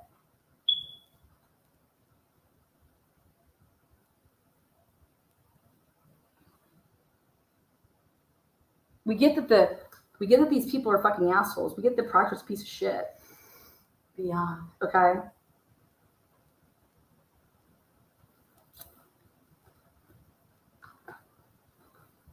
Well, we know this trial is changing a lot of things in Canton, and that's a good thing. And rest assured, everyone rest assured that no matter what the verdict comes back with, just like Alan said today, that's just an automatic appeal, Judge. And he got his way, and I'm really glad that he spoke up for his client in that way, because he's unapologetically fearless when it comes to going in for his clients. And everyone that wants to say it's about money, it's not about money. They can't. It's hard to hear you. Oh, Just because I have this off. Oh, I don't know. So no one heard that? No, can you guys hear Bella when she's talking over there? I'll just have her get closer. Okay, we ain't good. I mean,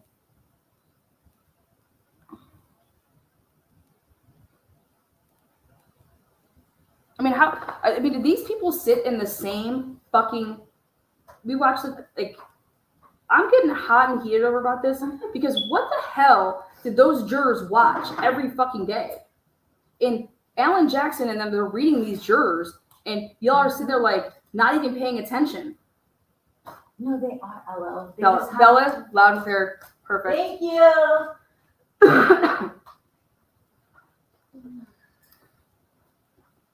So I'm pissed that you're gonna sit here and tell me we think Alan Jackson, Little, Yannetti, they have obviously more than those people as a team. But it has to just be the people that are in that courtroom to be able to see the jurors. So we have a holdout. It's day one. I'm telling you my gut, and my gut is. I know, it's money. Is my gut's money, baby. Listen. Put it out. They're not going to find Karen Reed guilty. That's not going to happen at all. That's not. I'm saying this better not come back as a hung juror. It might. That's what they want. That's what they want. Mm-hmm. I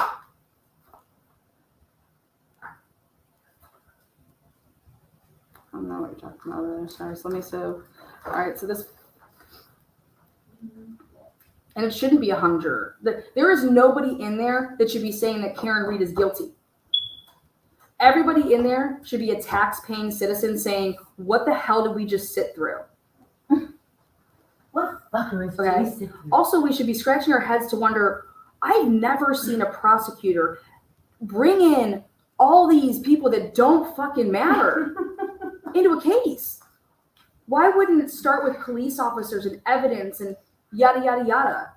Like, the stuff that we're asking about, we want to see. They're not asking about, can we hear where's Brian Higgins' taxes with Karen Reed? Did she take her shoes off when she went into the house? Get out of here, Lally. Okay. But as Alan Jackson said, look over here. We want you to look over here. Well, guess what? You guys kind of did look over there with them because you put all this emphasis and all this time into Higgins and into Jennifer McCabe and crossing them. I wanted Tully. Tully needed to be questioned on so many more things, fact-based, like evidence talking about. But it's like he was under the hey, that they got it. But hey, that there's just going to be this one person. And guess what, though? Guess what? It's not like they can just say, hey, we're at a hung jury. You think Bab's just going to let you say that right now? No, y'all motherfuckers are going to be debating for a while. We're talking like days and weeks. You're not coming back with a hung jury today. So good luck sitting in there, and I hope that your bills aren't getting paid. Because anybody that's fucking hanging out and being an asshole, I hope that your electricity fucking goes out. I hope that put good stuff out in the atmosphere. It's the first. I need a day. beer.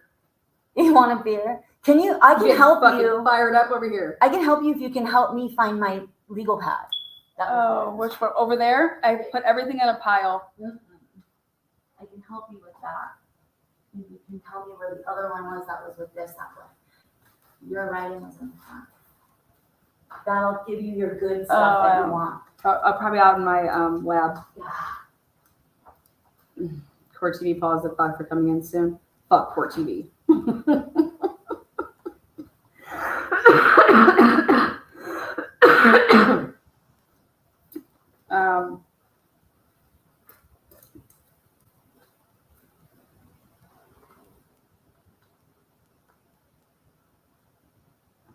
This is not guilty based on reasonable doubt.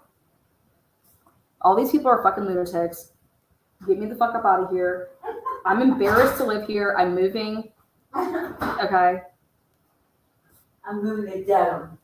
We got courtroom action. Here we go. Yes.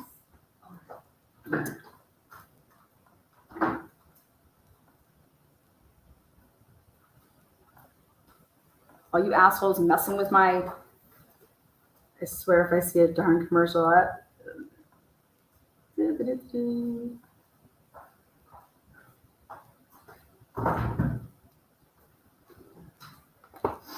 don't take care of that coffee, care about you as much as you do. Yeah, woo. I know, Mary Jane. It's as I go.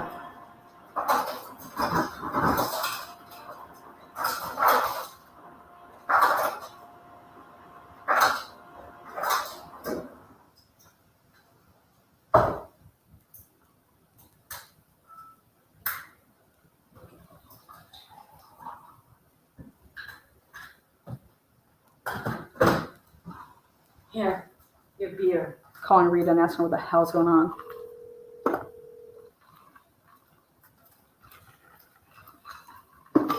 What is that? Margarita. It tastes like ass. Okay, give it back. Could have it. She didn't read it. Hello, you have reached the voicemail of Frida. You are unmuted. Rita's busy. Okay, guys, here we go. Back in session, you may be seated. Judge, we're back on the record on 22-117. Counsel have both had an opportunity to look at the new verdict slip. All right, so does the defense say the verdict slip's in order? It is, Your Honor. Okay. Thank you, and we appreciate the call. Okay, does the Commonwealth say the verdict slip's in order? Yes, Your Honor. All right, so the verdict slip will go in. Officer Delano, and I'll let you do what you're doing.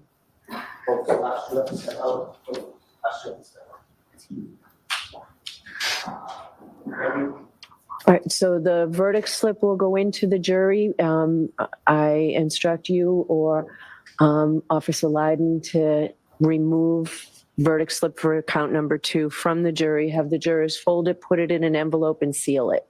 And we'll bring that in and we'll mark that for identification. I'm also going to send in a transcript of the supplemental instruction I gave this morning. May we mark that? Madam Court Reporter, please. I have copies for counsel if you'd like. Yes.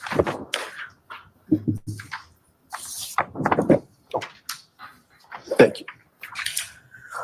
All right, so with that, we'll be in recess. And you'll remember that the jurors were instructed that we won't take any questions or verdict during 1 o'clock to 2 o'clock. Okay. The jurors were instructed in the instructions I gave yesterday that we will not take a verdict or a question from 1 to 2. So everybody's free to go for lunch. All rise for the court, please. Thanks, Bob. Thanks for giving us our lunch break. Yeah, so we can go lunch. All right. We got Bev in our ears.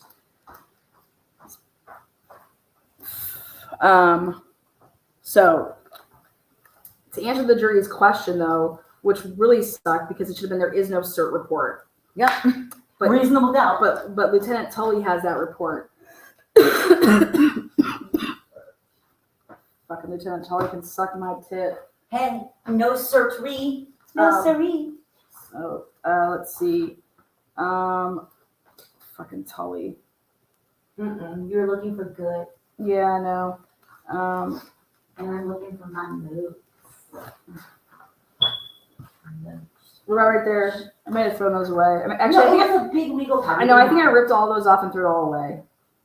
Well, excuse me, I don't know. You would never do I that. think I did to clear off the pad.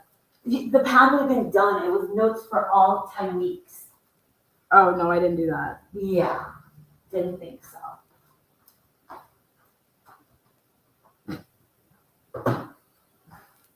Fuck you, Beth.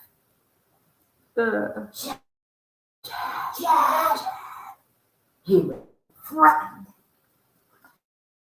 Like, Jen can keep those down.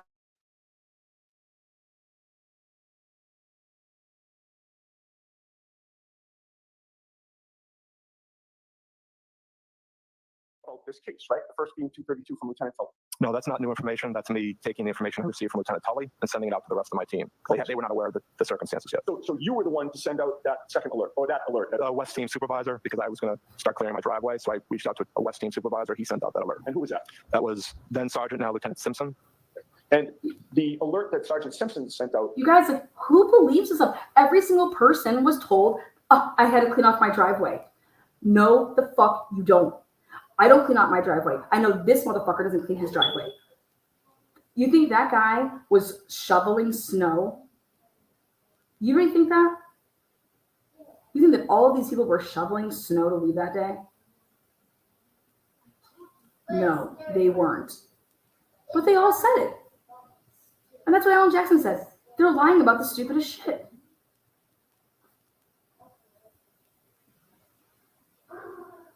Because it's all about why stuff took so long. Why do you even have to ask that question? Because it's why didn't you go to the house? Like, if you found out that he's missing a freaking shoe, go look over there. Somebody said to me, do I really think that they plucked the hair off of John's head?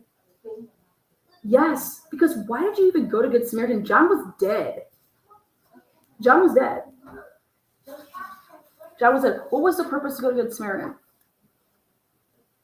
You clearly didn't talk to anybody. Who'd you talk to? What was your purpose for going to Good Samaritan? You would go to Good Samaritan if you thought that you, but they lied and said, oh, well, because we thought that also the defendant was there. Dude, no, they didn't, because they called the defendant. They called the defendant at noon. They called the defendant before. That is all lies. These people are just sick. But I think it's even sicker that this jury, now I can really get a really good true picture at Canton. God. This should be a no-brainer. Unless you think I think somebody's in there saying, well, I mean, she was drinking, so like, I mean, she was hammered. They were all hammered. They were all hammered. They were all drinking and driving. They were all drinking and driving. How about this? Has it crossed anybody's mind that maybe, just maybe,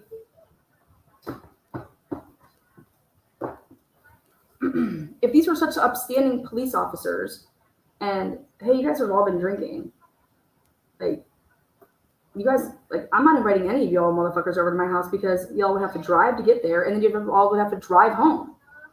And you guys are already fucking cashed.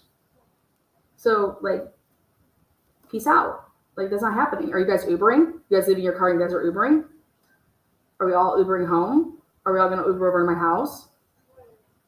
So, like, that type of talk, I would shut that down like that. Like, no, boop.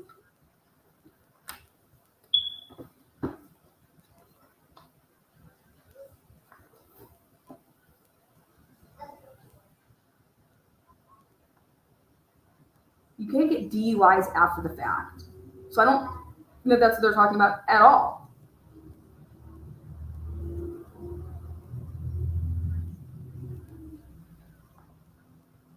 Was an instruction for members of your team to begin clearing off their cruisers and their driveways to get ready to go, correct? That was an availability alert to see who would be available to respond. And that they should begin clearing off their cruisers and driveways, correct? Yes, so they would be able to respond. But your team was still not activated at that point, correct? Correct. In fact, yes. Sergeant Simpson explicitly wrote in that alert, quote, we do not have the green light yet, end quote, correct? Correct, sir. Sergeant Simpson at 2:53 p.m. in that alert actually typed it in twice that your team did not have the green light, correct? Correct. It's a voice generator response that will normally duplicate the instructions. So as I listen to it, if they miss it the first time through, they can hopefully. What are you waiting around clearly for? the second time through. What are you waiting around for? And it was very clear that you didn't have the green light from that alert, correct? Correct. So we weren't authorized to respond yet. Okay. Why not? Now, you stated that you were in Massachusetts at the time you were first contacted, correct? Yes, sir. And how far were you from Canton? Normally would be about a 20-minute ride. All right. With the blizzard conditions, however, it took you longer than that? 43 minutes, sir. Now, you're familiar with the CERT Administrative Journal extract? The Daily Journal, sir? Yes. Yes, sir. That recorded, and when I say that, I mean, you call it the Daily Journal? Yes, sir. All right, I'll call it the Daily Journal. That daily journal recorded the initial contact that you had with Lieutenant Tully at 2:32 p.m., correct? Yes, that was entered in the daily journal. And then the second entry was the 2:53 p.m. alert that was sent out by Sergeant Simpson, correct? Yeah, I'm not sure if that's in the daily journal or not, but that would be the alert, sir. May I approach the witness, please? Yes. So I'm guessing like the daily journal is like a log. Okay, so I have a question for everybody. I have a question. Why wouldn't it be talked about in this deliberating room to say, 12:36 guys, Karen Reed's back at 12:36. I can't see that. Okay, number 13. Good. 12:36 guys, Karen Reed's back at 12:36. Why is Adam Lally telling us that Karen Reed hit John O'Keefe at 12:45? She's at the house at 12:36. Connects to Wi-Fi. On a good day, it's 6-minute drive from 34 Fairview to 1 Meadows. On a good day, not in a snowstorm. So explain that. Okay. So, and then someone over here is saying, they just think about yourself in a courtroom or in you're talking to your friends, and which one of your friends at a table would you be out to dinner would stand up and say, "Oh, it probably was an accident." Wait, what? Well, yeah, like it hit the Wi-Fi. Like, I mean, I don't know. My stuff connects on random time. Your Wi-Fi doesn't connect. Okay, everybody knows when a Wi-Fi connects or when your phone connects to your Wi-Fi, especially when you're talking about Bluetooth. Especially if y'all are playing like stuff out of your like with radios and shit like that. Nobody that you would ever be out to dinner with would ever stop dinner and say, wait, yeah, if she was home by 12:36, I mean, fuck, she couldn't have done it. It couldn't have happened at 12:45. Okay, and then so let's just say, my friends wouldn't say that the Wi-Fi's off, or that's like, oh, that can't. None of the people that I'd be sitting with at a dinner table would ever fucking say that to me. You understand that? They may say, Lana, wait, can you explain that again? What do you mean?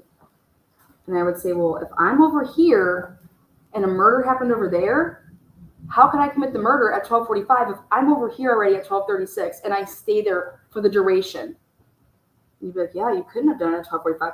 Oh, well, maybe you did it before 12:45. I said, okay, let's back it up. Perfect. I'm glad you just said that because that would make sense. So it had to happen before 12:45. It had to happen before 12:36 because I'm home by 12:30. Yep, it had to happen before then. Okay, so then every single person, Heather Maxon, Richie, Julie's brother Ryan, they all would have witnessed me blasting my motherfucking boyfriend at 24 miles an hour driving backwards. That's a pretty big thing to see. Can you explain again how small the yard is? It's tiny. So, like, if you're trying to seriously talk through something like this, and if I would say this to my friends, they would say, I mean, the only way I'm not saying anything is let's say that Karen did it. But all of us are like, well, fuck, I'm not getting involved, those crazy ass milk. I'm leaving. And we all leave. Richie drives off. Julie and all of them are like, we're not getting involved. Like, that would mean that they knew about it, didn't want to get involved, and just let John lay out there.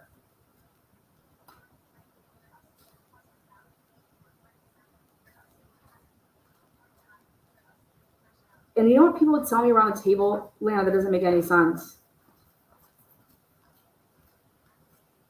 Nobody would, what do you mean?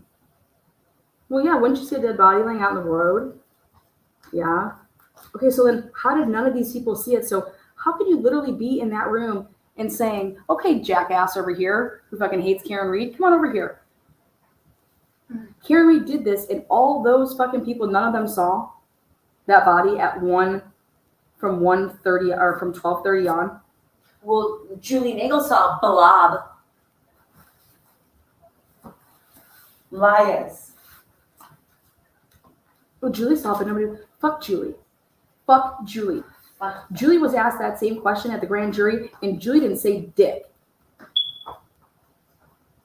Julie added that to her story. You know who else added that to the story? Lally in his closing. Lally sucked the nipples right off of Julie's titties in his closing. Oh my God, no, that's horrifying. Yeah. I cannot believe that Lally went with the blob and put it in his fucking closing. I can't believe you just gave me that visual. Well, that's what happened. I mean, think about these people talking in there. Okay. And then, but then the plow driver. So think about this. The body's out there. And the plow driver. And then don't you think he'd be the perfect witness for them? Huh? For fucking them? Alan Jackson said it best. If you're here to do justice, you would have called the two last defense witnesses that were called from ARCCA. If you were the Commonwealth and you wanted justice, you'd find out why they're finding what they're finding. That's what you do. I don't even mean like call them to the stand. So let's get this straight here with this this CERT team stuff, because this is the meat and potatoes here. Yeah, at 1:40, so at 1:49 and 22 seconds, we don't have the green light. It took them 43 minutes to arrive. The Daily Journal CERT were 2:32, then 2:53. 1 hour later, CERT activated. Tully at 3:48 p.m. See, this jury would have fucking totally. They wanted a timeline. Yeah. And what did Lally give them? Karen Reed didn't take off her shoes when she went into the house. No, but they wanted like what I have, like this. Okay, so here. How about this? You guys want to watch me build an Excel spreadsheet? How does that? Doesn't that sound like a fucking fun thing to do?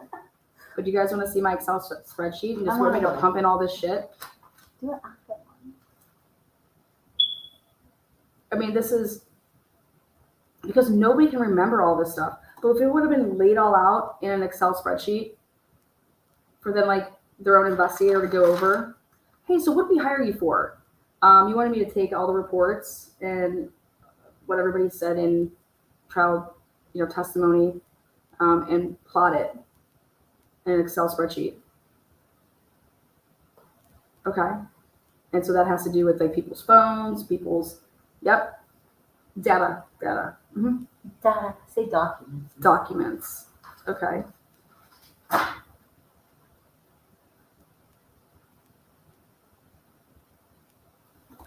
Because something like this, which is really important, Tully at 3:48 p.m. It was 1 hour later. CERT was activated allegedly at Tully at 3:48 p.m. through Simpson. 3:48 p.m. It was the dispatch. And it normally take him, so 20 minutes, it normally takes him 20 minutes to get to Canton. It took him 43 minutes to get there. There were 7 members dispatched. And it started at 3:48 p.m. Okay, that's 20 minutes.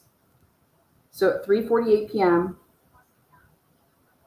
that would be 48 minutes after Proctor and them arrived over there at Karen's. They got to Karen's at Karen's parents' house.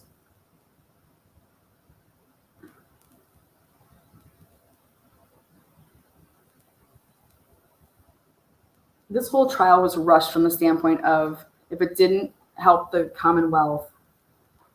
You know what I mean? It was exculpatory to No, Karen. just like because this timeline is so it just boom, if you see it all. But you're also someone that loves timelines, and your brain works in that way. Well, who couldn't work when you have all these people testifying, and it's like, well, wait, what time did that person say that they got there? What's the like? Then you're just arguing like, no, I heard this, or I heard that, or I heard this, or I heard that. If somebody would have been testifying to a demonstrative exhibit, and that exhibit would have been entered then into evidence, then they could use that demonstrative exhibit, which would have been an Excel spreadsheet, through the testimony of X, Y, and Z. But you understand how many reasonable doubt things are here that like we can't even get past how much reasonable doubt there is here. Well, then these motherfuckers don't know what reasonable doubt. No, but listen, the definition is. You need to have more faith. Faith. Yeah, in the jury being able to do their job. No, we have somebody that's in a holdout, in my opinion. Okay. Well, let's just give them some faith. Because there's nothing that you need to. I listened to it for 30 fucking days. You listened to it for 30 days. Now they are talking about it for the first time. They did. I'm saying I'm speaking as if I'm a mature. But now you are finally given the evidence in your hand. And you can say, the bailiff comes over, I want to see exhibit number 18 from the Commonwealth. You get to hold it, touch it, whatever you need to do with it. Yeah, you get to review stuff. Like, if we just want to be going through it, hey guys, well, they wasted all of our time, so let's just waste all of their time. Here, let's just tell them like immediately they're fucking around. No, not fucking around. Let's do this right. Let's do this right. Well, guess what the right way is, though? You send a message the other way. That's what's right. No, that isn't, because what was... And that's your opinion, but I have to disagree with that, Lana, because in my opinion, no matter what, you're going to have some people that are going to say the jury was bought. If it comes back, which I believe in my heart, they're going to say not guilty. They're going to say the jury was bought. This, when they take their time and then they're able to do interviews, which we know they're probably going to do interviews, maybe write books, they're going to say, look, we looked at the evidence, and they're going to know it inside out like we do. And that's what Karen deserves. That's what Canton deserves. So let me ask you this then. So when people come back with guilty verdicts in like 2 to 4 hours, right? Okay. That would be impossible based on the logic that you just used. But this is a case. We're talking about this case in this state. I'm talking about, this is a across the board. Okay. Based on that, okay, then you would think that, well, then why would a jury come back with the guilty verdict between a time frame of 2 to 4 hours? If it's so obviously guilty, they have no problem doing it. But if it's so obviously that it's, come on. Use the word innocent. I don't want to use the word innocent. Yeah, I want to use exonerated. the words as, no, I want to use the words as Lally did not prove his case. Nothing. Lally didn't prove his case. So you guys spent how much time getting it to, and you guys said that these are the people that we want to be on this jury. These people sound like a bunch of fucking morons to me. No, but listen, you also have to like always give credit to people that they don't think the way you do, right? So give them the credit to and then there's 12, like imagine 12 cooks in a freaking. I get what you're saying, but these aren't just like random people that we didn't get to ask a bunch of questions to. These are people that we handpicked. Sure. Both sides handpicked. Sure. Okay. Okay. All right. And you're going to know that, hey, we're going to have a little bit of problems with this person. We're going to have a little problem. And that's what you would want to be reading. So to me, I was asking, the defense felt comfortable that in terms of like, hey, this is who we can go ahead and put on and we're good with this. We don't need to do X, Y, and Z.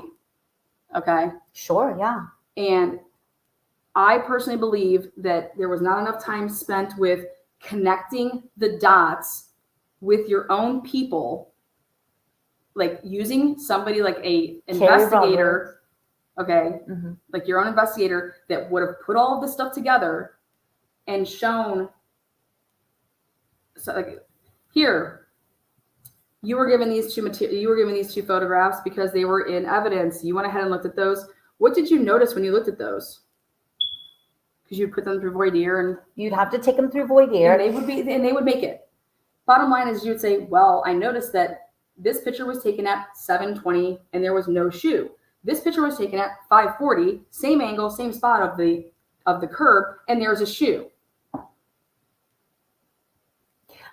I'm just telling you. And then you would say things like this. Well, if they would have actually taken a picture back from this angle, then went a little closer, a little closer, how you're supposed to do it, then you could actually see where exactly that is. And that's how it's supposed to be done, right, Lana? So why wouldn't you connect it all with, as you're putting on your case? I feel like the defense rushed their case. That's my opinion. But I thought that it was, I felt, the reason I feel this way though is because I'm fine with it. They hit home runs with the 6 people, right? 100%. Not saying that they didn't. They did, right? Because this is supposed to be about reasonable doubt. Reasonable doubt means not guilty. What the fuck are they doing, right? But that's the thing. But listen to this part, though. Okay. They were also reading the jury. Sure. They had a witness list of all these people. Yes, they did. Okay. And they chose not to recall anybody or go to their witness list. And they went with these 6. And I believe that they made the decision because they felt the jury is tired. The jury is tired. Well, how do you think O.J. Simpson's jury felt? I think O.J. Simpson's jury loved being in there with the celebrity. I think they loved every minute of it. But this is not that case. The only way that would be this case is when I said, you know, if they want to do a big FU to the police, they'll come back today and just be like, not guilty. And it'll be like OJ. But let me just tell you that there's how reasons. can nobody be saying in there, hey guys, see how we're doing this right here? And this is exactly why it is a not guilty, reasonable doubt on all of this. They might be. OJ came back, yeah, exactly, in 4 hours. Yeah, and it was a big FU, and that's the reason they did it. And it was right on the heels of the whole Rodney King thing and that a bunch would be of stuff. Investigator Atlanta. There you go, Julie Melvin. That's what I think I could bring to the table. Oh my God, Julie, love you so much. Hi, the Julie. people. So where I was getting so excited is I thought that the defense were going to be using their all 71 witnesses. No, was going to be like, hey, you guys just heard from a lot of people and all these. How are you going to keep all that shit straight, right? So here's a person that we're going to be calling to the stand. That what was your role in this case? Well, I plotted and pointed all of the information that was turned over in discovery during the discovery phase. Anybody that made a phone call and that, you know, text message, whatever. Not for nothing. It's a timeline person. It's a timeline person to show that, and then you're able to see in a more clear picture the events and what the order was that had happened. While this was happening here, this is happening. While these phone calls are over here happening, who's doing this? Well, when you're looking at something like that, people are visual learners. Yeah. Okay. People don't think about when you read a book, you remember it way better when you're reading it. When you read it yourself. Yeah. Okay. And so, I would have been pushing for this timeline because that's what shows the setup. The planting comes from that.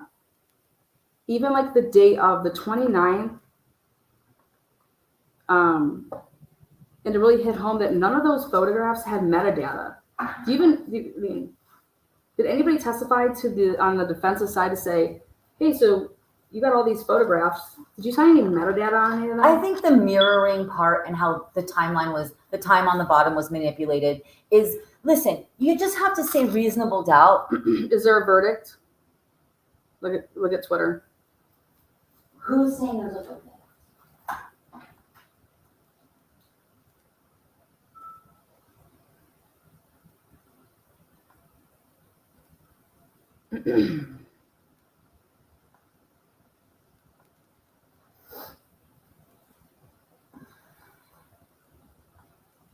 I just think we as a nation need to stand up. And when people are so clearly guilty and pieces of shit, we have no problem coming back.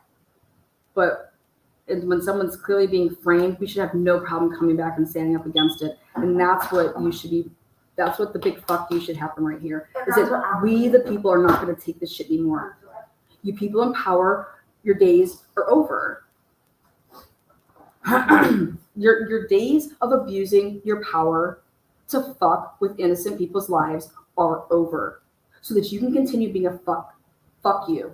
Yeah, let's talk about that for a minute. How confident were these officers in doing this sloppy planting job?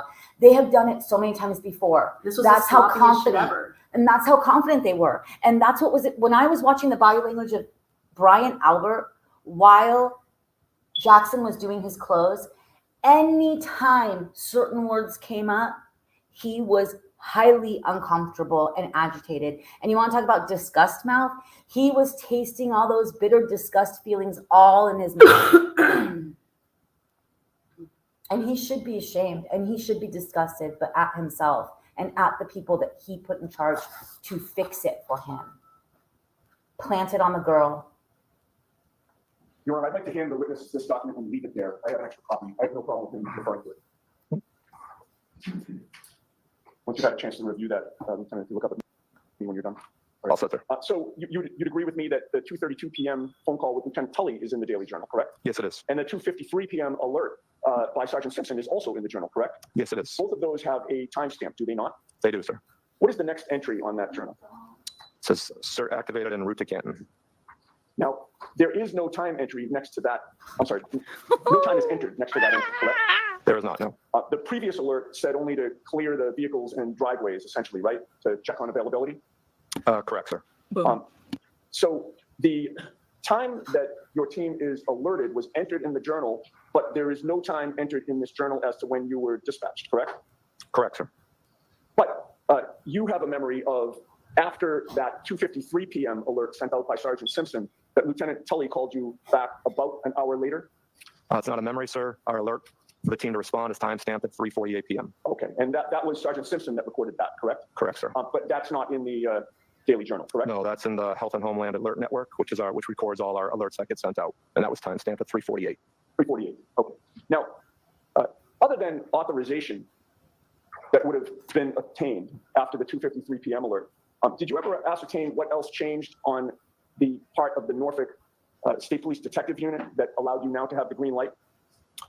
Once I was done cleaning my driveway off, which took a significant amount of time, I spoke to my captain. He said we were approved through our chain of command, and that's when either I contacted Lieutenant Tully or he called me.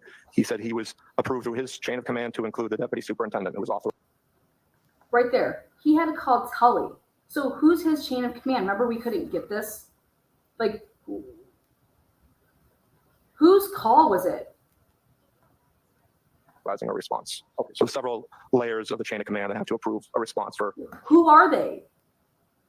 Do you not know these fucking people's names? Nobody knows fucking names? Numerous reasons. Staffing reasons. They know I'm pulling together. I said some of my team members aren't full-time members. Some of them I have to pull off their assignments. So if they're on patrol, I'll now be shorting a barracks. They take that into consideration, overtime consideration, safety consideration of now additional members driving through the whether to respond. So that all gets discussed at levels above us. All right. That answer applied to strictly issues regarding authorization on both ends, correct? Yes, sir. All right. You recall my question, which was, other than authorization, did you learn what, if anything, had changed in that time period from 2:53 p.m. to 3:48 p.m. on the part of the Norfolk State Police Detective Unit? No, sir. We just talked about the authorization process.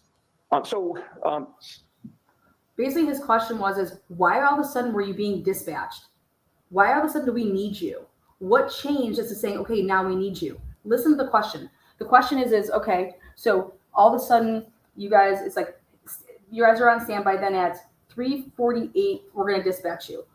What happened between 2:53 and 3:48? What changed? What changed?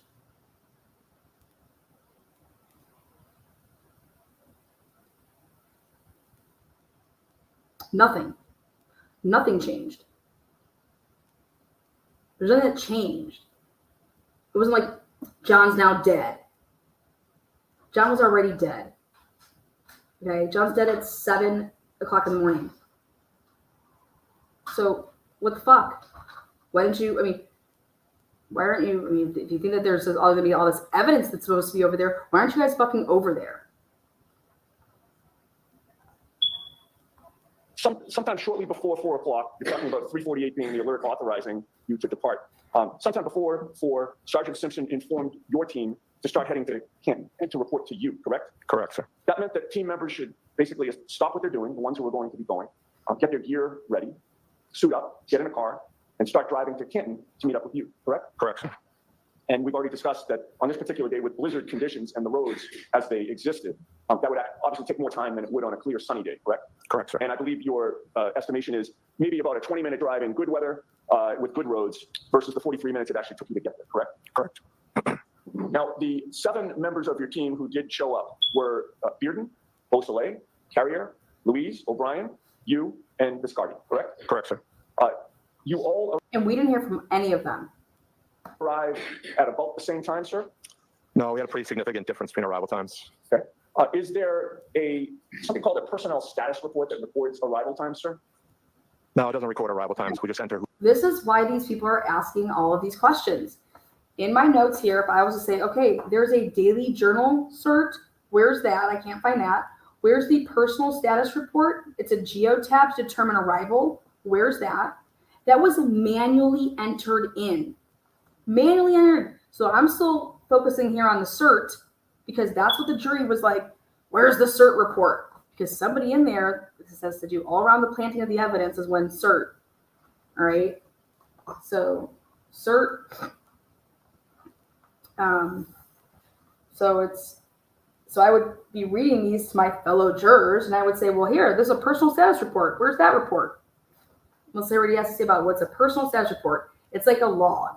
Who's responding? We use our geotab, which is our vehicle locator, to determine arrival times. Is it your testimony? We use our geotabs based on our vehicles. Well, did these people show up in their personal cars?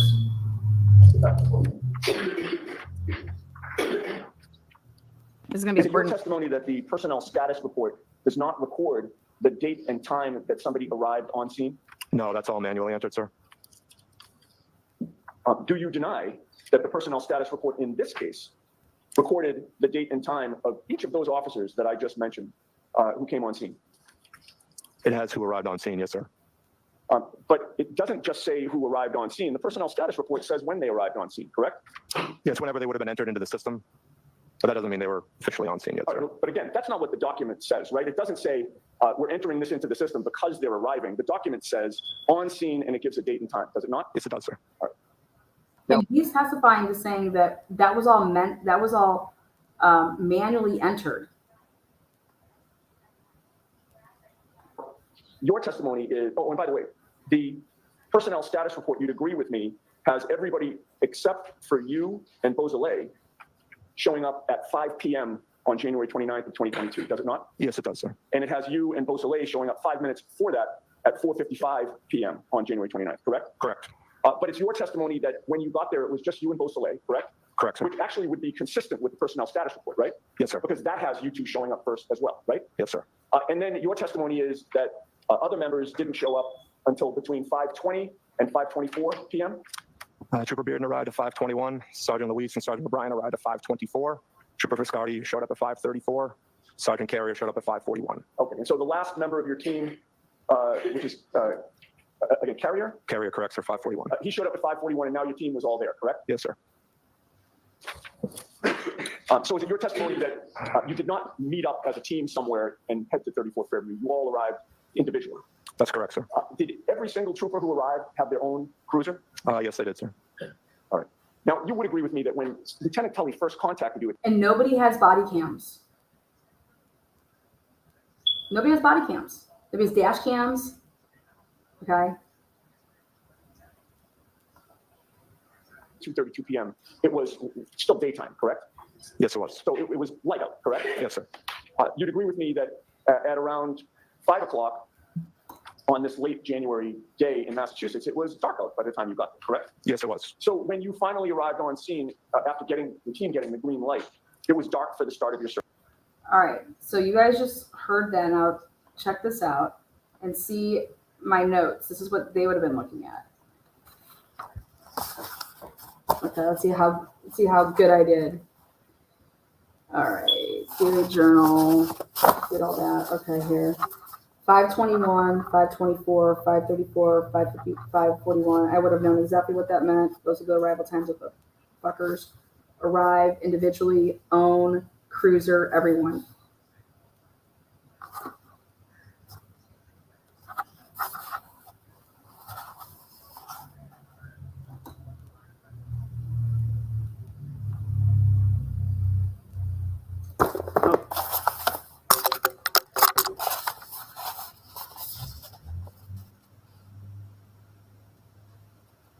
Okay.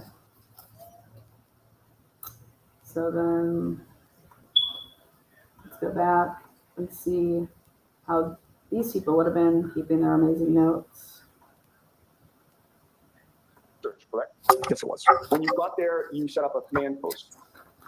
Oh, you could call my cruiser command post, sure, sir. Well, I didn't use the term command post, sir, did I? You did not. Who used it first? We marked my cruiser as a command post on the map, sir. Okay, all right. And a command post is a base of operations at the scene, correct? Yes, sir. And you parked your cruiser basically in front of the driveway at 34 Fairview to serve as the command post? Yes, right side of the driveway, yes, sir. And you were initially facing away from the flagpole when you did that? Yes, sir. Which would mean that your cruiser was parked technically on the wrong. When has a police officer ever parked in your driveway? When has a police officer ever parked in your driveway? Think about that.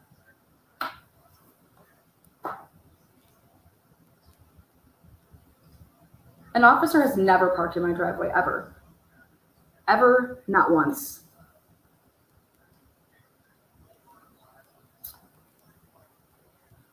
Wrong side of the street facing Cedar Crest because you were against 34th Avenue? Correct, sir. And then ultimately turned it around?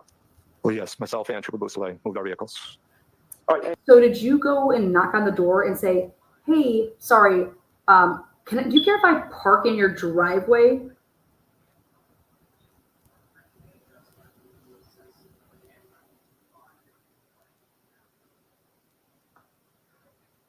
And you initially parked there in part because you wanted to keep the area where you were searching clear of vehicles, correct? Yes, sir. And that was where you met at the, we'll call it a command post because you did, your cruiser. That was where you met to discuss the parameters of the search? When Detective Lieutenant Tully arrived on scene, that's where we spoke. Okay. And you would agree with me that it was Lieutenant Tully from the Norfolk State Police Detective Unit who told you where to look and what to look for, correct? Correct. He told us the area he thought would be the best probability to find what we were looking for. In addition to your team, the 7 of you, you noted that there were 5 other officers on scene at various points, correct? Yeah, I believe it was about 5, sir. They were all in uniform? They were not. Some were in plain clothes? They were. And you didn't know who those 5 other officers were, correct? I only recognized 2 of them, sir. And so the other 3, you didn't know if they were. Why didn't Yolanda say who were those 2 people? I don't understand. I was freaking out. I think I even let's see how I respond to that. State police or Canton police? Correct, sir. At that point, were you made aware that the Canton police had been. Wait, so 2. Wait. Recognized 2 of them, sir. And so the other 3, you didn't know if they were state police or Canton police? Correct, sir. At that point, were you made aware that the Canton police had been conflicted out of this investigation?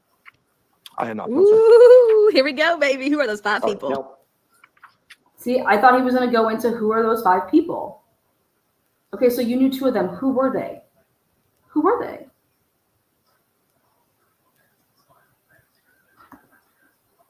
So there's 5 other people there in plain clothing. He said he knew who 2 of them were, doesn't know who the other 3 are, okay? And that's in addition to his own team. Who the fuck are these people? Me, I was waiting, like, okay, so you didn't, did they have, was it media? Did they have cameras? How do you know they were officers? How do you know they were plainclothes officers? How do you know they weren't neighbors?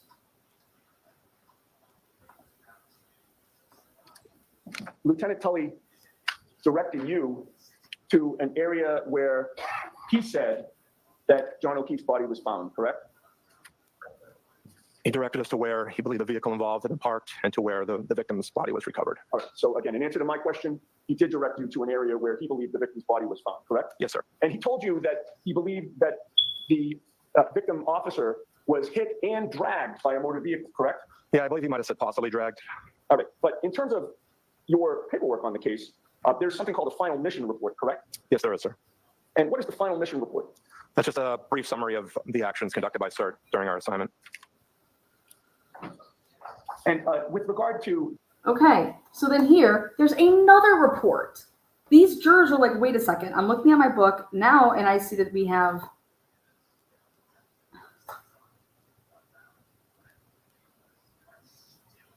another report. What do you mean there's no CERT report?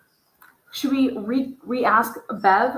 What do you mean there's no CERT report? In our notes, we have that there was 4 reports because I'm not even down to the probability of detention detected. I'm not to the map of the meta. I mean, what report is this? The mission. Just going back for a second with regard to those 5 officers, you mentioned that you recognized 2 of the 5 officers that were in plain clothes at the scene? Correct, sir. And what departments were they from?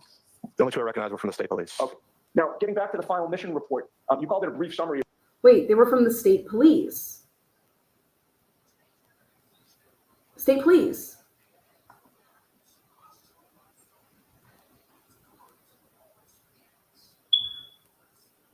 So there was two state, who the fuck was there? And they're going to say that this is when Proctor was saying that, okay, I know why they didn't ask him that, because they were just going to lie.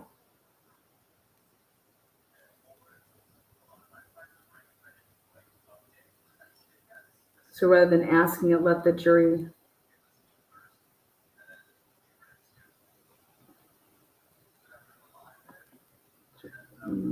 Of what you had done with regard to the search, correct? Yes, sir. Just because it's brief doesn't mean that it should be inaccurate, correct? Correct, sir. It's important with regard to anything that you submit on this case that you be as accurate as possible, correct? Yes, sir. And you try to be, correct? Do our best, sir. And there is an entry, well, there are 6 different categories on, or I should say 7 different categories on the final mission report. The first being the mission name, which you entered as the Canton evidence search, correct? Yes, sir. And that was accurate. The evidence search occurred, and it occurred in Canton, correct? Yes, sir. And you also put the date and time of the first call, and you entered that as January 29th of 2022 at 2:32 p.m., correct? Yes, sir. And that was accurate because you've testified that's when Lieutenant Tully contacted, correct? Yes, sir.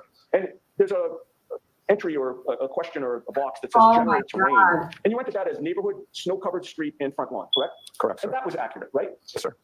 And in terms of incident type, you entered evidence search, correct? Yes, sir. And that was accurate, correct? Yes, sir. This is the report that the jury's looking at. I'm going to show you guys.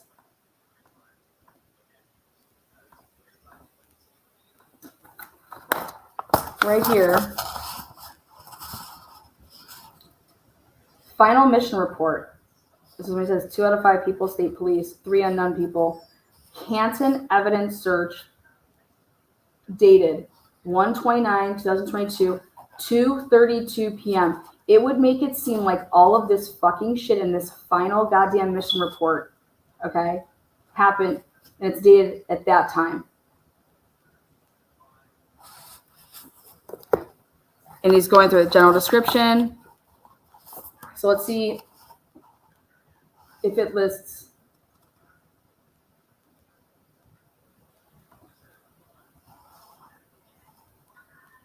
Okay.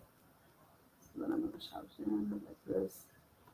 So if somebody was looking at that report, if they'd be like, well, no, they were over there way earlier. They were over there at 2:32. And then there's a final mission report that talks about your mission and starts with 7 CERT members, and that's the CERT team, right? Yes, sir. 7 CERT members responded to the scene, and it talks about the snow in the area where the victim's body was found, the plows hadn't cleared the street, et cetera, et cetera. That paragraph is accurate as well, correct? Yes, it is, sir. And then there's a final mission report by, and it gives your name, Lieutenant Kevin O'Hara, and it has your accurate badge number, which is 3042, correct? Yes, sir. All right, everything that we've just discussed in terms of what you put in your final mission report was entered accurately, correct? Yes, sir. And the final category is general description of mission. And would you agree with me that you entered the off-duty officer was hit and dragged by a vehicle at approximately 12:30 a.m.? I don't remember exactly how it's worded, sir. If I could. May I push on? Yes. It's been a recurring theme. Do you need glasses? I did not, sir. All right, I'm sorry. Here we go.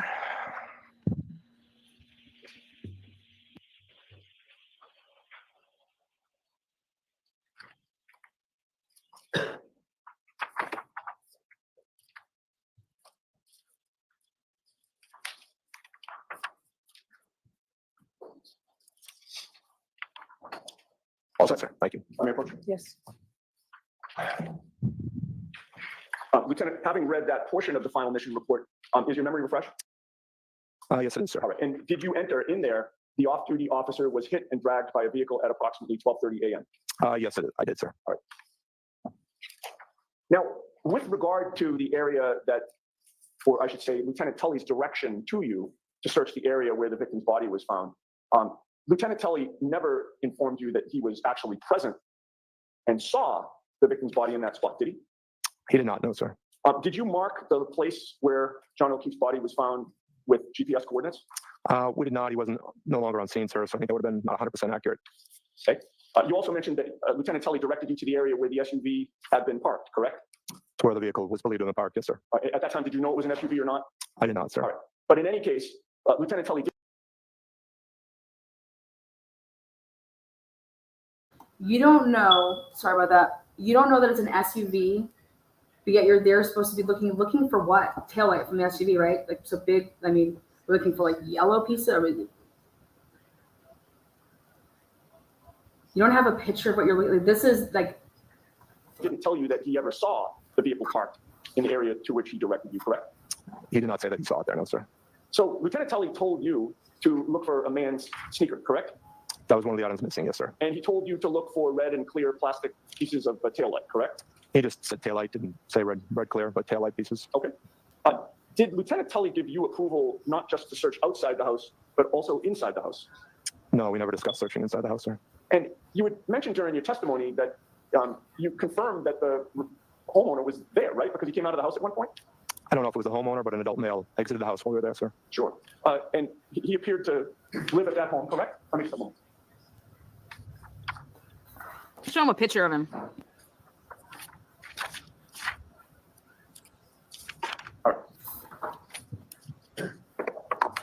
Now, with regard to the area that you were searching, you would agree with me that Lieutenant Tully was the one who directed you where to search and what to search for, correct? He gave us the best idea for the search area, sir. And it was based on his direction that you created a grid and began your search. He told us where he believed the vehicle was parked and where the victim's body was found, and I decided how far of a distance we would search. Okay. So that's another way of saying it was based on.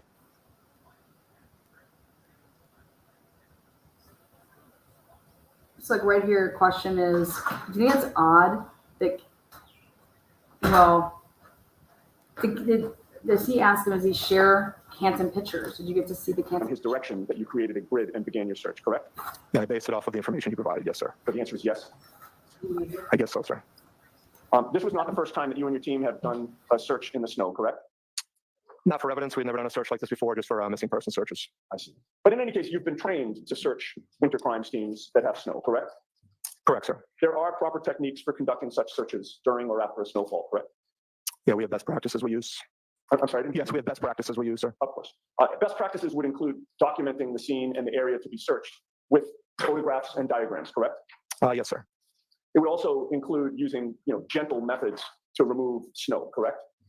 Yeah, the best way you can, yes, sir. That might include, smaller hand tools, brushes, gloved hands. Only if you would have a real small area.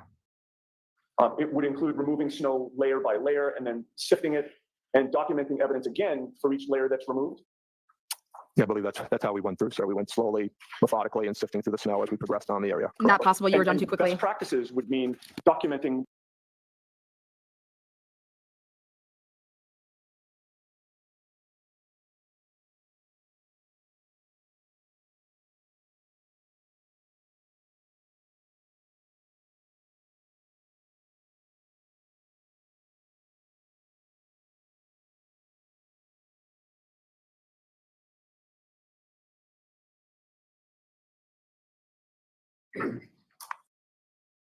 Oh, it goes You can see right wild. here to the left of the taillight, that is the molding of a shovel. So this piece of taillight was picked up by one of the team members in the bottom right down here. The next photograph. Again, what kind of thing we're looking at in this photograph? Again, you're looking at the sneaker. This is just a close.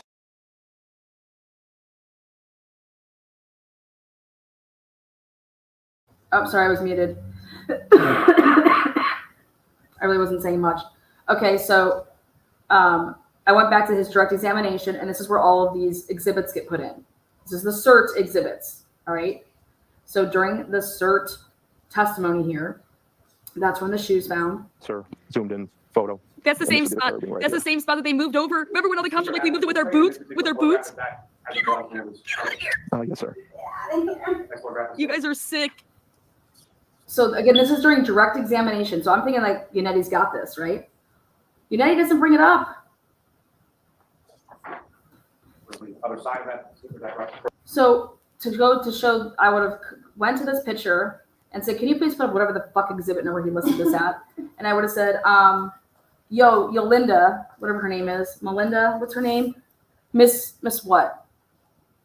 Lally says it every day, 5 times a day. Can you please put up this exhibit? Yep.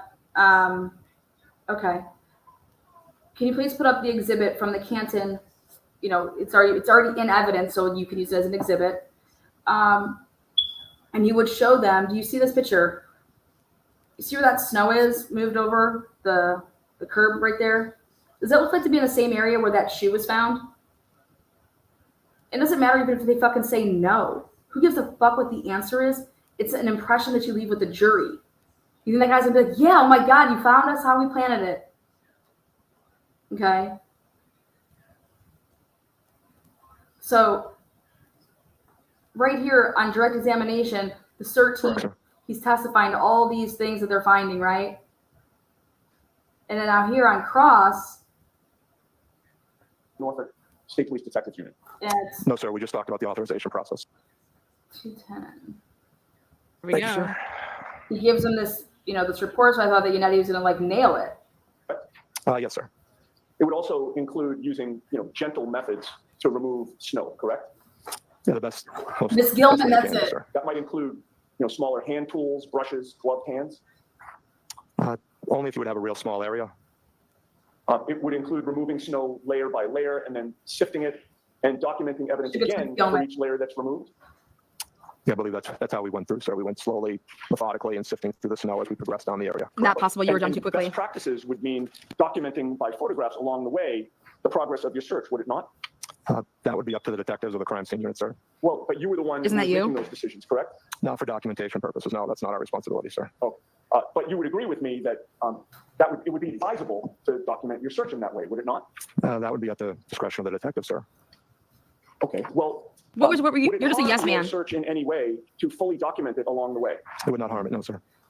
You want to take your time and work methodically and thoroughly in the search, correct? Correct, sir. And you want to collect evidence as it's Like, where's the yellow tape markers? located and immediately photograph it in place before it's disturbed, correct? As evidence is discovered, it will get photographed in place. Yes, sir. During your search in this case, your team found a sneaker and pieces of red and clear plastic, correct? Correct, sir. The evidence that you found was basically on top of each other, within a few inches of each other, correct? Within a foot or two, a couple feet, yes, sir. Well, you testified at a prior proceeding in this matter, did you not? I did, sir. And you were sworn to tell the truth during that prior proceeding as well, correct? Yes, sir. And that testimony was closer in time to the search that you conducted on January 29th than today is, correct? Yes, it was, sir. And your memory would have been better then than it is today, correct? Probably, sir.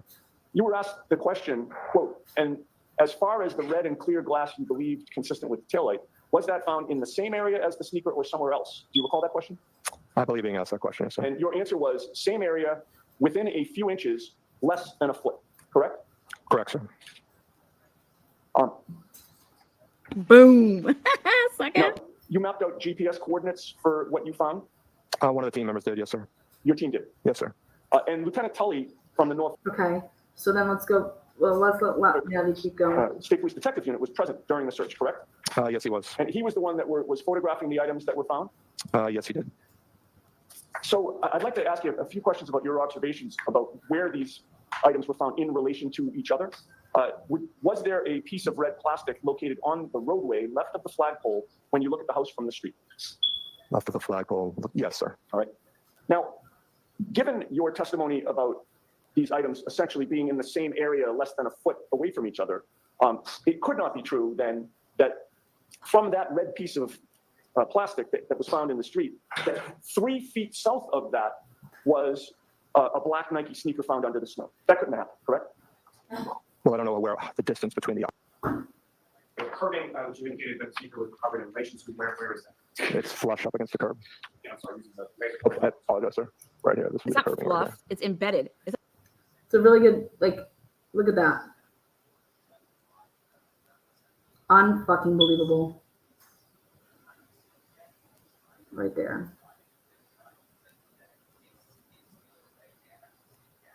It's not fluff. It's embedded. The next photograph is coming. So similar, as far as this photograph is concerned, what kind of thing you observed in that photograph? It's a closer photo of the sneakers. Sneakers in the bottom, right down here. The next photograph. Again, what kind of thing we're looking at in this photograph? Again, you're looking at the sneaker. This is just a closer, zoomed-in photo. That's the And same this is spot. curbing right That's the here. same spot that they moved over. Remember when all the cops were like, we moved it with our boots? With our boots? Yes, sir. You guys are sick. the other side of that, is that correct? Correct, sir. Is that sort of installation curve that you described earlier in the next one? Yes, sir. You can see the curving right here. The next photograph. As far as the sneaker was concerned, when it was covered, where was the snow in relation to? Was it on? Where's down, the- in, where was the snow? Where's any of the 213?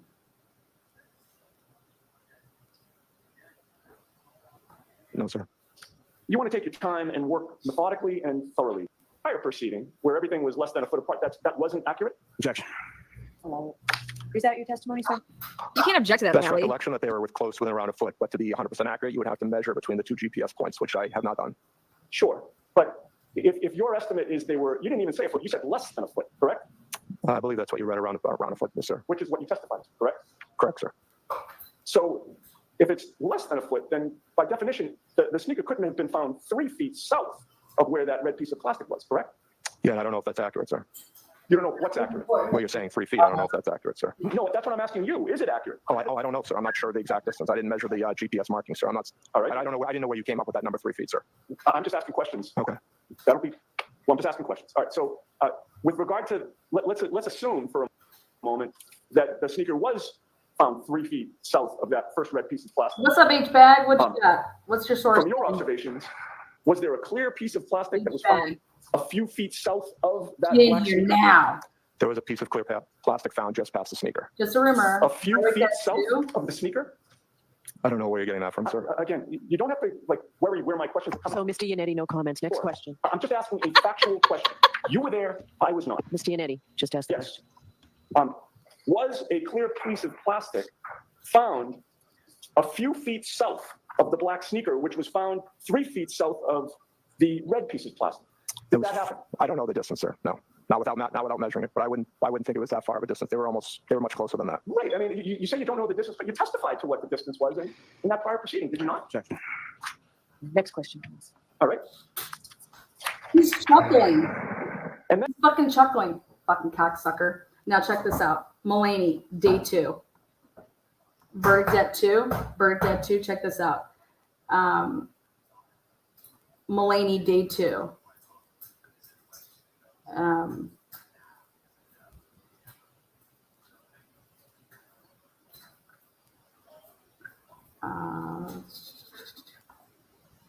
I go and time this one up here,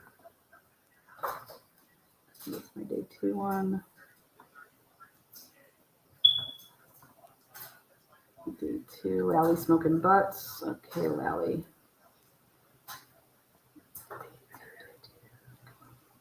Just a little bit. More right there. Okay.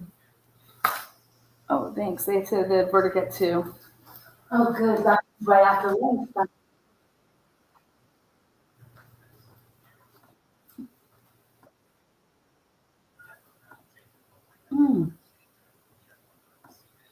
Report that reflected what you experienced, what you observed, and what Black dress. That's a record reflected identification. Yes. In that general area, as far as any sort of landmarks or things that were in that area. Even Maldini. A fire hydrant and a flagpole. And may I approach the witness, Sean? Yes. Fuck you, Lally. So, this is a,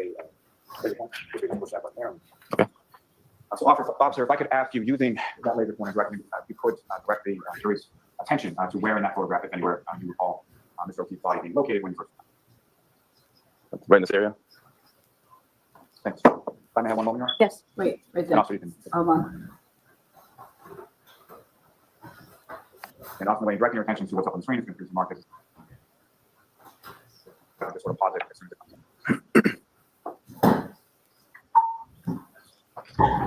So, often when I'm directing your attention to the screen, what's been marked as 25. Generally speaking, what's depicted up on the screen here is that consistent with what you recall as far as the conditions when you were responding to Fairview Road that morning. Yes. Thank you. If I could ask for exhibit number. I'm sorry, exhibit number 9. And also, when directing your attention to what's up on the screen, it's going to be marked as exhibit number 9. Do you recognize what's depicted in that photograph? Yes. What do you recognize? That's 34. Fairview. Is that how it's depicted in that photograph? Is that a relatively clear and accurate portrayal of what you observed at the residence on the morning of January 29th, 2020? Yes. And so if I could have exhibit number 18. And again, also when what's up on the screen, do you recognize what's depicted in exhibit 8? Yes. And what do you recognize that? That's 34 Fairview. So the difference, is that correct? Yes. Now, with regard to the residence, if I'm standing on the street and I'm facing the residence as in the previous photograph, the area of the lawn where you first observed Mr. O'Keefe laying on his back with his face up, would that be to the left of the residence, the right of the residence, or at center or something? Left. And what, if anything, did you observe sort of in that general area as far as any sort of landmarks or things that were in that area? A fire hydrant and a flagpole. And may I approach the witness room? Yes.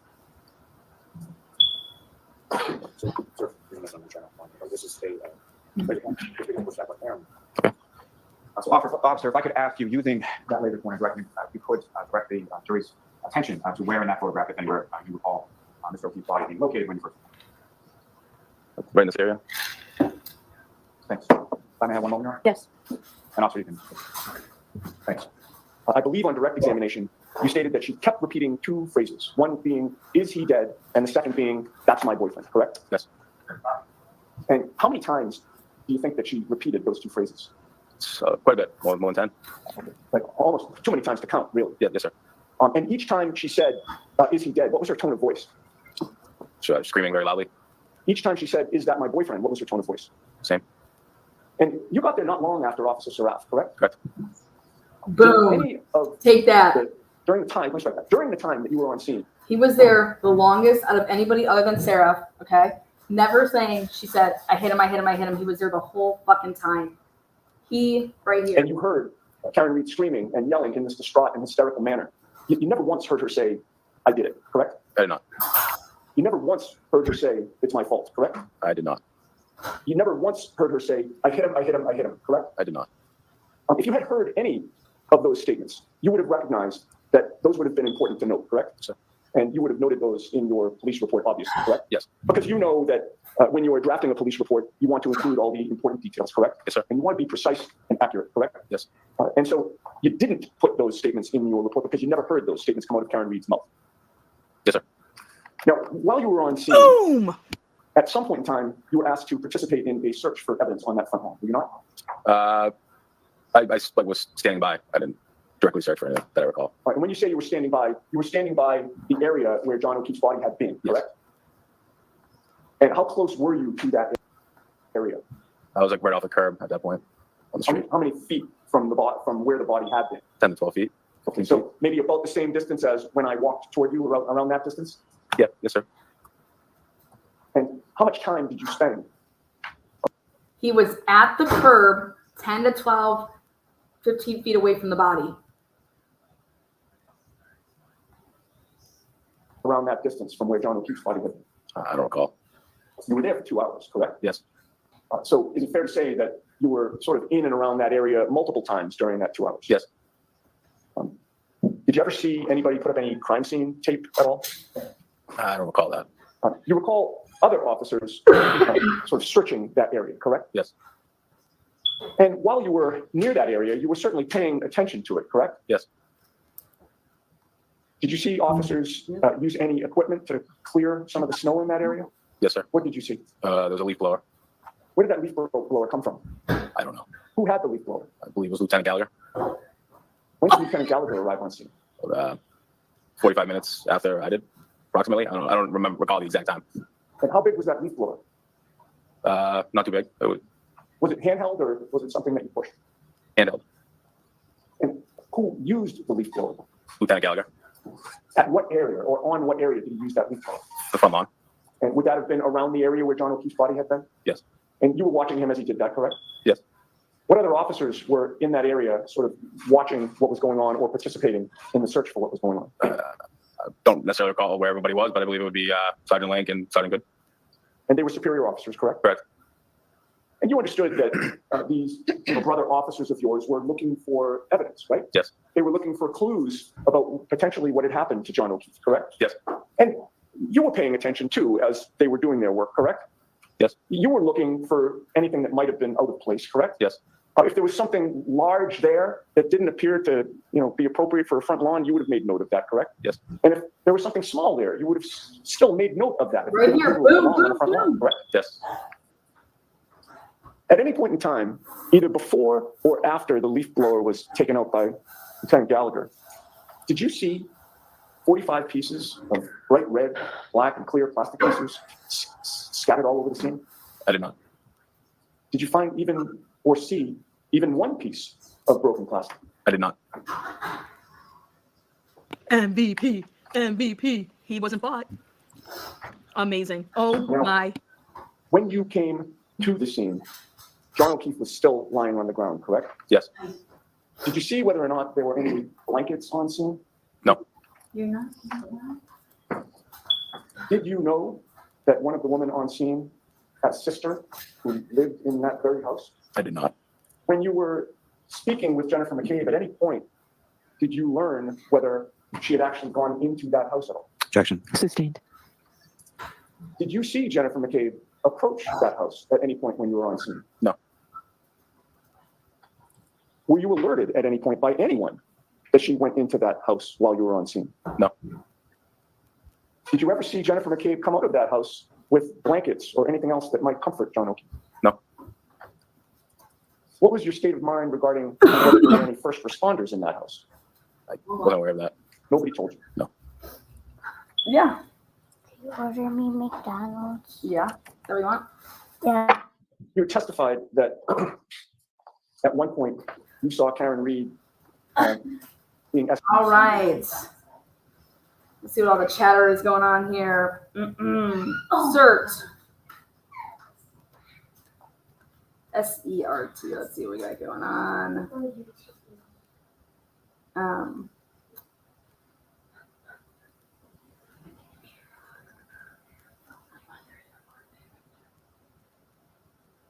Let's go take a look at what's going on. People are out there cheering their asses off for Karen.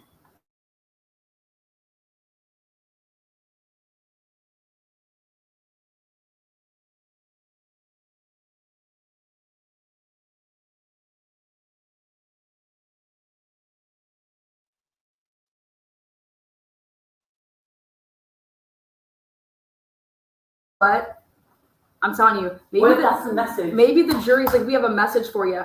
At 2:27, we have a little, here's a house, innocent is this woman. So I'm telling you, I know I'd be making a statement. I would say, I would be demanding that we made a statement. These people wasted our time all this time, blah, blah, blah. I'd be livid pissed. And wouldn't that just be great? 2 p.m. is here, no word. So jury is not deliberating right now. They're at lunch. So let's take a look. Over 1,000 people down there. That's only true. Believe it. Yeah. Okay, hold on. Let's take a look at.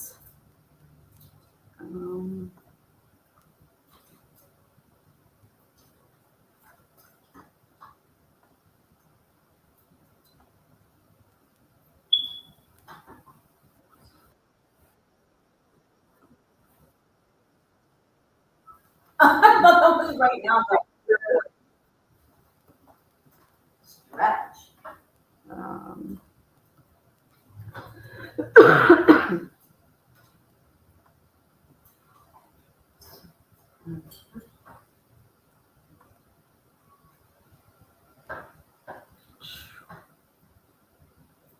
Yeah, I'm gonna laugh. You guys want to see something funny? Here, you gotta check this out.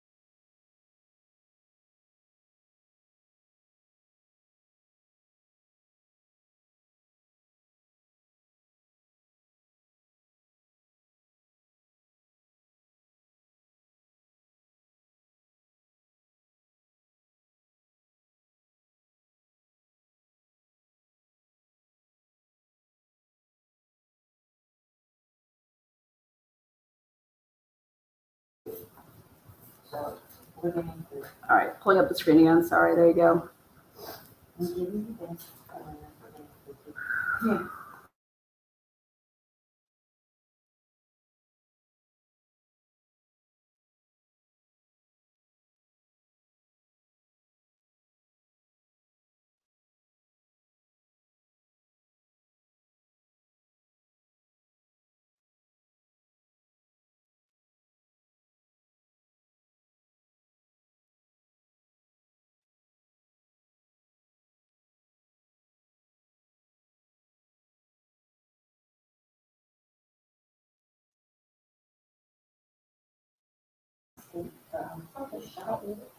Yeah, but I'm trying to make sure to do nothing else. So it's more just.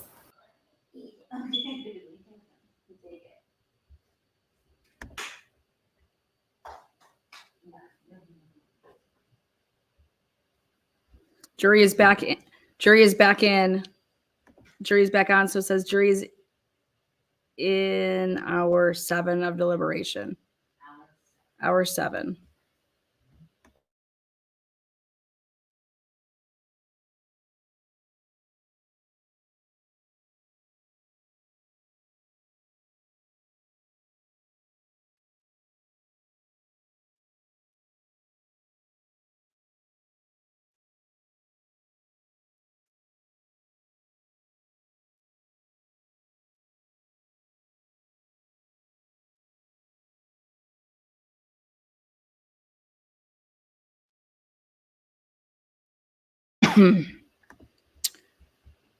Do you think the Fury will make verdict today? The jury, I do.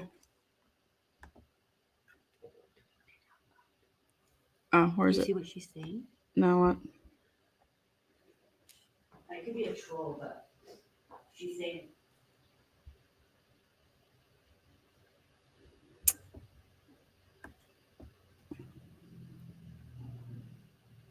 Yeah, that's what we're hoping for.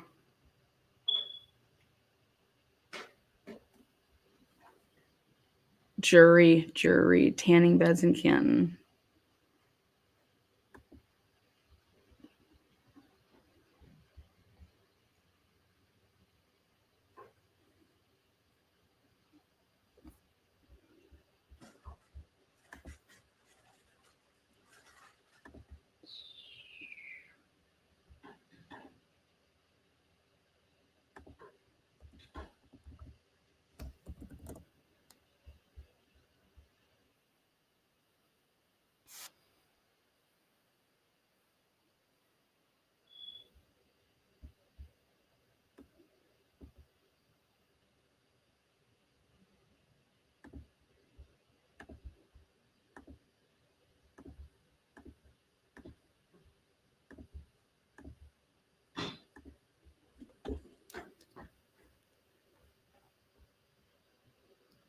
It's not muted.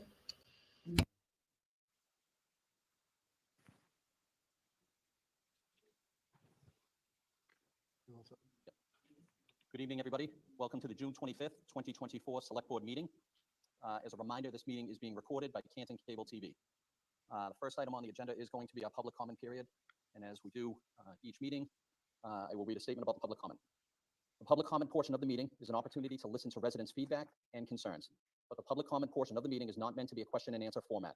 There will be no response to any public comment when presented. The public comment portion of the meeting is limited to 15 minutes total and 3 minutes per speaker. I would encourage those that do wish to speak to be mindful of others in the room who wish to do the same so that we can make the most of the time allotted and hear from as many people as possible. Anyone who does not wish to speak or who is unable to speak due to the time limit may submit their comments in writing for the board's review and consideration, or they can attend an open office hours with the select board. So the next open office hours will be in July, but we have not settled on a date or time yet. It's just a little hard to coordinate with the summer time. So, but we will have that. That's Lucky's dad. So that being said, Okay. begin with public comment. All right, here we go. Longtime Canton resident and loyal taxpayer. Okay, so this was last night. I am speaking to the people who are at home, who are Canton residents, who are not content with the status quo, simply to remind them we have a chance to change 3 decades plus of that's how we do it in Canton, starting in April when we have new candidates to outseat the person who referred to us as Evan Random Citizens. Please come to vote in April if you don't like what happens tonight. Thank you. Ms. O'Donnell? Hold on. Yep, sorry, just takes them a minute to reset. And Okay. Go ahead, Ms. O'Donnell. The chief of police out of Stoughton recently released a statement. I was profoundly disturbed and troubled by what I read. While I am not trained medical examiner, I am not qualified to draw any direct conclusions. The findings certainly warrant further examination at the highest level. As always, we will I didn't continue get to your assist email, with any efforts to ensure H-bag. the truth and justice will prevail. Every good and decent police officer I should can't be turn it aware up at all. of the angry about the injustice inflicted upon Sandra Birchmore. Sandra idolized police officers and what policing stood for in America, and she was victimized as a result. The only mantra a good cop must have is never again and never ever on my watch. Quoting another person today is Alan Jackson. You have the most powerful tool. You have a vote. You have agreed to give the community your best. What will you do in this moment? Will you say you will never look the other way? And lastly, quoting Chris Albert, you are an embarrassment. It's time for you to resign.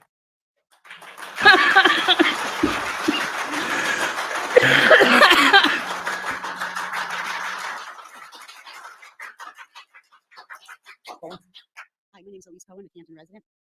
With yesterday's awfully sad news that Sandra Birchmore's death in 2021 has been ruled a homicide, aka she did not commit suicide, but rather she was suicided by the father of her baby, who happened to be a Stoughton cop. In today's jury deliberations, we are on the precipice of the verdict in the 2022 death of Officer John O'Keefe and the subsequent trial of Karen Reed. We are about to watch several persons in our community receive federal indictments. As such, we citizens and Canton taxpayers are no longer putting up with being ignored at these select board meetings. You simply cannot continue to pretend to listen to your constituents, and sometimes not even pretend, but instead be fidgeting with your iced coffee or looking at your laptop playing solitaire, whatever you're doing, while people bring up very valid, crucial, and urgent matters. This business as usual attitude is beyond reprehensible and shows uncaring, unethical behavior, especially while our town is on fire. Change is needed yesterday, at a time when all eyes are on Canton. To even consider contract renewal for our police chief, who allegedly took part in the murder cover-up, is equally reprehensible. Chief Rafferty should be fired, not rehired. And for the select board to vote her back in to continue ineffectively leading the department where her reports have no respect for her is preposterous. All of our safety is currently at stake with her at the helm. And I wonder and I ask how you can possibly justify this vote. Certainly it is not by reviewing her past and current performance. CPD had no disciplinary actions reported since 2000, yet I have a post-commission report in my hands listing 61 complaints involving 25 out of 46 officers on the roster, many with multiple incidents. The officers were reprimanded, counseled, or were involved in civil lawsuits, resulting in the town paying out lots of money in settlements to the aggrieved. One officer was named in not one, but 2 civil lawsuits, and instead of getting fired, that officer got promoted. Insane, isn't it? And the chief herself had 3 complaints, with 1 ending in a civil lawsuit.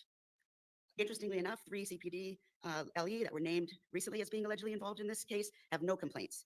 Chief Berkowitz, Kevin Albert, and Tim Kelleher, no complaints since 2000. Could be, I don't know. And 3 involved had complaints that once they were investigated were unsubstantiated, according to this report. That's Gallagher, Good, and Healy.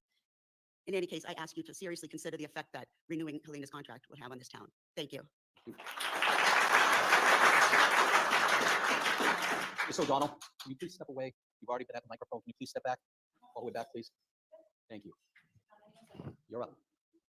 Kristen Anderson, Canton resident. The women ahead of me, the women behind me, the women too scared to speak, and myself are somebody's daughter, sister, mother, maybe grandmother, and wife. Would any of you want the women near and dear to your heart to be treated in the same manner that we are by the boys of this town? And please do not confuse the boys with the men. There is no comparison, none. We demand respect. We will not shut up until we get it. Speaking of respect, Mr. Albert is still allowed a seat amongst you when he has no idea what respect is. His antics on Sunday evening were unacceptable. There is no law forbidding anyone from patronizing a neighboring business, and the support he gave his family for disrespecting those patrons is disgusting and unacceptable. Mr. Albert being on the board holds him to a higher standard. But you laughed at the sexually inappropriate comments, the body shaming, the threats to smash somebody's skull up and down the street, and all the other comments that were very disrespectful to a woman. You laughed. You laughed as your sister-in-law called me fat. You laughed as your sister.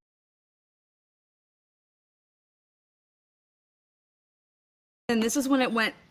And don't worry, I won't tell you you've got to go, because you already know. You are a sad representative of this town, an embarrassment, a disgrace.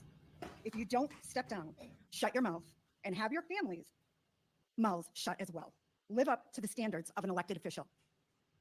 The women here tonight are strong women, and we will not be silenced by your arrogance.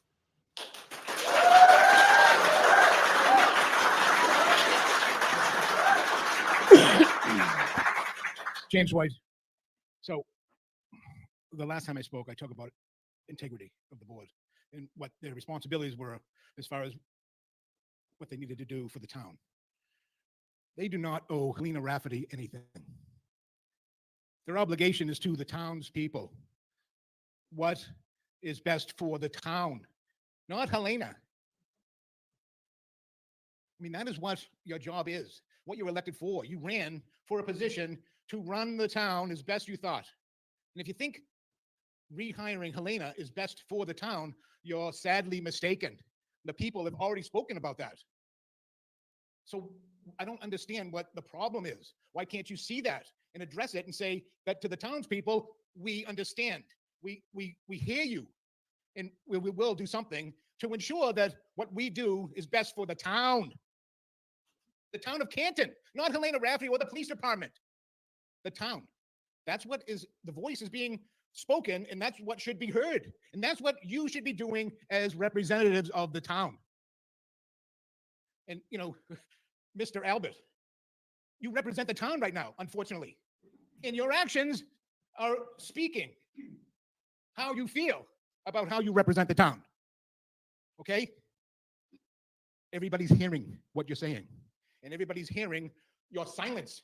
This board, do something that is appropriate and save the town before it's too late.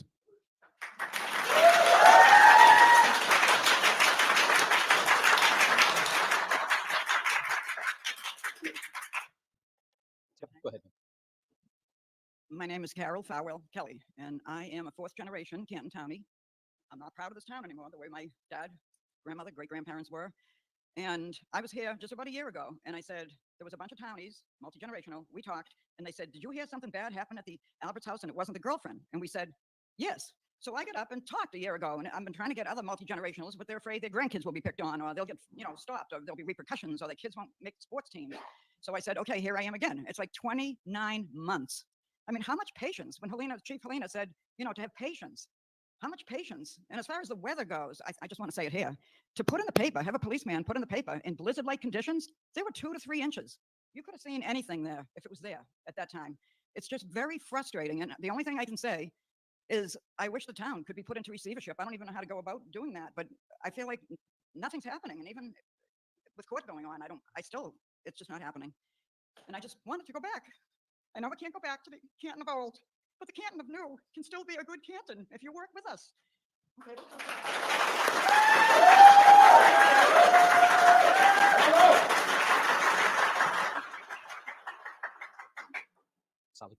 My name is Kathleen Howley. I'm a resident of Canton. I am not a townie, and I'm not a well-connected townie. That means that I am like the vast majority of this town. The vast majority of this town is not townie and is not certainly not well-connected townie. And I'm concerned about the safety of the people who are not well-connected townies. Because if we speak up, we get threatened, we get smeared.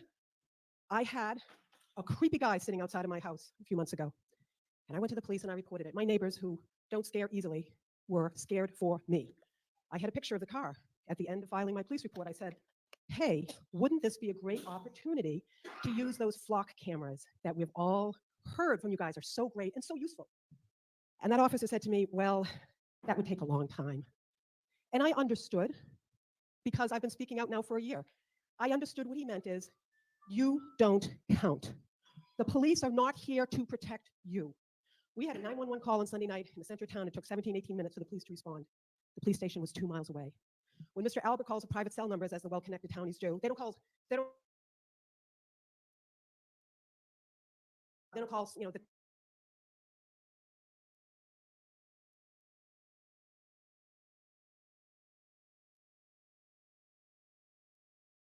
Look at these fucking cheap bastards. They lose the feed. Okay, this poor woman's fucking about to blast fucking Chris Albert's dick into his own ass.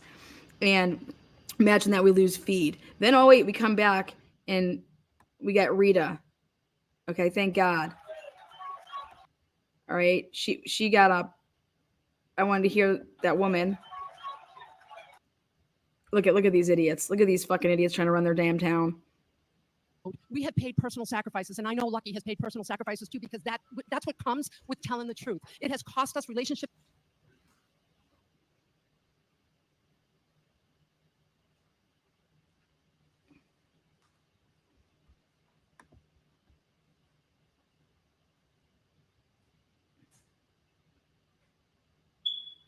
And then, so hold on. I think they end up rewinding it.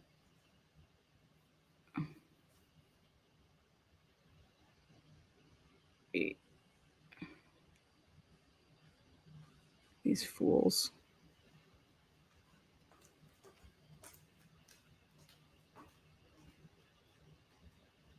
Yeah, so I'm gonna hold on. They had like an internet issue. So then I can go over here and we'll get it. Rita is the best. Yeah, Sandra Birchmore is going to get justice as well. Let's see what's going on over here. You guys, just so you guys know, there is a Jen McCabe account going around. It's a parody. It's a fucking troll account. It's hilarious. The latest one that they just posted with the Jen McCabe account. It's saying that please stop calling oh, the DoorDash is here. Please stop calling D&E pizza and ordering food. Fucking A. Stop posting that it's real. Idiots. Bunch of idiots. Literally in the bio, it says parody account. Simple. Yeah, parody account bio. Very easy to figure out. It's not Jennifer McCabe. Now,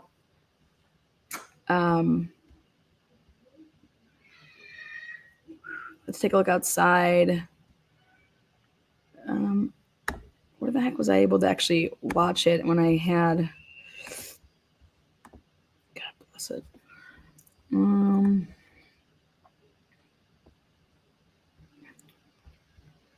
Let's see, Canton, not that one. Not that one, not that one.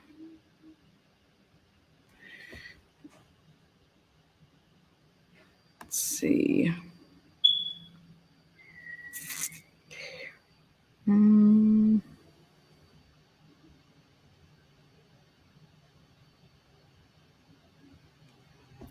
Here you guys go. Check this out.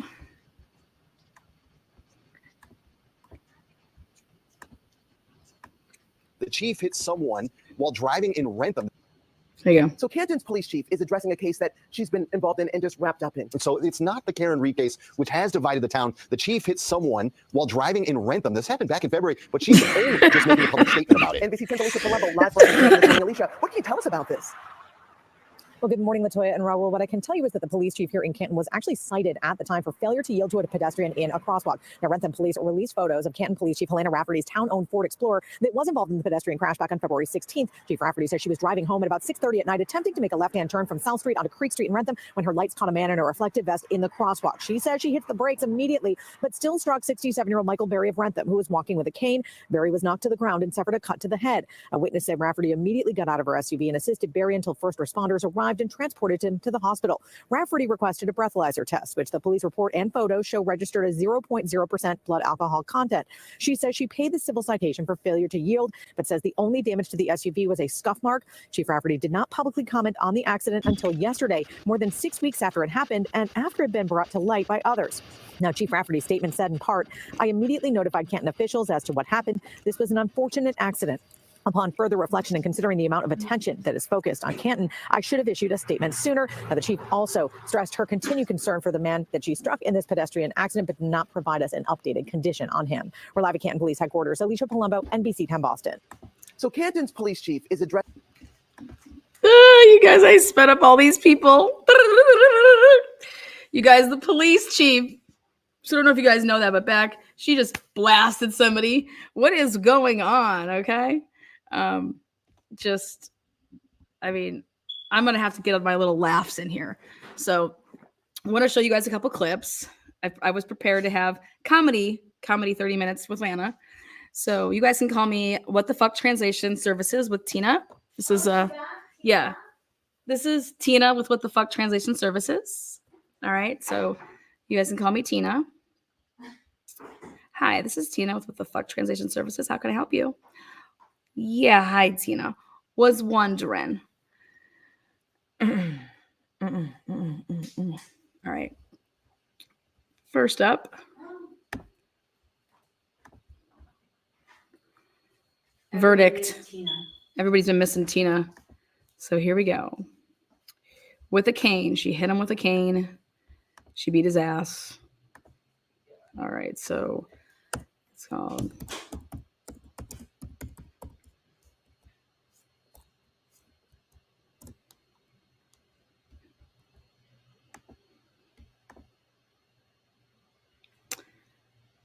first up is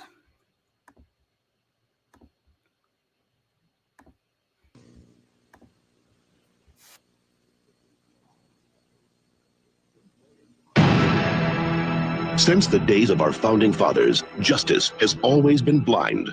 Now,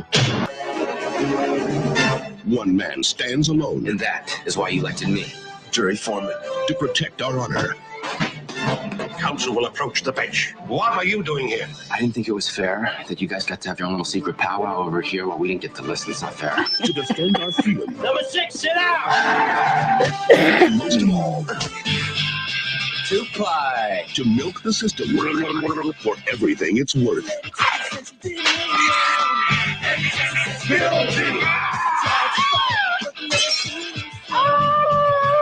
That's the peanut call. Pauly Shore is out for justice. Jury duty. Your girlfriend's here to kiss you goodbye. Say hi to Judgito. Who would have thought that Aunt Bev made a cameo right there? Look at that. This is Tina with the Fuck Transition Services. Bev, you guys didn't realize it, but Bev made a cameo in the 1995 Jury Duty trailer. Seriously. What are the odds? One of my favorites, Jury Duty. If you guys have never seen it, go check it out. Lana, are you a Bev fan? Yeah, because I want to interview her. I'm a fan. Huge fan over here. Judge Bev's brother defended Chris Albert when he mowed a man with his car. What did people can't drive in Canton? You know, nobody can drive a vehicle in Canton. But so let's also take a look at in other news. That's Pauly Shore, by the way. He gets jury duty and he wants it to last a long time because it's better than his regular life. And so he's a holdout. He's holding. It's 2:27, guys, right now on the money, 2:27. Do we have a verdict? Come on.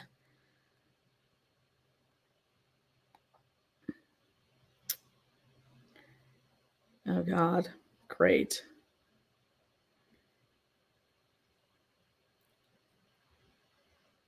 House long.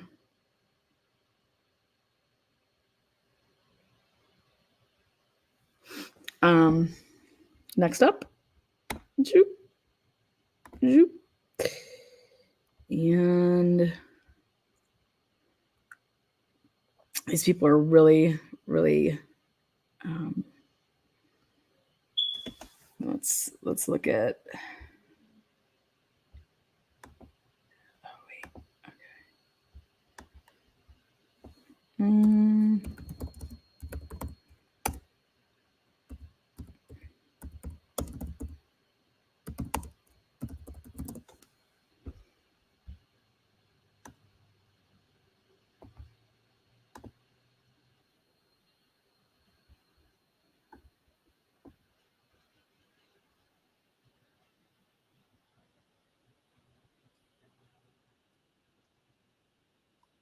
okay. Here we go. And here we go. For Matt McCabe. Make sure he gets some love over there. Next up is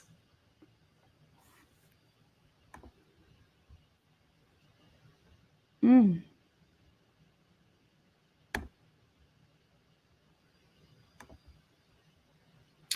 7 hours, no jury yet.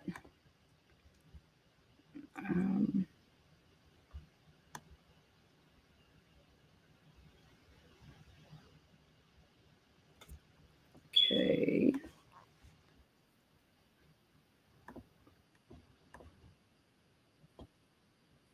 victims amidst his own personal. Oh heavens! Oh heavens! Jessica Hyde, there it is. Jessica Hyde. Jessica Hyde. Jessica Hyde. Jessica Hyde.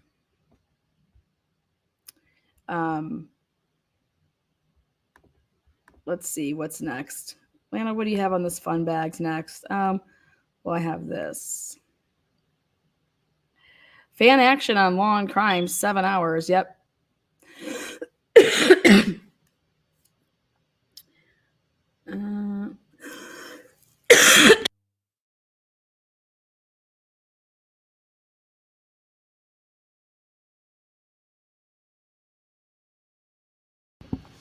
Jury is in hour 7 of deliberation, so nothing has changed.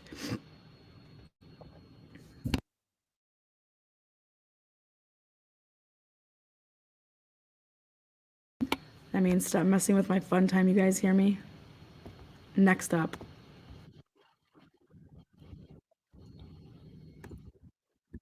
Deliberation, 7 hours.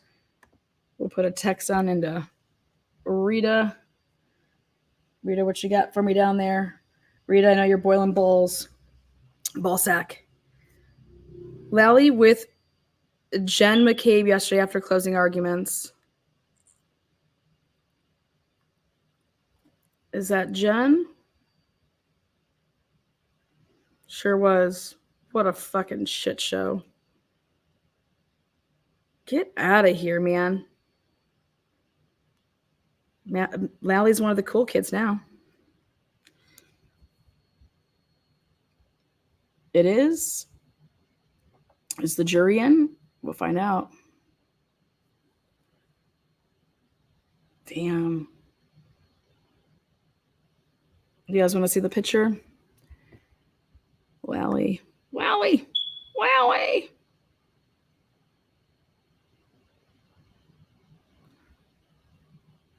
Wowie.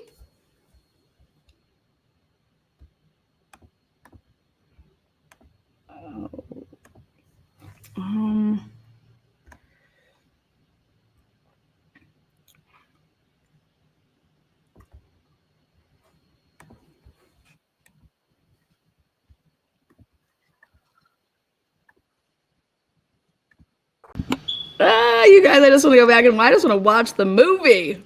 So good. So good. So good. So good. I'm in that. Oh. Good times never. So good. All right, so I want to play let's see. On Sweet Caroline. Have it your way. Burger King comedy. I think you should go to Jen McCabe's and just play her stuff. I'm her only son. Okay. Next up, I'll probably get hit for this, but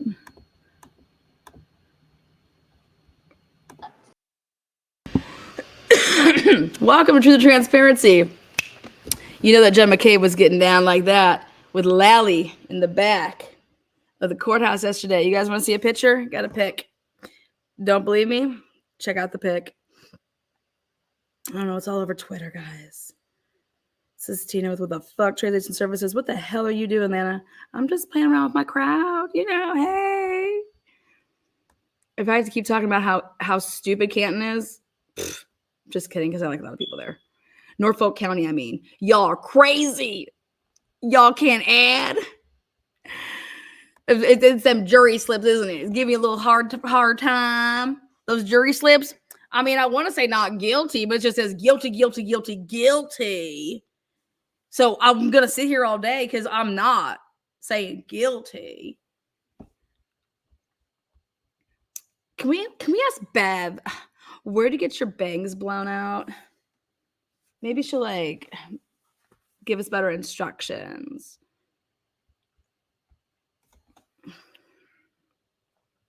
Bev, you're confusing the jury. God, now I know how like people feel when they think that they should have went like, dude, I should totally went like second or third in the NFL draft and I got picked 40th. Whoo, that's how we feel right now, right? Like Karen Reed's the number 1 draft pick, right? Shit, we're still sitting here. Okay, but then don't worry because Karen Reed's about to be our Tom Brady. All right? Okay.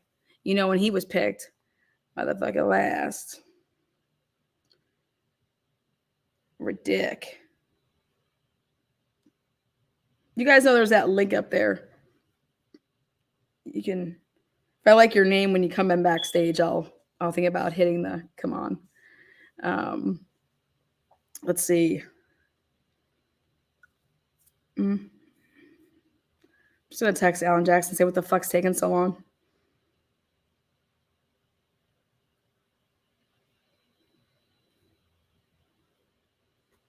So this was yesterday. I have pics of yesterday, Alan or Lally and Sugar Tits. What the fuck's her name?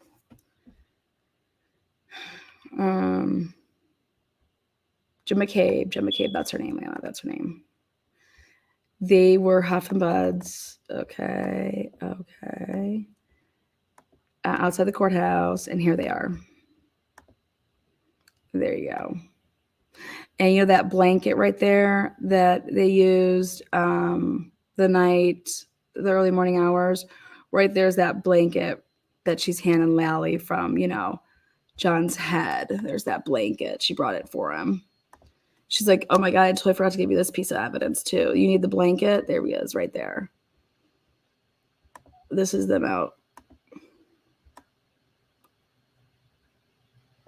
Yeah. No wonder why those jurors are hot as shit. Look at these shitty ass air conditioning units they have over there.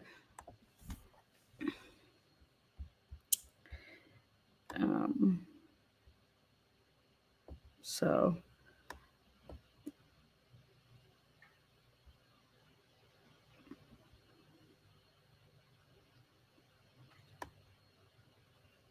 the building is so old, but it's so beautiful. But that's Lally, in case you guys didn't know. That's Lally. And then to his left, that is Jen McCabe. So that looks pretty normal, right? Totally normal.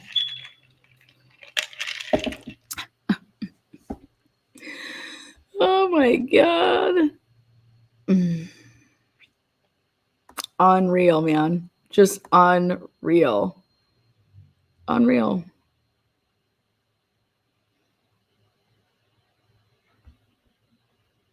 Go ahead, hit that. That link it should be pinned up top, isn't it? I mean, shit. Paste. I'll listen to you tell me why Norfolk County citizens here are having a hard time coming to a conclusion here.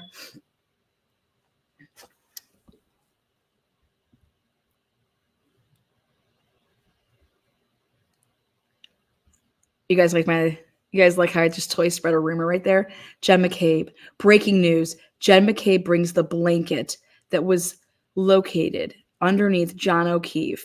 She hands it off to Lally. This is Tina with What the Fuck Translation Services. What the fuck are you talking about? Yeah, that's the blanket that Carrie Roberts was shaking off. And that Taylor Swift dances to. Remember, the jurors asked to leave. They asked to leave today by 4. They asked to leave today by 4 because of something. The fuck? Y'all been itching and scratching to get this thing, all right? And I just, ooh. Lally's like, I have no friends. What's her name? Miss Gillum? Miss Gillum? What the hell's her name? God bless it.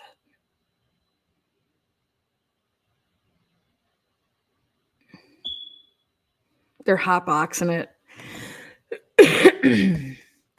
Hotboxing it.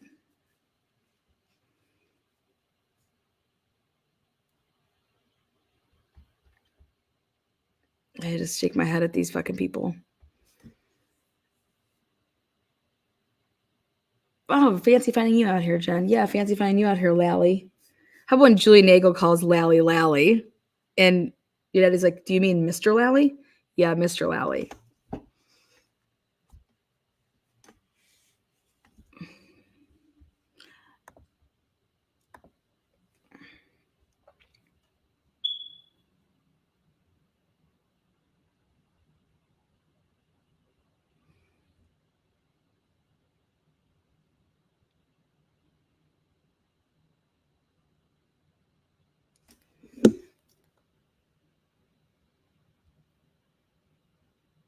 What else? What else we got over here?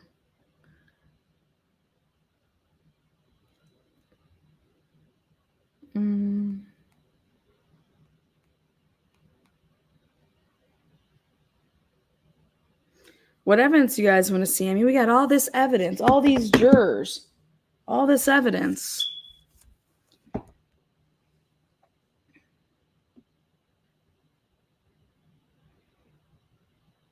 Well, he is your lawyer. Yeah, unreal. You wouldn't catch me like dead next to any of these people during a trial like this. Like, no way. Lana, did you see the New York Post site today? Did not. My God. Okay, how about this? Give me the best meme caption. All right, best meme caption. My God, I've never seen anyone try to inhale a whole cigarette before. If this really, it's Jen. You guys, that's Jen McCabe. They're just totally comfy together. That's totally Jen McCabe. Totally Jen McCabe. Yeah. Well, they wanted the goddamn fucking case, okay? Like, that's what it seemed like, right? And then now it's like, woo, hey.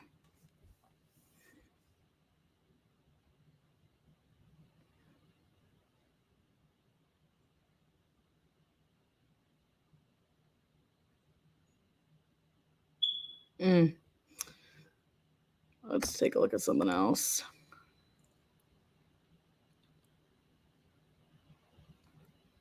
Hi, Violet. The status, I'll show you what the status is. That fan is about to fall off the fucking roof, the ceiling. And for whatever reason, I don't think people can add over there at Law and Crime. Law and Crime seems to think that they're still in the 7th hour of deliberating. They're not in the 7th hour of deliberating. But here you guys go. Let's watch. There it is. Gilman. That's it. Miss Gilman. Get over here, Miss Gilman. Sit on my lap. Sit and spin, baby. Keep on sending me those exhibits. Look at that. Jury is in hour 7. They've been in hour 7 for the past couple hours. That ceiling fan. God, I would just love for it to just spin out of control.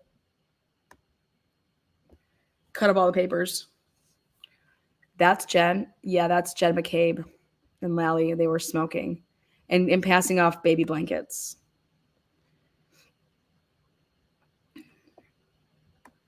So last time I brought a blanket to the courthouse.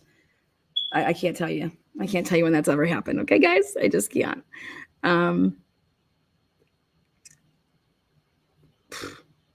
But Law and Crime, it's definitely not hour 7. That's Jen's only fan. I think it's personally Karen Reed's #1 fan, but I do like humor. Can you imagine if that fucking fan fell and Bev was just like, Lally, it's all your fault. Lally, if you would have just, Lally.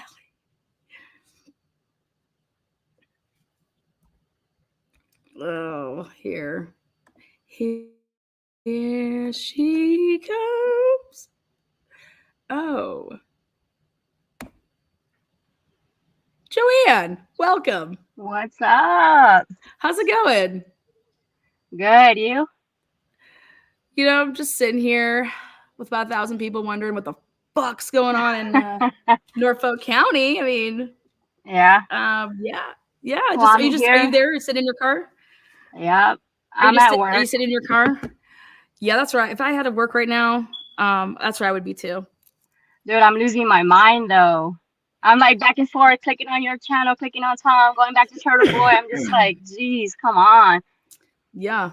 Hey, and I'm patiently waiting for my balls. Where are my balls at? Oh, your balls. Mm-hmm. Actually, we got a ton of them over here. Don't worry, you are definitely getting your balls because you wanted balls. I don't remember what I wanted, to be honest with you. The beer pong, right? Yeah, the beer pong. Yeah. So how about this? Where's Galaga? Where are all these people at? Where's like, why aren't they at some bar? Everybody should be at a bar right now. Like Yeah. doing a watch party. But guess what? I've Hey. been down over there. That's just lame. Nobody does any of that. Hey, once it's 3:15 my time, Texas time, drinking. 3:15 Texas time. That's 4:15 our time. No, Yep. right? Yeah, it's 4. Yeah. So you only have an hour and about 25 minutes. Yeah, because the anxiety is just everyone's trying to talk to me about work, and I'm like, Jesus, stop. I need to focus. You're like, I took a personal day, but don't tell anybody. Yeah. Hey, to be honest with you, yeah, I was thinking of calling in yesterday, but then like I nothing called in today. happened, so yeah, My you boss call said in it was okay. you call in every day. Yeah, my boss said it was cool. They said take That's 31 days. Go talk to your fans. That's awesome. Oh, Wow. shit. So what do you think? Do you think we're going to have it by the end of the day, or do you think that we're going to be back here tomorrow? Probably tomorrow. Tomorrow? Yeah, to be honest, you think- tomorrow, because it's the way you it's think we'll going. be It's out? just. I love that you and Bella debated. That was freaking hot. That was like that was cool that you guys can talk like that and debate with each other without getting like pissed off. You know what I mean? Oh, yeah. No, I always get pissed on. Yeah. No, I just know that Alan Jackson is really, really good, and he's not going to go give this case to a jury when he could have continued on if he felt that those people needed to see more. Yeah. Like, because there was a ton more that he could have done, and I know that he knows that because it's there, and it's just like we don't need to. I mean, like, are you kidding me? Like what else do you want to? What the fuck's going on here? Yeah. So well, hopefully not guilty's coming up. It's not a question if she's definitely not gonna be found guilty. If there's even a hung jury, I'll tell you what, I will never go back to that town in my whole entire, like, I'll never go back there. I won't pay one damn dollar to stimulate that economy over there, because now they should riot peacefully. Peacefully. You know, like this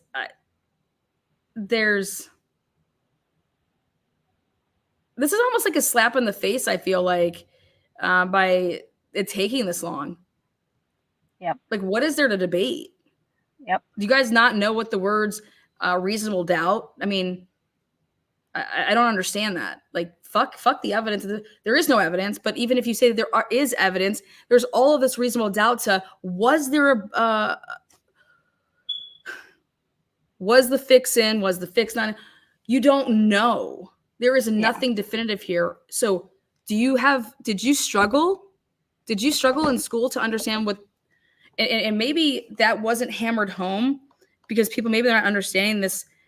Hey, okay, so we have to find, well, what if everyone's over there thinking, well, she was drinking, so she's guilty of something because she was drinking.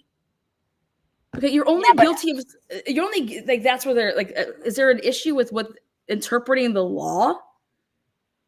Yeah, and then also too, we don't know if she was really drinking or if that was water. Like, how do you know? Was it on the receipts? Did I miss that? It was on, yeah, there was, yeah, it was on the receipts. I don't think there's any question. I mean, I would sit there if I'm in the jury. Yeah, she was drinking, but I don't believe that anything that Karen Reed did caused the death of John O'Keefe. Not even being negligent, not even like, oh, I'm going to drop him off there and thinking like, well, did she drop him off there and lure him to get his ass beat? And that's why he's dead. Yeah. You know, like, I mean, but none of that was presented. The fucking state doesn't even think that that's what happened. You get what I'm saying? Like, you can't just be coming and thinking up crazy ass things when you're sitting in a room talking. That's not how this works. This is what was presented in front of you guys.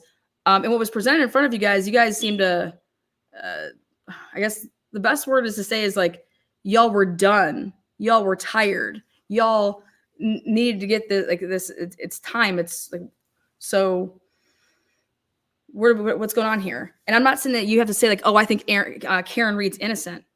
I don't give a fuck what you think. Okay. It's what they can prove. Did they prove that she murdered John O'Keefe? And if you want to sit there and say that they did, then that's where you're going to have people. Well, I don't think she did. Well, then you're going to have to prove it to me because we're going to be in here. I'm voting not guilty on everything. And you're not going to move me from that because I know the case, right? And that way I could feel like I could defend it. So that's how you guys would be able to argue in a room like that. And I would sit there and say, well, I don't know what fucking notes you took, but okay, here, let's go look at this document. Like, do you know how many binders are in that room right now? But how everybody just can't look around and say, all these butt dials, all these reports. You think all these reports are just wrong, people? You think that this is how this works? Yeah. Yeah. I mean, I get what you're saying, how you're supposed to just walk in there with not guilty verdict. Boom, not guilty. Change my mind. Show me what's going on. Show me that that's how you debate. And yeah. Well, I think because my struggle is with it's when they can just come back with a guilty verdict in 2 hours and they can come back in a guilty verdict in 3 hours and 4 hours. I'm like, okay, well, then we're going to compare oranges to apples here. If you can come back with a guilty verdict that quick over the course of however fucking long, the murder, if you can come back that quick to say guilty and you're willing to take somebody's, freedom, life, whatever the hell's on the table, and you could do it that quickly, you can't come back and say innocent that quickly. I have a problem with that. I have a huge problem with that. I agree. Because if it's taken, I mean, this reasonable doubt. This isn't beyond all fucking doubt. This isn't beyond this is reasonable. Yeah. You guys, every single person walked to that house and said there wasn't a body on that lawn. Where the fuck was John? Yep. If Karen Reed hit him, he should be right there, sprawled out. Also, we all went to the same house. You're not going to see a body there. And then you have the plow guy. He said there's no body. They didn't even go and interview that guy back when the trial or before the trial ever happened and Karen Reed was even, arrested. You don't even go and talk to your plow guy. Well, I know one TikTok person was arrested without a freaking proper investigation. She was arrested within how many days? And so you're just in a room and you're just like, and I'm going to say this, take out the Jen McCabe's, take out the House Long to Die. Who gives a fuck about any of that? There were these witnesses at that house. They did not ask a single neighbor. They did not go to the neighbors and say, hey, did you hear anything last night? Did you hear anybody scream? Maybe a neighbor would have said, yeah, I heard a scream at 2:00 in the morning. Whatever. How are you not neighborhood canvassing right after? Who are the people that are in this room right now? Because I can't wait. I want to know why it would take this long. And somebody better ask them that. Why do you think it's taken this long? Shit, I don't know. Because they're idiots. They're idiots. I mean, I don't know. I mean, everything's just drawn out and pointed. I don't know why. Maybe juror, what is it, 3 or 12 that they brought in? Maybe it's fixed. Maybe it's fixed. I don't know. We don't know. We just got to sit and wonder and twiddle our thumbs and drink beer and I mean, that's pretty much it. But one girl did say on TikTok, I don't know her handle or whatever, but she did say that she believes that he was drugged, or not drugged, but dragged in the shower of the basement. Does the basement have a shower? I don't know. And that he was washed, and that's why his clothes, that's where the blood went. Because where's the 3 liters of blood? And I believe that I agree with you when you said that Jackson kind of left out some pieces. Like, Yeah, I think that shoe. they missed a really, really, really well, but it was actually Nettie's cross with the whole showing of the well, Proctor should have been seen both of those pictures side by side. The good picture that was taken earlier, and then the picture when the shoe was there. And so that the jury could see side by side, okay, so the shoe's there here, it's the same area, and it's, you know, Kenny's saying, yes, the basement had a shower, so then, you know. Yeah, that's what that one, like I said, the TikToker said that they put him in the shower to try to wake him up, and then that's where the blood went. That's why his clothes seemed so clean. But I mean, either way, it still doesn't prove that Karen did it. Somebody did it, but it wasn't Karen. Crystal says Karen obviously had an inkling about it. An inkling about what? Like an inkling that like something was going to go down there. I don't know. I don't know. I don't know. Whoop. Oh, there you go. Sorry. Yeah. You're like, hopefully you don't lose your job out here, man. No, but you know what?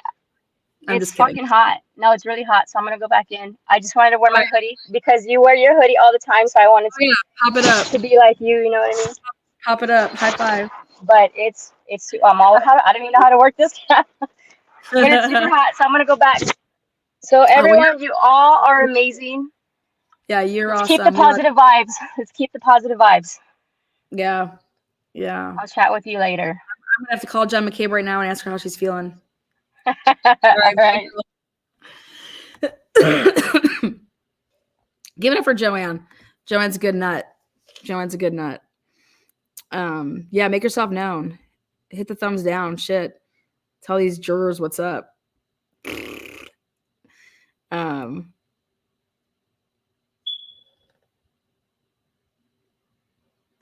Yeah. Oh yeah. Yeah. Yeah.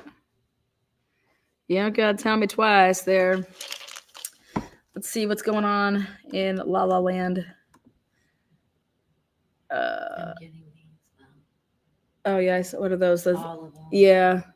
You have them? I was seeing them. They're so blurry. I wish they weren't that blurry. I mean, why are they so blurry? Because it's not the PDF. Okay, okay. That's why. Yeah. We'll see if we can get the PDF. Yeah. There it is, guys. Jury is in hour 8. And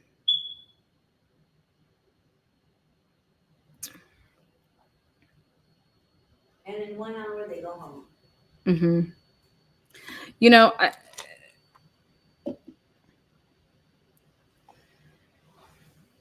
nobody would be able to get me to move off my my voice, but I'd have to try to do my job and try to like get them to like, you know, or okay, if I felt that they were going to try to like bully up on somebody else to, you know, hey, I know that I'm going not guilty.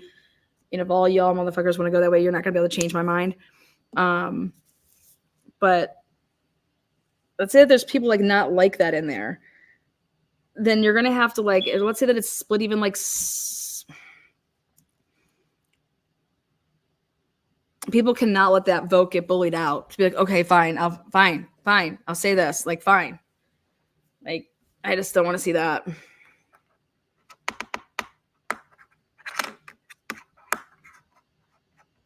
I think the jury is confused. I think they are trying to decide whether there was a conspiracy instead of just ending with there was no accident, so nothing happened. This is a murder of a police officer, you guys. Like, it's only 8 hours in. Okay. This is a this is what, after what we just watched, like I'm gonna stick to my guns with this. This isn't anything close. This isn't, okay, Yolanda, do you think sitting down in a room with me, hey, okay, how about this? I don't think Karen hit him. I don't think Karen hit him. Okay. Well, then how the fuck did Karen's shit get there? Okay. Because if they're going to try to say, well, do you think that Karen brought him there and that she knew it was going to happen? And then I'm going to say to this, then how did Karen's tail light get there? If it was planted. Do you understand? So now, remove yourself from this situation and put yourself in a situation where you have somebody that 12 people, 11 other people you do not know, you've never talked to before. And it's the first time you are discussing this. And the Commonwealth, even I've already given you my answer on that. If you can come back in 4 hours or 2 hours and say guilty, okay, and take somebody's life away, okay, and their freedom, when I say that, and you can do that in 2 to 4 hours over a case that takes so long, okay, then it should be easier for you to say innocent. It should be easier for you to say not guilty. No, because neither of those scenarios are right. You do what's right. This isn't a close case. This isn't close. We know that. No, I haven't. This is, what do you mean we know that? This is what was presented. Take Jennifer Coffindaffer. What Let's is say the she's on definition? Someone like hers on Yeah, the but jury. she would even have to say that the Commonwealth didn't meet their burden. That doesn't mean that she isn't did. saying that at all, though, on What is she Twitter. saying on Twitter? That he She's met it. saying- Oh, that they met his. He met his burden. Yes. Because she's saying the evidence wasn't planted. Yes. Okay. And so she's saying, how did the, so then Jennifer's in the room with me. Jennifer, how, so that's fine. Karen hit him. What time did that happen again, Jennifer? Tell me. So again, that's what's happening right now. Tell me when that happened. You know what I mean? Like have faith that this is going to work out. No, what's happening is in that room is there aren't these people that are confused on it's if everybody's saying not guilty and there's just one person, then it's not that type of situation. Nope, I'm not. That would be like a bought type situation. Like no matter what, I have to say not guilty. That way it's a hung jury. And that would suck. And that would mean that from the jump, Karen Reed didn't stand a chance because it's a bought paid for jury out the gate.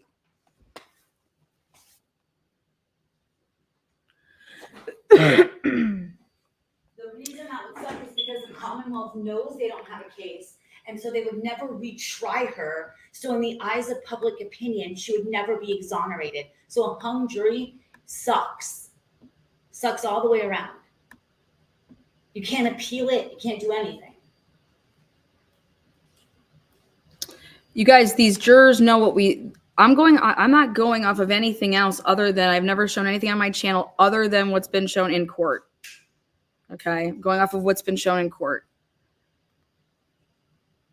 And in fact, the jurors have way more than we have. Yes. The jurors have every single exhibit. I'm over here just trying to get the ones that they put up there.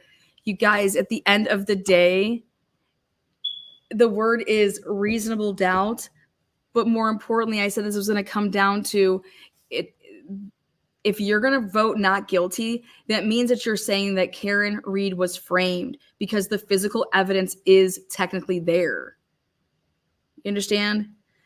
And as I said, I was like, this is not one of those cases where you can say, like, if you're saying that she's not guilty, that means you're saying she was framed. Y'all understand that?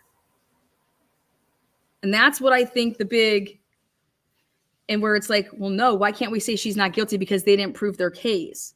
And then somebody's in there saying, well, what do you mean they didn't prove their case? There's a tail light. There's a hair. Well, you think that hair made it all the way through that? Well, clearly it made it all the way through there. Because otherwise you're going to say it was planted. It was frozen. Yes. This was that case where it's like, if you say she's not guilty, it's because you're saying it was planted. The evidence was planted because the physical evidence is there. This is not a circumstantial case. Everybody, and that was one of the big, that's a strategy move though too. Should we try to not make some of this evidence inadmissible? Should we be having suppression hearings? You know, Lally wasn't supposed to be able to talk about anything about that fucking hair in his opening statement. And he did talk about that hair in his opening statement. In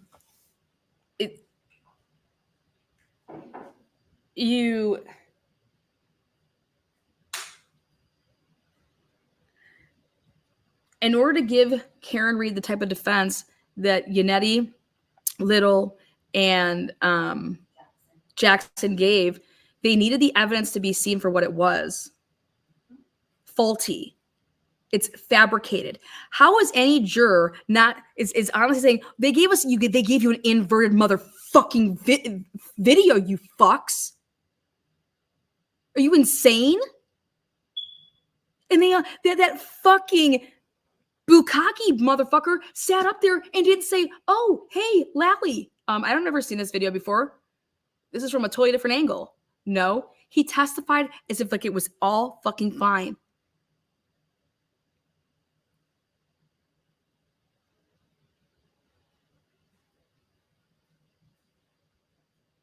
I think Jackson did a great closing when he put it down, and I think the only thing you need to know is Karen wasn't there when the Commonwealth, in their opening, stated that she struck and killed him. It's that simple. If you want to just take it down to brass nuts and bolts, that's it. That simple. She wasn't there, so she couldn't have done it. His opening. How that wouldn't piss you off as a juror that you think that the prosecutor tries to get a video in, an inverted video in. So I would love to be in that room right now and listening to anybody that's going to sit there and try to defend everything that went on for 31 fucking days. I'm going to obliterate you. Like, I will blow you out of the water. And I will be talking about what happened over the 31 days. I'm not talking about anything else. I don't know. I didn't follow Turtle Boy. I didn't know all the, like, so that's why I was kind of like, I presented this case. It's what we saw for 31 days, guys. What we saw for 31 days is out of this motherfucking world. Out of this world. And how anybody can be in a room for 8 hours and look at them and say, do these people think like, this is really what the government's doing right now? No, it's this defense. I'm telling you, it's all smoke and mirrors. Look at this. They want us to like, oh yeah, look over here. Like, who's going so hard to defend the state's case, the Commonwealth's case in there? What juror is defending the Commonwealth's case? That's what I want to know. Take the words innocent or guilty out of the equation. That case was shit. Lally, what he put forward is dog dick. And Bella doesn't like when I say that, so it was dog shit. Absolute dog shit. Nobody should be convicted if you did it on what they did. 100%. So that's it. That's period. Yeah. So what the fuck they're talking about doesn't make any sense to me. Because what are you guys talking about in there? We all watched for 31 days exactly what you watched. And I would love to know what in the world you're possibly talking about.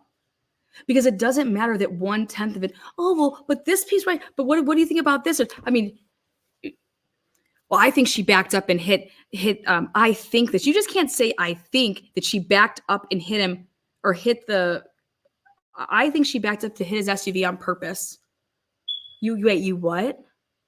Yeah, to cover up what? The fact that she could say that that's how she did it. That was such a small driveway, you guys. Where John was parked was incredible. And I'm going to say, okay, that's great that you think that. Okay, honey. Okay, then why would she have to go through the trouble of inverting a video? Why don't they have any of the pieces right there? Why would they call off if you know how much is missing, why isn't there any pictures of what her tail light looked like to know that, hey, you guys only found a couple of different pieces. Look at all this big chunk that's missing. Keep digging. Why did they stop looking last on 129 at 6:15? Okay, yeah, no, that's enough. We're just going to call off the search. When there's a dog missing, what do you get a picture of? The fucking dog, don't you? Oh, here, this is a picture of Karen Reed's back. Here, this is what her back taillight looks like. This is what the other one looks like. This is how much this is what we're looking for. When there's something missing, you have a picture of it, you pass it around, you say, this is what we're looking for. Nobody took a picture of Karen, not when Trooper Proctor didn't take a picture. No, because they all told themselves not to take the picture. But you remember Jackson saying They Burroughs came in and he's the only one, and he said verbatim, that taillight was not completely damaged. Yeah. It was cracked. Yeah. But it was not. You don't have to go, completely you don't have to give an inverted video. You don't have to do do any of this stuff. And then Jackson tells you the best telling part about it is that they inverted it, and it was purposely done because the time wasn't inverted, so that they did that, but then had the time back because they were going to try to sell it off like it was the original. Evidence manipulation. Are you kidding me? That alone right there, I would look at this person, this guy in the eyes, and I would say, oh, let me guess. Let me ask you what you do for a living. What, Karen Reed's a person that you can't bang? Your big beer belly can't get around it? They'd have to hold me back in there. What, Karen Reed pisses you off? Is she the girl that you could never score with? Or is it the McAlberts? Have faith. Just have some faith. It's not about it. We're 8 hours. It's troublesome to know what, this tells me everything I need to know about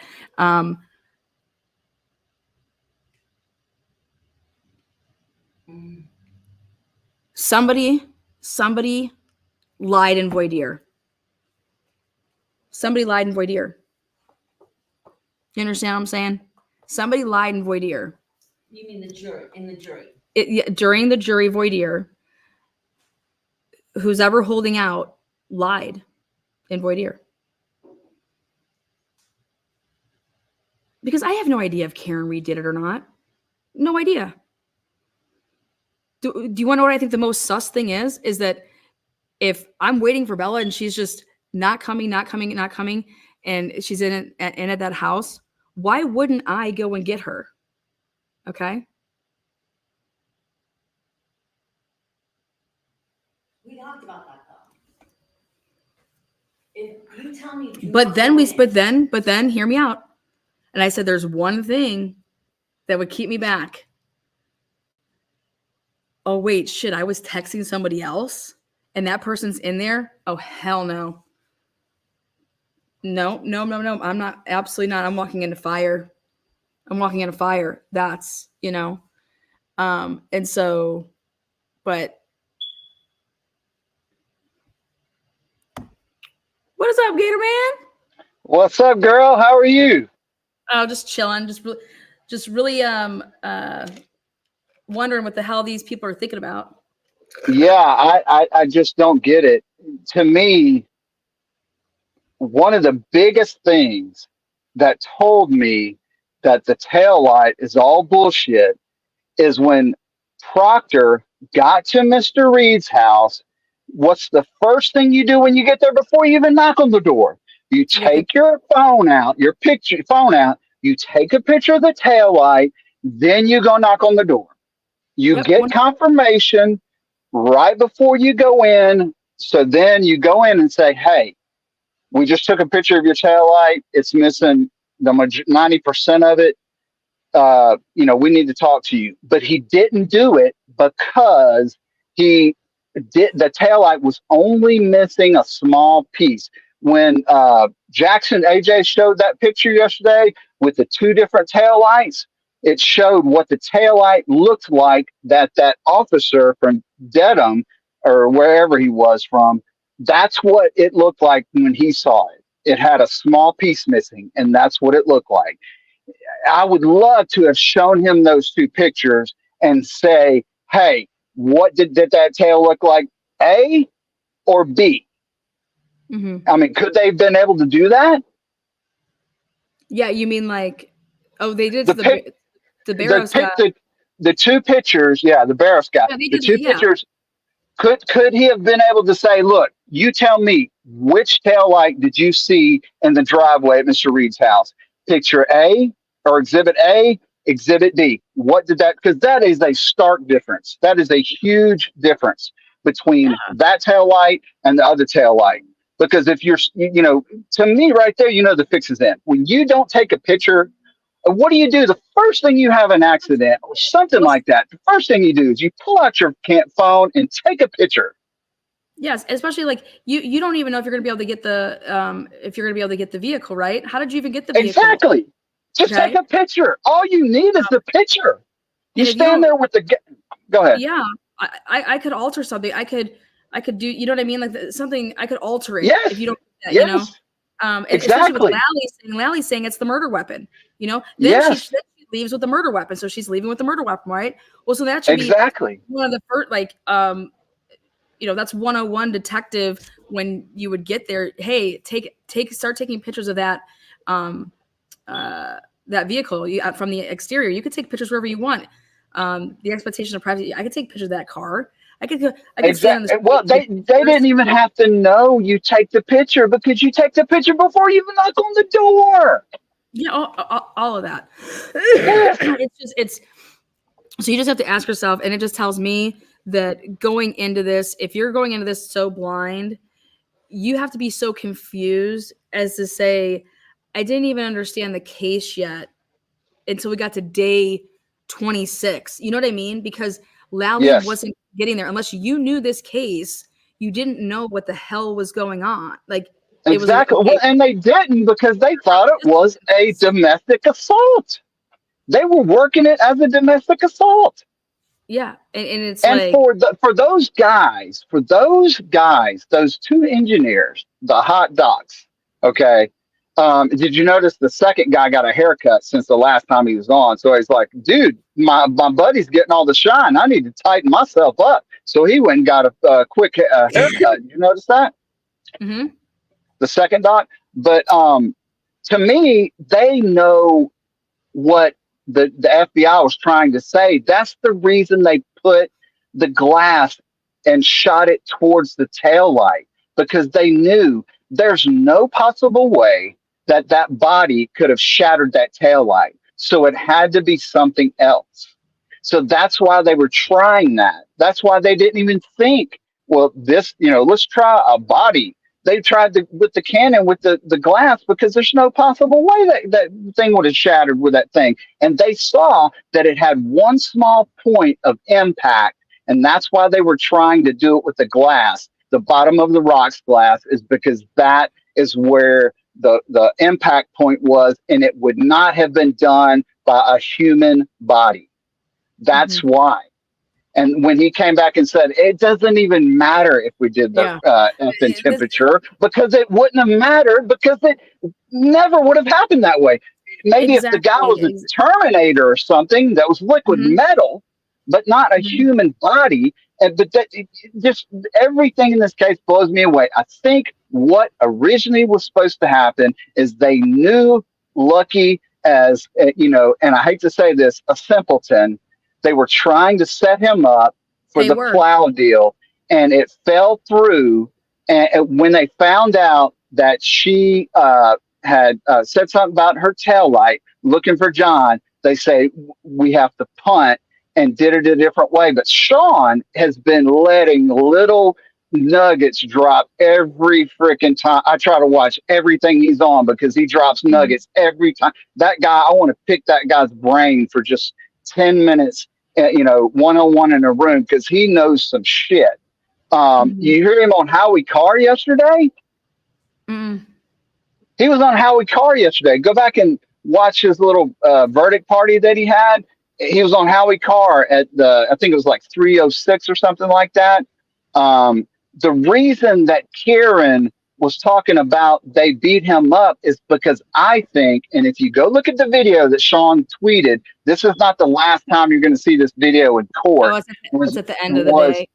Yeah, was Higgins Yeah, I saw that. egging on him. It was clear. That's your motive.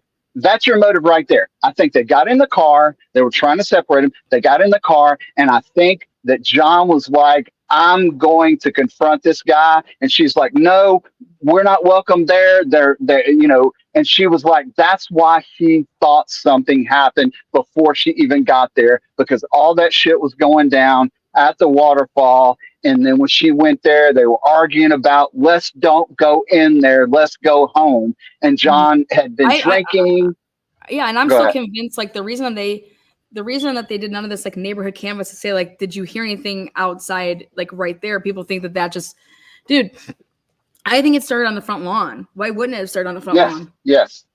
And I'll tell you something else. To tell you what kind of people the McCabe Alberts are, the Colaquitas, those people are regular, ordinary people. And Miss Colaquitas said, we are not like these people. We're regular people that go to work every day. We're not part of this crew. You could see it the other night when Turtle Boy was outside CF McCarthy's, and they had a mob gang mentality. They called the other people. Julie put the alert out, and everybody come. That's the kind of people they are. You saw that Adderall methed up chick, Jill Daniels, get out of the car and come up. I mean, she looked like the quintessential meth head. The only thing that was wrong was she had a head full of teeth. That's the only difference. I mean, she looks like a bag of bones running around out there. And then yesterday, yes, the alternate corner, Sean let this slip. He's like, screw it. I'm going to go ahead and say it. I got a buddy that's a pharmacist that told me they're all on Adderall, and they're all doing Adderall, and so picks up for so-and-so. So they're all on that, except for Matt McCabe. That dude is like a blimp. But all the chicks, they're all skin and bones. They're like walking skeletons. I mean, Jim McCabe looks like she's emaciated. So did the chick Jill Daniels. That's Julie's sister. But apparently, and then Sean was talking about this, that Jill and Brian McAlbert had a deal, and that's Julie's sister. Apparently, they were all swingers. I think I sent you an email about it. That goes to when Karen was saying he's a pervert because all those people were doing is wife swapping, apparently. Yes. He was talking about how Jen and Carrie, as soon as John came back and had the kids, they were always over there trying to get him to, they were trying to mac on him, trying to, I guess, trying to, Well, I was also told that John liked the white stuff too. So, I mean. Oh, yeah. Well, that's why I'm curious. Apparently, everybody's doing booger sugar and Adderall and all that stuff up there. And these are coming from reliable people, like, that aren't trying to. Yeah. Well, I mean, I trust what Sean says. I don't think that he's going to lie. Yeah. And that's why it was interesting. Like, why hasn't John's toxicology report ever, like, where's it at? You know? Yes, that and to me, there was more than just alcohol in the system, and then the coroner shut up. Well, then of course there's a whole steroid shit too, because apparently there was a steroid scandal, and one of the other guys that was in the force had a scandal with narcotics, like perks and Norcos and stuff, that he was running some kind of, and then the whole thing about the guy, the lady or somebody calling in a report about some nefarious dealings with some kids, and Kevin Albert said, I'm taking the call. I think there's some of that too with Colin. It's like the mafia. Why would Colin can't add 5 + 5. Okay. Colin has no interest in, he even said, he's like, no, this isn't even, I didn't care about this case. Remember when he was on the stand? Why the hell would Colin Albert be there yesterday? Exactly. Of all the people, why wouldn't your husband be with you? Jen McCabe If Brian Yes. Albert wants to be there, it should have been Brian. And Nicole. Yeah, like why would They had one representative for each of the McAlberts. They had one representative from each of the McAlberts. They had Brian there from Brian Albert's crew. They had Colin from Chris and Julie's crew, and they had Jen from the McCabe crew. That was one representative for each of the McAlberts. That's great. I think that's why they had one for each one. And Carrie there too. She was on the other side, but that's insane that John's brother had those people sitting behind him, that the FBI, Josh Levy, knows what's going on. And that's why I think that Sean said, this is not the last time you're going to see this video, because I think they have a ton of stuff, because he was talking about yesterday on Howie Carr's show that they had tapped Morrissey's phone, and once Morrissey calls somebody, they have the right to tap that other person's phone, because that's what drags them into the investigation. I think they know all this stuff, and I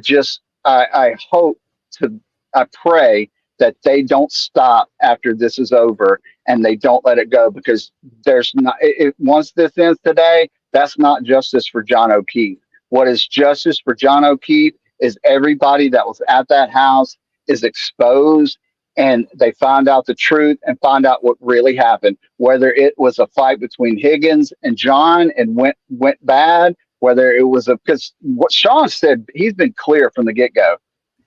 Colin and Brian beat up John, and the dog attacked John, and Higgins was trying to hold the dog. That's what Sean has said from the get-go. His story has not changed. He says I've heard him say it 3 or 4 times on several different channels. So I think that that's one of the things that he knows, that's in the reports, and that's why Karen said before any of this stuff ever came out, they beat him up. The nephew. You know what's interesting about that then? What would be interesting about that is that maybe that's why they're switching out what vehicles he had. Exactly. If there was blood if there was blood in his vehicle with like Chloe. Yeah. Yeah. Or dog DNA or something like that. To me, it's a slam dunk. They got rid of the dog. That is dog bites. It's clear. Those are dog bites. I've been bitten by a dog a couple of times, and the puncture wound for the teeth is just like that. Scratches just like that. I've been bitten by a German Shepherd just like that dog. Back when I was I was probably 10, 12 years old, and it looked just like that. Yeah. So to me, what do you think is going on in the jury room right now? It wouldn't surprise me because that's another thing that blows me away. Why do these people in Canton not want? Why would they vote to? Well, technically, it's all of Norfolk County, so like you could be a resident of Canton, you could be a resident of Dedham, you could be a resident of, you know what I mean? It's like, so to me, I don't even think I think they should have had it in a different county. I think they should have had the trial in a different county, because the corruption in that area runs so deep. Peter Murphy talked about it, because I watched one of Sean's old shows when he had Peter Murphy on there, because Peter Murphy was the guy that brought him into it. It was a former retired, Canton police officer that, found out what was going on and started, investigating. And he's the one that got Sean actually into the case. And he said that, I can't remember the guy's name. I guess his name is Brian Wallace, maybe, a former cop that had a body shop. He found out that he was the guy that took the taillight assembly out for the cops. Yeah, and he didn't tell anybody. And he told him he said, I'm not going to say anything else about it. I'm not going to admit to it or anything. So that right there tells you that they were using other people, and they won't say anything because they're scared to say anything. Yeah. And I also saw with Sean that So the tow truck driver allegedly has now said Yes, yesterday. that, oh, Yes. that wasn't me. If you In know, that picture, in supposedly the yeah. Sallyport video, that was not even He's like, well, him. because he's saying he didn't drive the car into the Sallyport. Yes. And I'll tell you another thing. I think that vehicle was in the Sallyport before. That's where all that It snow was. came from. I Yeah. think they had it in there and it was facing the other direction Okay, here and we you go. could clearly see the tail light. You need to let me go? Oh no, you're fine. I'm just gonna mute you. You can watch it. Session, you may be seated. The jurors have indicated they want to go home, so they're coming over. Wait, what? The jurors have indicated they want to go home.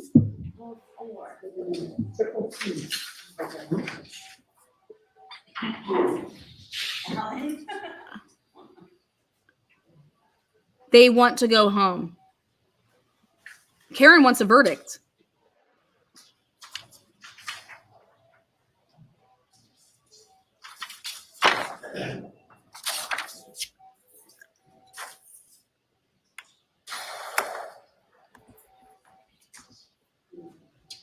I love that the nation's watching this. Fuck yes. This is disgusting.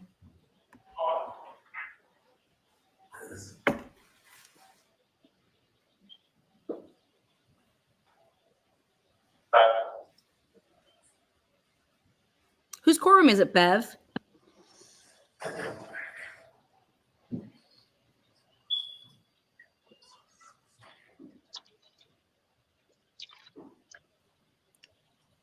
What's going on here? It's 3:37. They couldn't go till 4. I'm angry.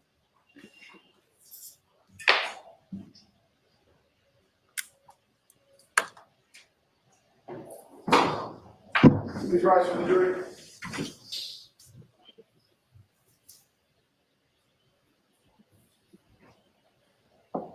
That made me over 200,000 a year. Tired.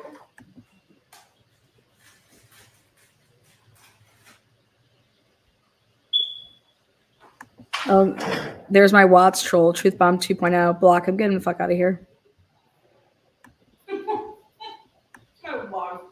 That's my Watts troll. Go suck Chris Watts' dick. All right, jurors, you've been working hard today. I understand you want to go home, so we'll suspend for the day and we'll see you tomorrow morning ready to start right at 9. So please follow those same 3 instructions. Do not discuss this case with anyone. Don't do any independent research or investigation into this case. If you happen to see, hear, or read anything about this case, please disregard it. The whole case out of your mind until tomorrow. We'll see you tomorrow. Thank you. All rise for the jury. Jury up.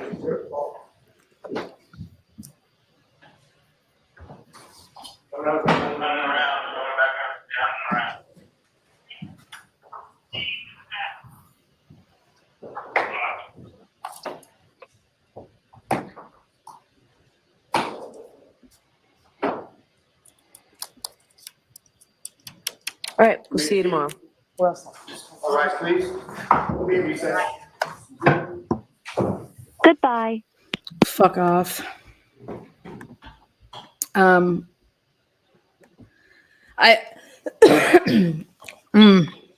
So the jury wants to go home. So we're gonna send off the jury home. They'll be back here tomorrow at 9 to, do what they're supposed to do.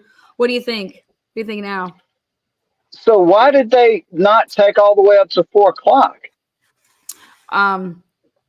Because I think you guys, I personally have this strong feeling Bella knows when I get gut feelings, they're money. You guys, I think people are fighting in there. I think there's some holdouts. I think there is legit. I'm telling you, it's getting heated because this would something is going on in that jury room right now. I get that they have an appointment they have to leave at 4, so you leave at 4. Why the jury says, "Hey, the jury wants to go home now." I can buy They're just frustrated. I can buy that. Hello. Because at the beginning of the day, she already said, remember, Alan, I can rewind it here. Check this out. At the beginning of the day. Yeah. So let's go all the way back to this shit show at the beginning here. Where Bev comes out right here. Okay, right. Is it this part?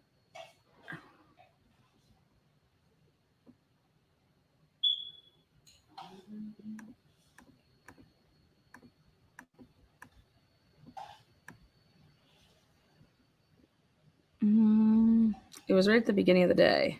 Yeah, it was like before anything happened, before they had any kind of questions. Yeah, here. Everyone said yes or nodded affirmatively. Did anyone happen to see, hear, or read anything about this case since we? It was right when. It was very early.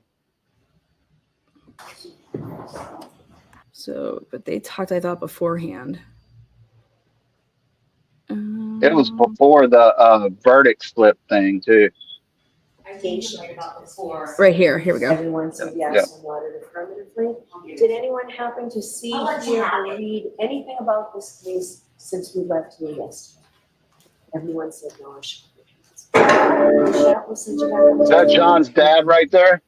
Yeah. Okay, so then right here, I thought. I think it was right after that. Let's see.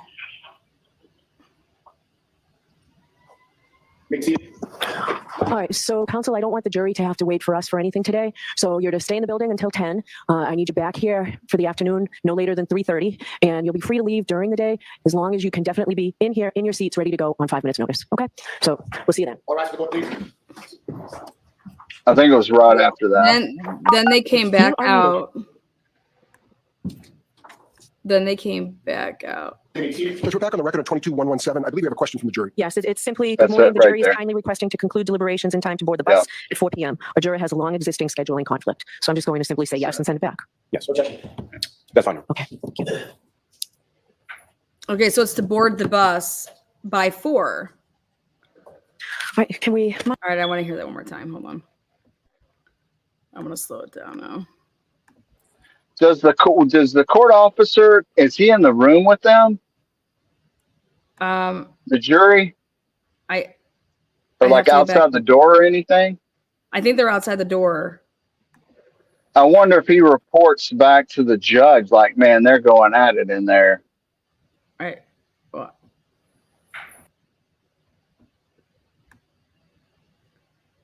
Okay, Okay, we're here. back on the record on 22-117. I believe we have a question from the jury. Yes, it's simply, good morning. The jury is kindly requesting to conclude deliberations in time to board the bus at 4 p.m.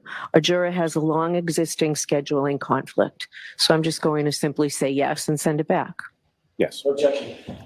Okay, so there we go. So, okay, it's 3:44. When everybody was saying, hey, to come back in here, it was 3:30. So Yeah. I guess they have a to board the, I mean, maybe Maybe it's maybe it like wasn't they written have to there leave well. at 3 to get to the bus at 4. Yeah. So, but Man, I thought we were going to get one today. I just think it's, for me, I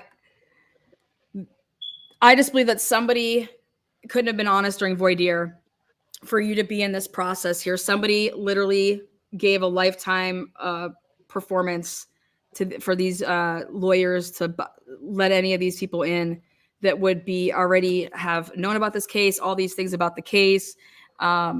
Because I don't care if you think Karen Reed's innocent or guilty. To me, this is a no-brainer that we can't determine if Karen Reed's innocent or guilty because y'all fuck this up, and like you've robbed John O'Keefe of fucking Justice. Yeah. Okay. Period. Well, I think one of the big problems is they thought one of the reasons why they just did such a horrible job of investigating. They thought she was going to cop a plea, and that's why the original charges were not as severe as they are now, because they thought that they were going to get her to plea to it and it was going to be over.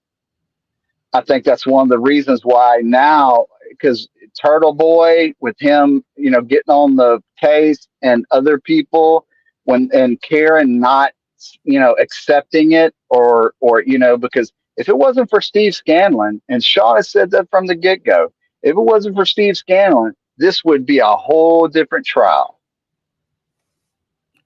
What do you mean by that? He said Steve Scanlon was the guy that showed up at Yanetti's office and said that, hey, your client did not hit John O'Keefe. Oh yeah, one of his guys. Yeah. That's supposed to be Brian Albert's buddy from a long time. Apparently, he is close to somebody that was in that house that was not part of the Klan and said, I can't live with this. I cannot live with this. And apparently has enough to pull on Steve Scanlon's heartstrings to go say, this is wrong. This did not happen like this. Mm-hmm. Yeah. I know who you're talking about now. And see, this brings me back to why I believe, why did they not continue on with putting on their case to call people like this to the stand? They were on the list. Yeah. Because they believed that this jury, right? Because they had a ton more people that were going to show a bunch of other things. You know what I mean? Yes. You could have also recalled people. And with Carrie Roberts about that whole fucking phone bullshit. Yes. Yes. And to show. And they could have called that guy that was on Melanie Little's channel a while back. That's the dog training expert from Miami.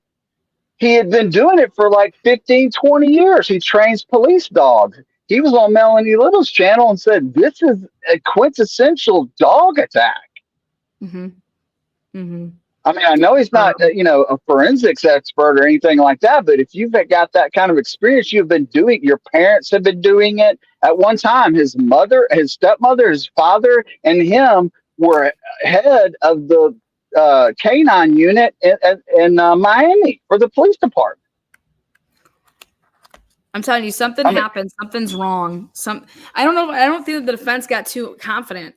The defense was trying to read the jurors. You know what I mean? Well, it was common sense. Common sense. I mean, but I'm sorry, but I think that only you getting an hour to give a closing to wrap it all up in a bow for these people, that's a very short amount of time for the length and the craziness of this case. Yes. But something is wrong. Something is going on in there. And I feel like it's something, when I say something is wrong, this is, to me, this was somebody already predetermined.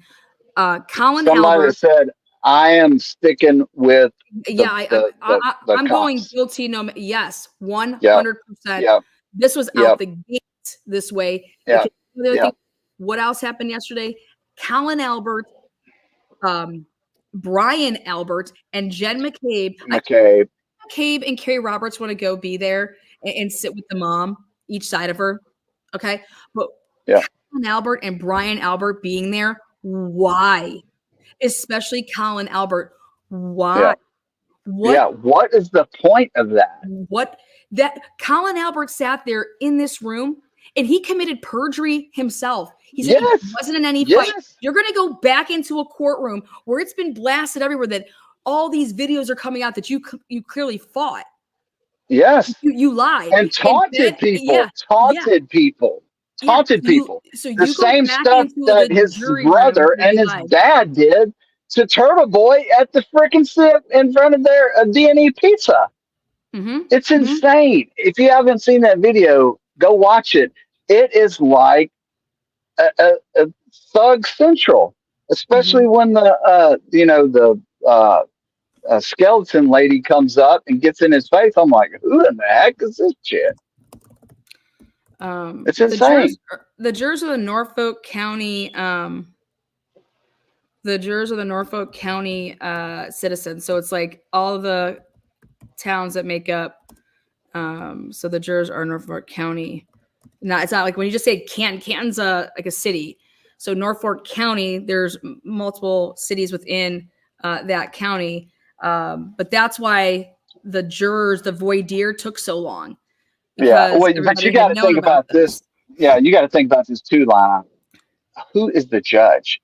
The judge's brother represented Chris Albert in an old DUI case. Yep. I Has knew a that. house, a beach house that's next to, I guess, the McAlberts Yeah, a couple down doors there. away. Mm-hmm. I mean, that's all you need to know right there. She Yeah, no, shouldn't even be residing over this case. and they tried to get her off, and she wouldn't recuse herself. They did all that. Yes, yes, Um, yes. That's you what know, blows my mind. She shouldn't even be the judge.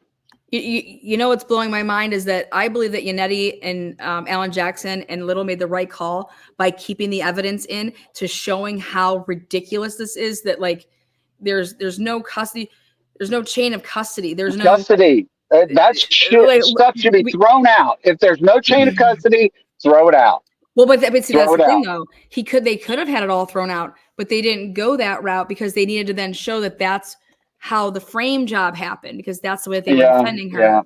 Yeah. So you can't show. So you can't. If you playing don't, both sides of the coin there. well, you have to leave it. It's either it comes in Yeah. and the jury can then see it like for what it is, 100% what it is, or Yeah. if you don't have it in, then you can't show that because it's Well, not they wouldn't have known how truly shady exactly. Proctor is. I mean, the amount. This is what blows me away. Even if you think that she hit him, which there's not the hot doctors, said it's not possible. The amount of shadiness from Jim McCabe, Brian Higgins, Brian Albert, Colin Albert, the entire clan, the amount of shadiness, I've never seen anything like it. How do you butt dial somebody 6 times in 19 minutes? How do you sex butt dial somebody?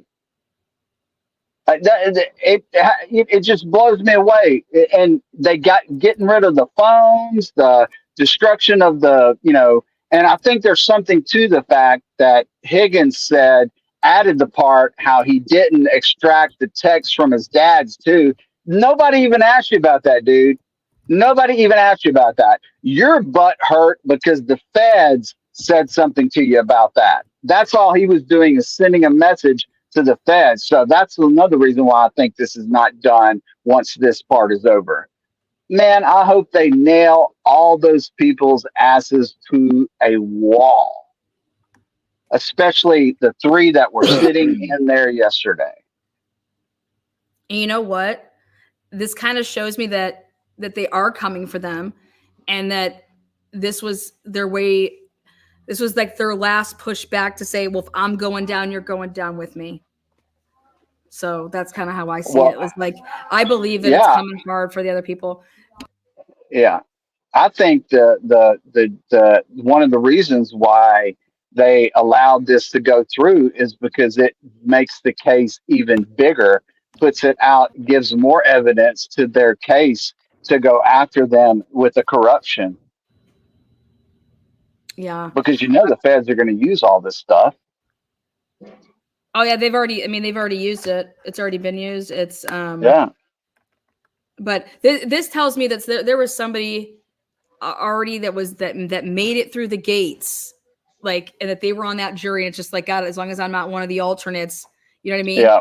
That somebody in that jury room was already, no doubt about it, they're gonna hang it. You know what I mean? Yeah. Yeah. We're gonna make sure it's a hung jury, and that's exactly what I'm seeing right now. Yeah. Because this I is think you're right. Unfortunately, I think you're right. This is a no-brainer, just based off of it. Doesn't matter if Karen Reed's guilty or innocent. Yes. This is a no-brainer off of reasonable doubt. Yes, 100%. I don't know any credible channel or content creator that hasn't said there's enough just on the investigation alone for reasonable doubt. No, there's not. Just for the two reconstructionists, the 2 ARCA guys, those 2 witnesses, including Dr. Sheridan, that just those 3, that's enough right there. Mm-hmm. Anyway, hey, I enjoy your content. I've been a member for a while. I love that you're here. Yeah, I watch you constantly. I watch a lot of other guys too, like Sean, but the only person I'm a member of is you. Oh, really? Yep, that's it. That's it. Oh, well, that's because Yep. you just want to support this little old me. Thank you so much, Yep. Gatorman. You know, I I keep always, trying I to always, get. I always love when you're in chat. I keep leaving a comment to Sean. Hey, you need to do a collab with the Data Queen, Lana, at Truth and Transparency. And he's like, yeah, I need to do that. And then I see him on all these other channels. Like, dude, you and her together would be fantastic because you're so bombastic and are like, Yeah. you know, he is so entertaining to watch because he just lets it freaking fly. He doesn't know Love what it. the hell he's doing either. I mean, sometimes you gotta, you know, you have the beat, but he's constantly got videos and all that stuff. Yeah, no, I love him. Anyway, I'll continue to listen and love the work you do. Oh, well, thank you so much. Sorry about that. I was figuring out You're some good. roadblocks over there. No, you're good. All right, But I thank gotta you get so back to much. work. Yeah, Okay, bye, have a good hon. one. Did it work? It did. Can you hear me? Okay, clock out of that and go back in and see if it did it. I already did that one. Oh, sorry. Yes, go right Mom, I ahead. just Sorry. did. Hold on one second. You talk. Go ahead. So I've re-listened to Jackson's closing arguments a few times, and the most recent time that I listened to it, it's pretty damn serious if you think about it. I mean, he was hitting hard. He is not pulling any punches. I mean, he's like, look at how much corruption, magic hair, magic glass,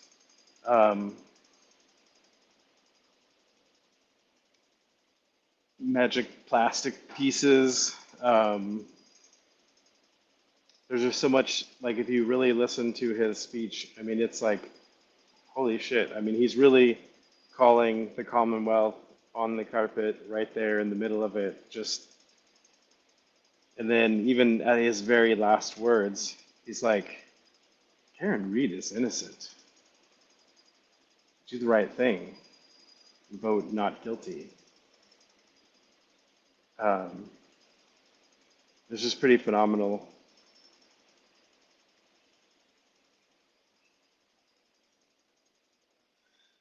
But yeah, I've been staying up too late and getting up early.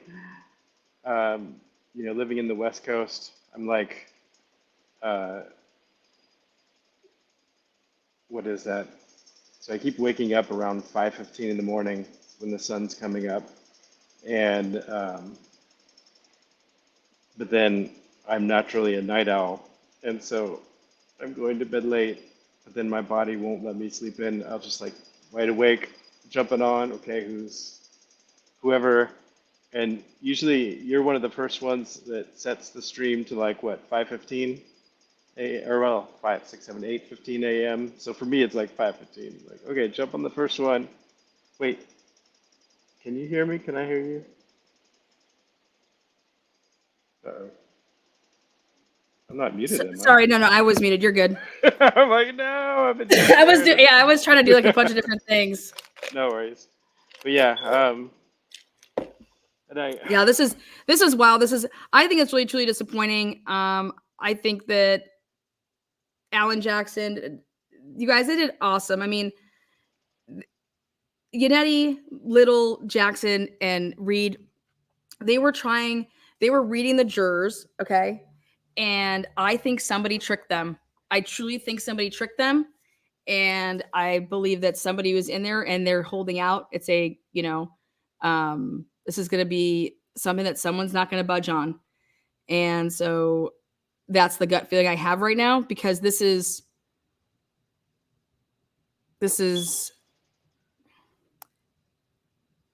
in front of your faces. They tried to and they did invert evidence. They fabricated evidence in front of a jury. yeah, and Jackson points that out even. It's like in his closing, inverted video. Are you kidding me?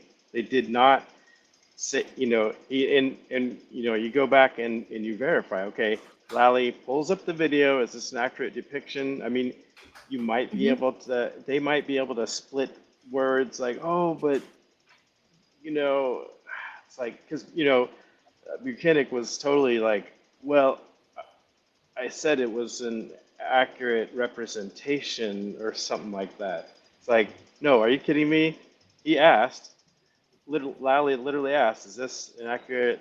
Like, yes, that's what it looked like. And then he literally specifically says, did you go to that right rear tail light? It's like, no, nobody ever did it. And I remember the first time watching that video, I'm like I had this sinking feeling for a half second, just like, wait, what? You're kidding me? Like, they're showing that nobody went to it, but then you start realizing, wait a minute. So the first question, of course, everyone asked was, why did somebody get out of the passenger side, but nobody got out of the driver's side? Did he crawl over? And then it was, wait a minute, that 4 is backwards. So by the end of that video, I'm like, okay, the 4 is backwards. This is an inverse video. And then you're pissed. You're like, no way.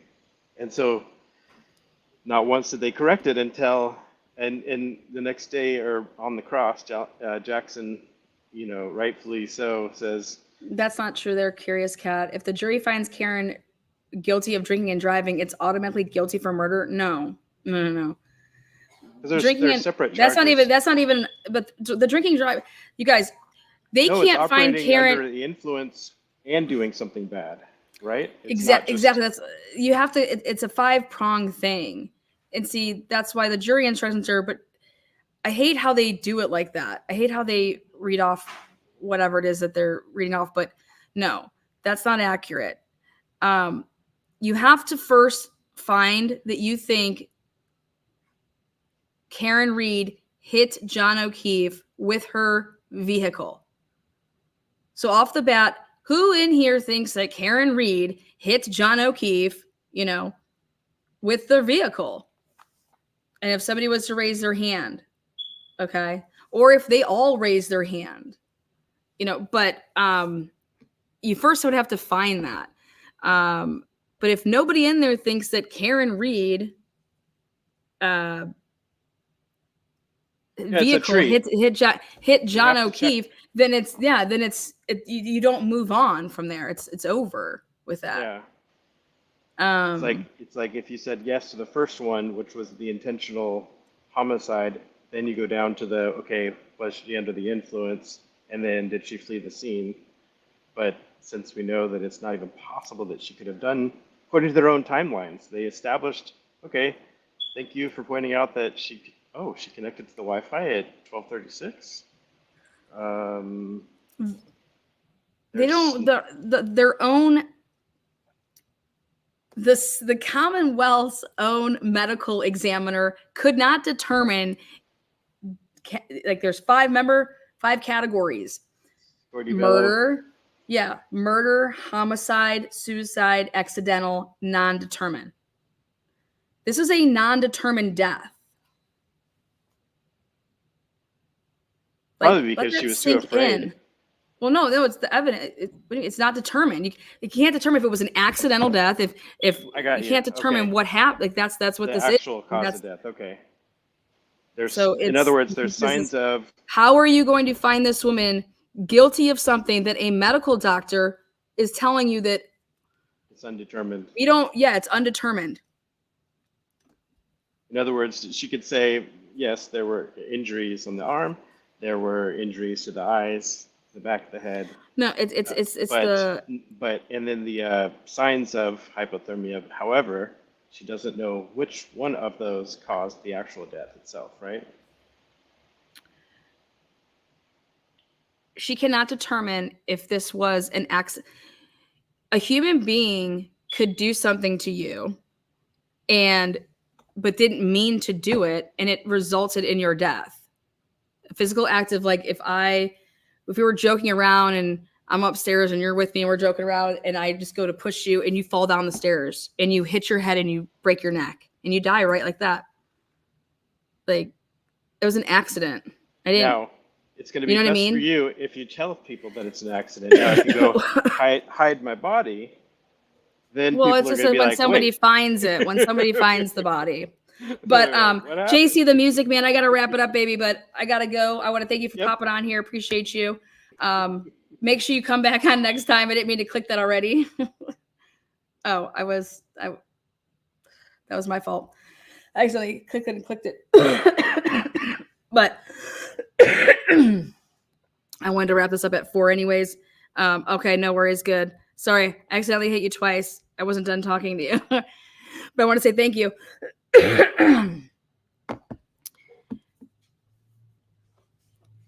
It's Occam's razor, guys. It's Occam's razor. There's somebody in that room holding out. It's because they were always going to hold out. There's nobody that was in that room right now, in my opinion, that watched what we watched for 31 days and can seriously sit in there and say, she's guilty. I don't care what the fuck y'all say. That's not how this works. It goes off of the evidence that you heard and saw. Okay. Nobody could sit in that and say that she's guilty of anything off of what they saw for 31 days. And so for anybody to be holding out for any reason tells me that they were not unbiased when they walked into that courtroom the day that they started receiving questionnaires and were questioned by these lawyers.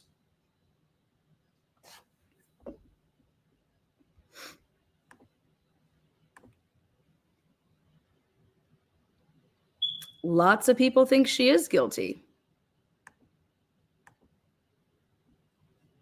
That's the key word. I'm so glad that you wrote that, Anna. Thank you so much. A lot of people thinks she is guilty. Thinks. That was before you actually had a trial where that town was torn apart between people that thought she was guilty, people thought she was innocent, because people didn't know shit. Then you get to watch 31 days. It doesn't matter what people think. It matters what the Commonwealth proved. And if we Americans keep acting so fucking goddamn ignorant, look around, people. The fuck is going on? You got parents buying kids guns that have mental fucking health issues. Rather than watch your kid, hey, let me just go get you a gun. And guess what? Do you think that we should take our guns away from us? No. I think that you should ever be a fucking parent. Oh, wait, guess what? They got charged with it. Good. Fuck them. I got a little kid. I want you to watch your kid. Yep. Fuck you, parent. This is ridiculous. And for this to be happening in Massachusetts, 13 original colonies, you know what everybody's doing in their graves up in Massachusetts? They fucking rolling in those motherfuckers right now.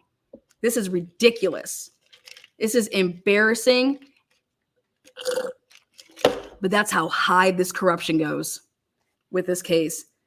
That's how high this goes.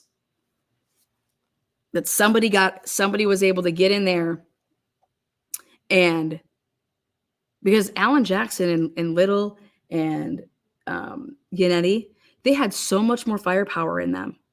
Like, we could have called a ton more witnesses and we could have broken it down a hell of a lot more. I didn't realize that we were dealing with people that didn't have any fucking brain cells.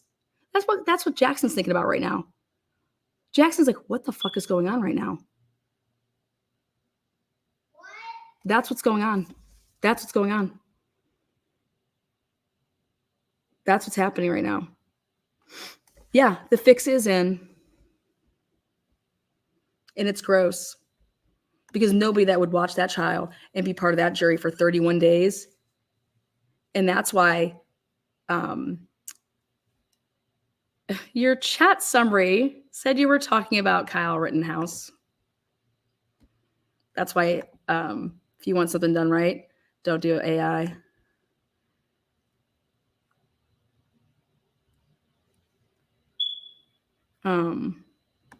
It's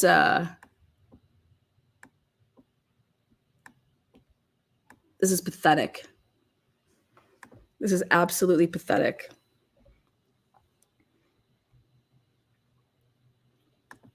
And I want to thank everybody that was a super chatter today. Alicia or became a member. Alicia? Woo woo, welcome. Where's my bell? Ring my bell. Ring my bell. Hollywood OG. Curious George, again, thank you so much. Renee, Deja Vu, what's up? I think she gets sick. Productions. Oh, gifted 5 memberships as well. People turning green in here. Christine, Summer. The jury does not have the luxury of Atlanta. If they did, there'd already be a verdict. Star, way to get that green going. DGA S33. Gretchen, welcome. I think it's a slap in the face to all of us. To anybody that actually watched this, when people say, I don't give a fuck what you think. I don't care what people thought about before there was actually a trial. And if you've watched this trial, there is no way in hell that you could go into a jury room and say that this woman is guilty. You would be lying. You understand that? You would be lying. There is nothing either way. And if that's how you'd want to take it, then that's how you would take it. These people, that's how it should look. That's how it should look to somebody. How you could say she's guilty. How? Well, there's all this physical evidence. Okay. Well, I think it got there before there's all this scientific evidence that says that that's not possible. And when did that physical evidence get there, and where did it come from, and who was securing it, and who was watching? Oh, just a magical shoe just appears right here where there was no shoe. Right now, it's a 50-50 chance if this is a hung jury or if it's not guilty. This is definitely not going to be a guilty verdict, guys. That's not what this is about. This is about somebody holding out. So right now, I'm 50-50 on the odds of it being a hung jury or it being a not guilty verdict. Because my gut is telling me that somebody walked into there knowing that they were going to be a holdout verdict, a holdout juror.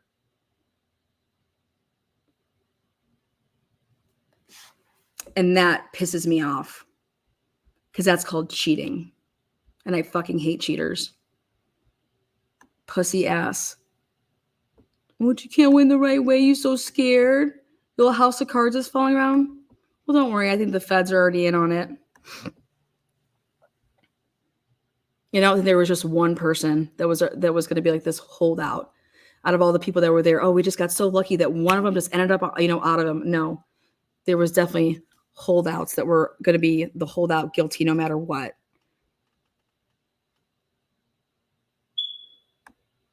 But I think people were lying and playing Alan and Little and Yannetti and maybe smiling at times or to sell it that their team Karen Reed. That sounds sick.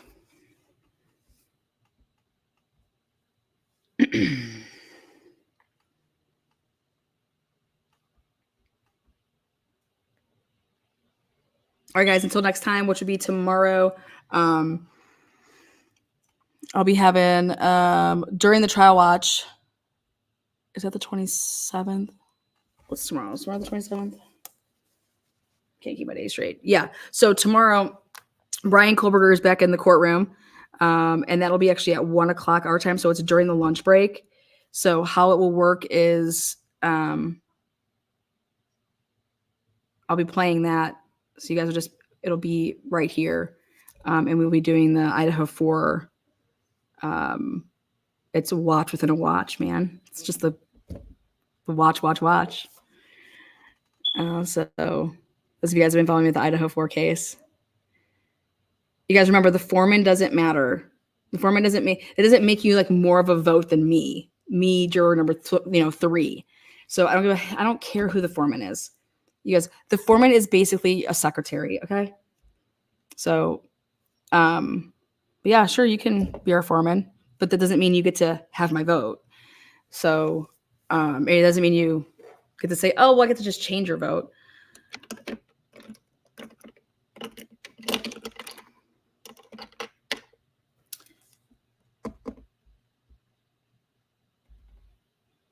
Somebody did a little bit of acting.